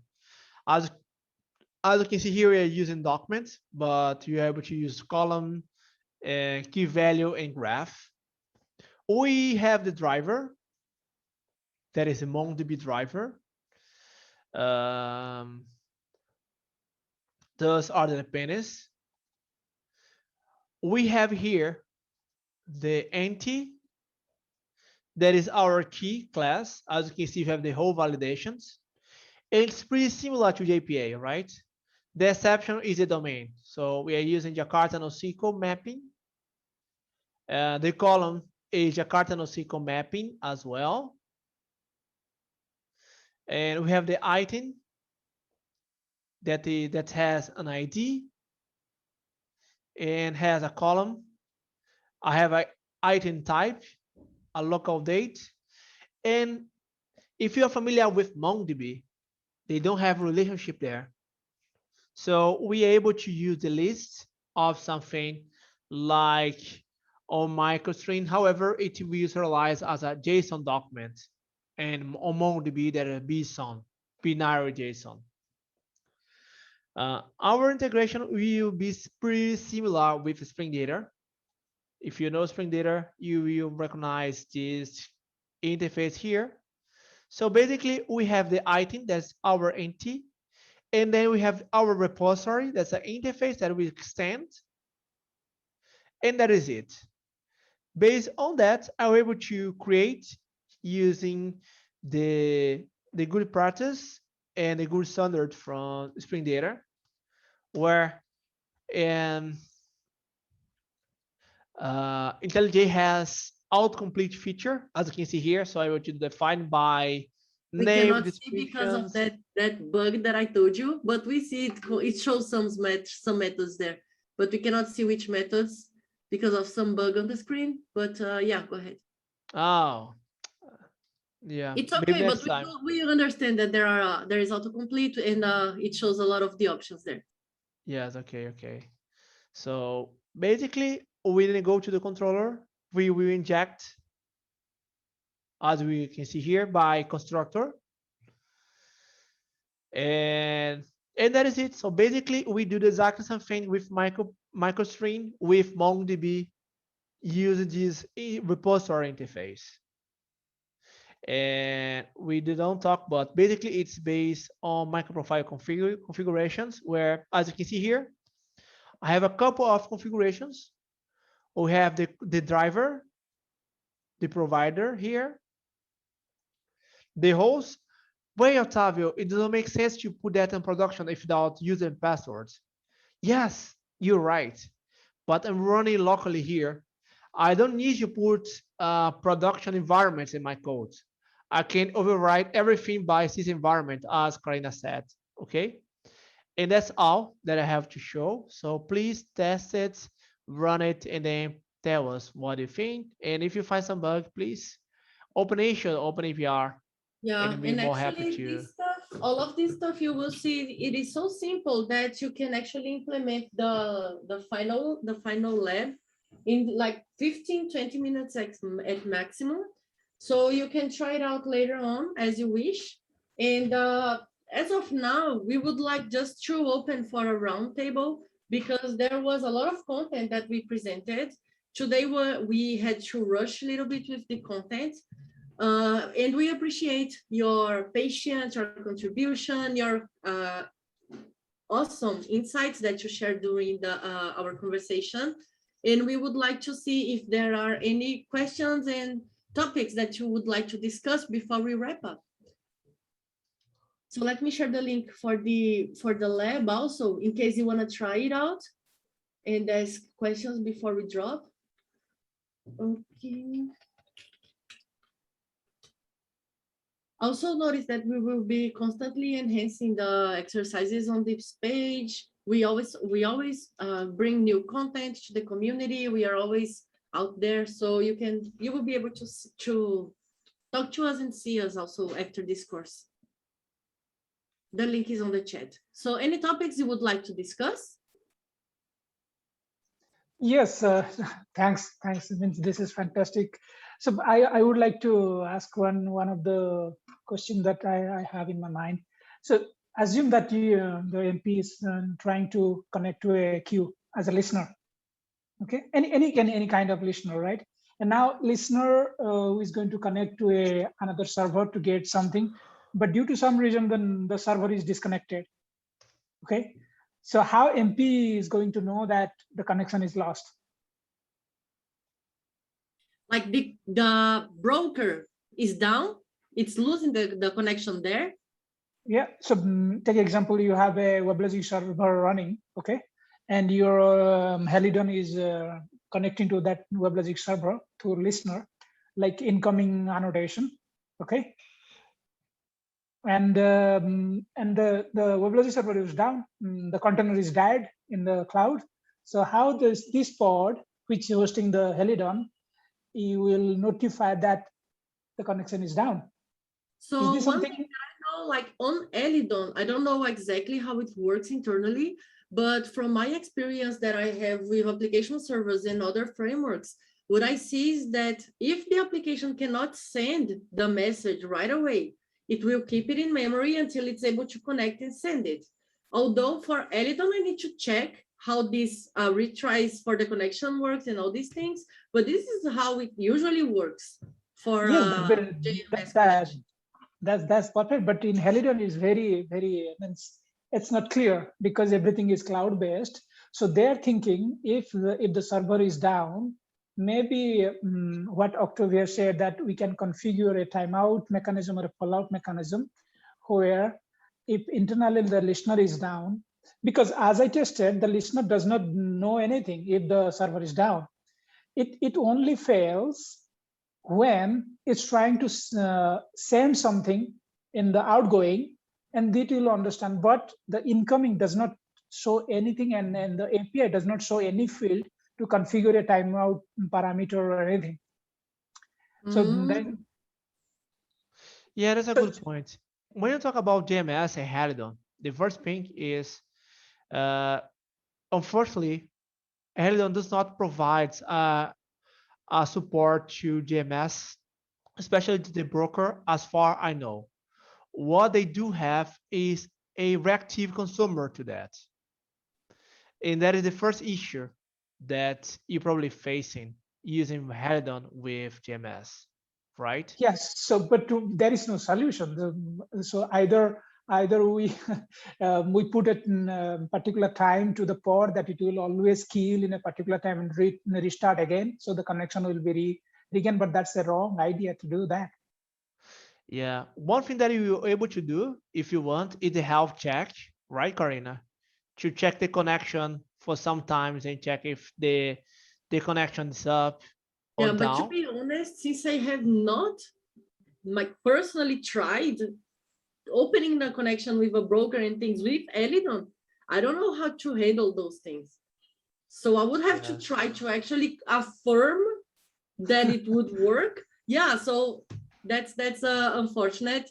And in your position, what I would do is just write it down, attach it, reproducer. Without a reproducer, it will be really hard for you to get help from anyone on the community. So a reproducer and how to do this, like how to reproduce the challenge that you're going through. Because even if that's a missing feature, they should know why you need it and how they can and how you expect it to be implemented. So from a product side, that would be what I expected. And being in your shoes, that's the only thing I would be able to do, because I also don't have an answer for you. I'm sorry. Yeah, that's the wrong point. I mean, it's a provider issue. They don't have full support to JMS. And I don't know why, to be honest. I mean, if you look to Payara, they do have support, and we are able to do exactly that we want because it's a full GMS implementation. So they look into transactions, static queue, the whole features that GMS is supposed to have support. Basically, what Helidon does support is a reactive transaction connection to a transaction API. So it's trying to emulate Apache Kafka with a transactional broker like RabbitMQ. Yes. And I have no idea why, to be honest. And notice something also, okay? You are hearing from people who are not directly connected to Oracle, so we are not obliged to say good things about a framework just because. So this is our honest opinion about the implementation and usage of it, okay? Yes, we have no idea. It does not belong to MicroStreams for SOAR. I know that because we're discussing.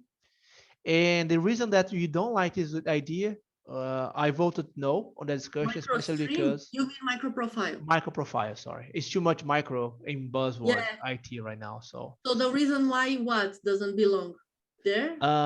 because this Repeat transactional everything thing. again, the whole thought, restart it. Okay, let's roll back. The integration between MicroStream, MicroProfile. MicroProfile, and GMS does not happen right now. So this integration does not belong to the specification because right now we are discussing that integration. And the whole point of the GMS is a transactional point where if you don't implement the whole thing as a broker stuff, you lost the key point of use active MQ. So right now discussing how to trade off this discussion. What Helidon has is an outside feature implementation that they did, where they integrated reactive API with ActiveMQ GMS. If it does make sense or not, I don't have the right answer. It's look odd to me to connect an eventual persistence way like Kafka with a consistent message queue with ActiveMQ. So I don't recommend the approach. What I will do if you be in your shoes is open an issue and try to understand why and how you are able to solve that. Open an issue Because- at Helidon GitHub, you mean? Yes, OpenAtion and Helidon issue and say, hey guys, I'm facing this issue with this. Could you help me with that? Because with Payara, you have the full support to GMS. But Helidon Okay. is not a full support thing. So basically the answer is, we don't know the solution, the workaround solution for the missing feature that you can't find. Yeah, it's okay. But maybe next version they are going to address that, or we'll find another solution. But I was thinking that when you showed the fault tolerance, you were showing so many good things in fault tolerance. So I was thinking I can use that annotation to cover that up, but I will try myself and let's see if I can find any solution for that. Yes, try it out. Yes, for sure. It's a younger framework, okay? One light to everybody here. So MicroProfile has 4 years. It's not like a Spring that has more years. So I remember that the MicroProfile happened in front of my eyes in the bar with Red Hat, Payara, TomTribe, and London Java community inside the Java one. Okay. So it's a young discussion. So if you have any ideas to bring it up, please do. About my fault tolerance stuff, my advice, if you were where when you put this kind of thing directly in your code will be able to know what's going on in the fallback. That's correct. I saw some ideas to that in infrastructure layer. For example, Kubivela from CNCF has any kind of solution like this, where your code, your requirement is outside the code. So it's Like, one thing that's worth to try. but is it for containers only? How far I know it's a containers only. Yeah, like a sidecar, right? Yes, exactly. So you're able to control everything that you're able to use with the annotations inside your code. You do exact same thing with a CNCF gateway. Like, okay, the maximum number of requests, the maximum number of tryouts, the implementation of security break, but That's everything it. outside the code. But it's an extra layer on the architecture. So think about the pros and cons. It's just like using service mesh. So yeah, but Yes. it's good to have options. So thank you, Otavio, for sharing. So you're able to use Istio to do this kind of thing. Istio. Istio. So, Otavio, do you think it's a better solution? Right now, I'm testing, so I don't know, but I feel more comfortable when this configuration go outside the code. So, but I don't have numbers. I don't have NPS qualifier. I don't have. Basically, what we do here in the biggest bank of Latin America, we have two solutions: one with or another one without, and then compare the metrics to know, okay, what happened there. So right now we are collecting data, and I see you have more 4 or 5 months to collect that to see what's the best approach. Yeah, thank you so much, Octavia, and that's fantastic. So just the last thing I just want to tell you about, means I think you already know, but for the people in this meeting. So taking in MicroProfile properties, if you connect to the REST client, you usually see a particular properties to the URL, right? So it is /mp rest / right? So if you this kind of org, so this property cannot be propagated to Kubernetes YAML because Kubernetes does not understand / as a property key. So I'll paste in the chat. So if you can, it will be help somebody else. No, I don't. I didn't know that, to be honest. So when you export that, you have to wait. URL. But what did you change? Okay. In the property file. Actually, when you deploy on Kubernetes, you will override that configuration with an environment variable. Yes, because see, if in the property file, let's take example, you hard coded a URL and you need to dynamically change that URL in the runtime. And but you don't need to add that thing that you have on the YAML.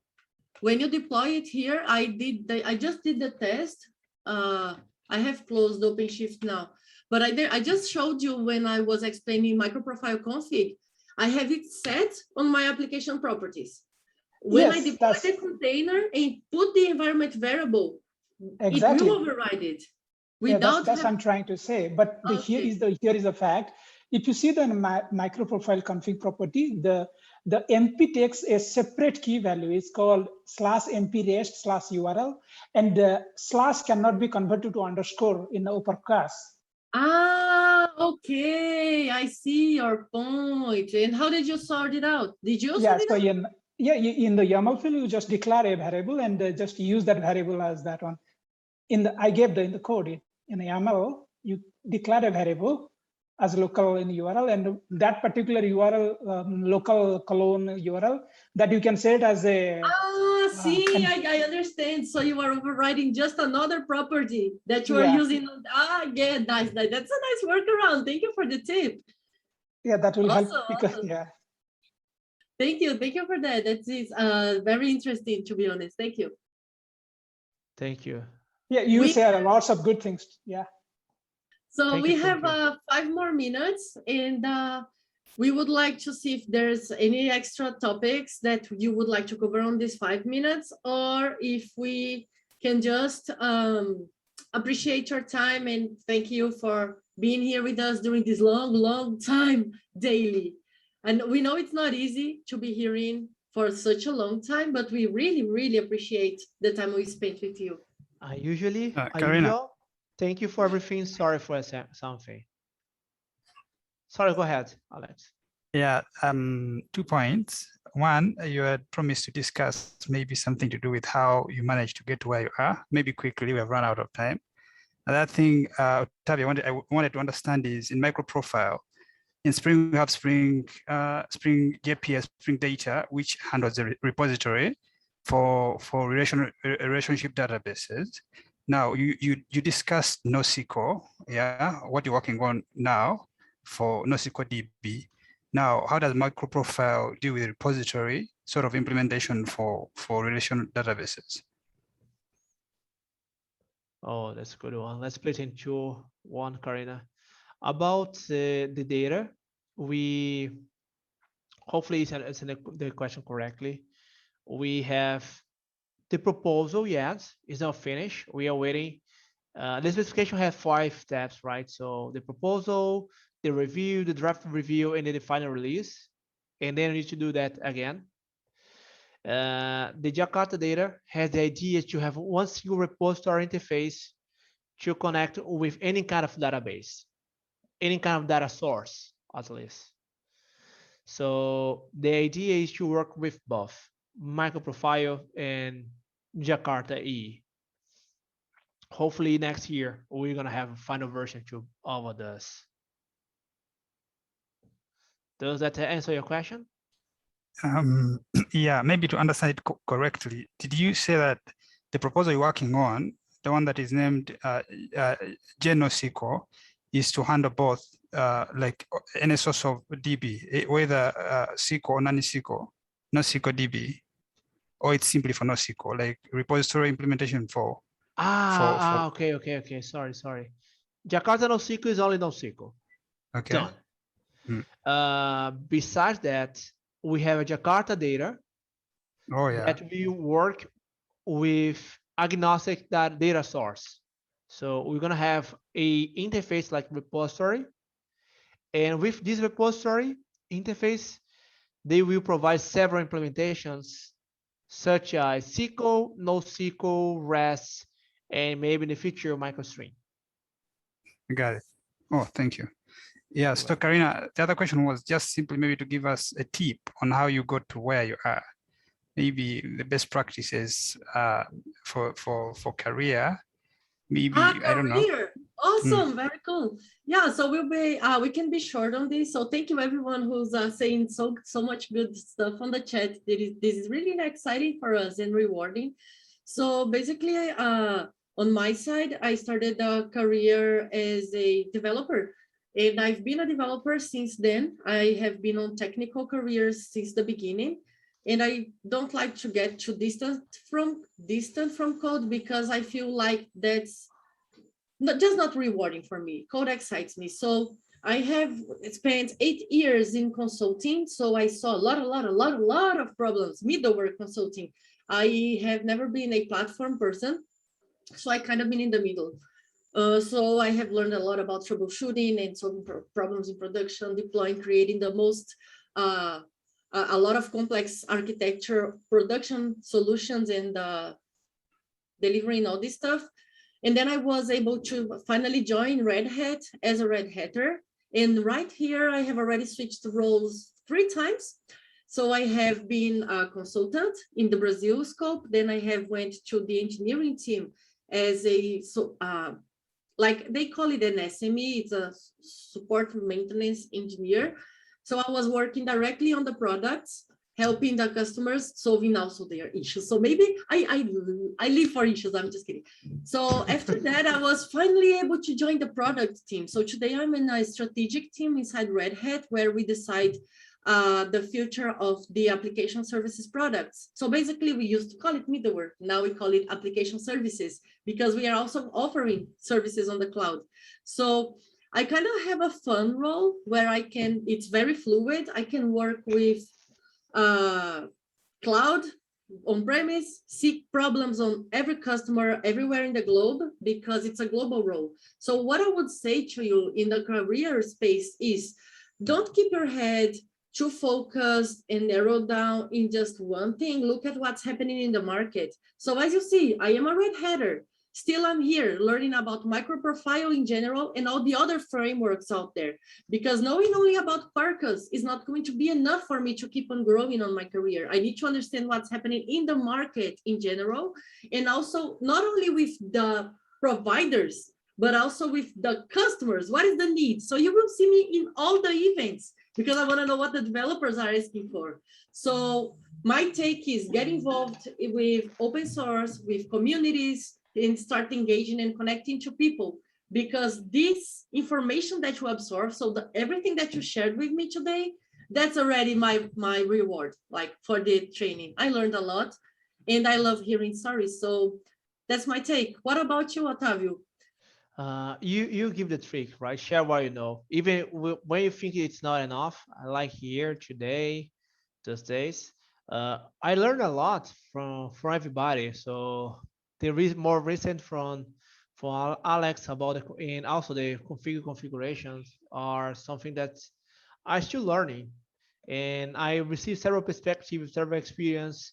So the first step is share what you know, and I had a pretty similar like career history. I invest too much time on the open source products, and just because I want to know, want to learn more about it. Otavio, this is just one curiosity for people on this call before we wrap up. Otavio has invested so much time in open source that he has a lot of chairs in these executives, foundations, and stuff like this.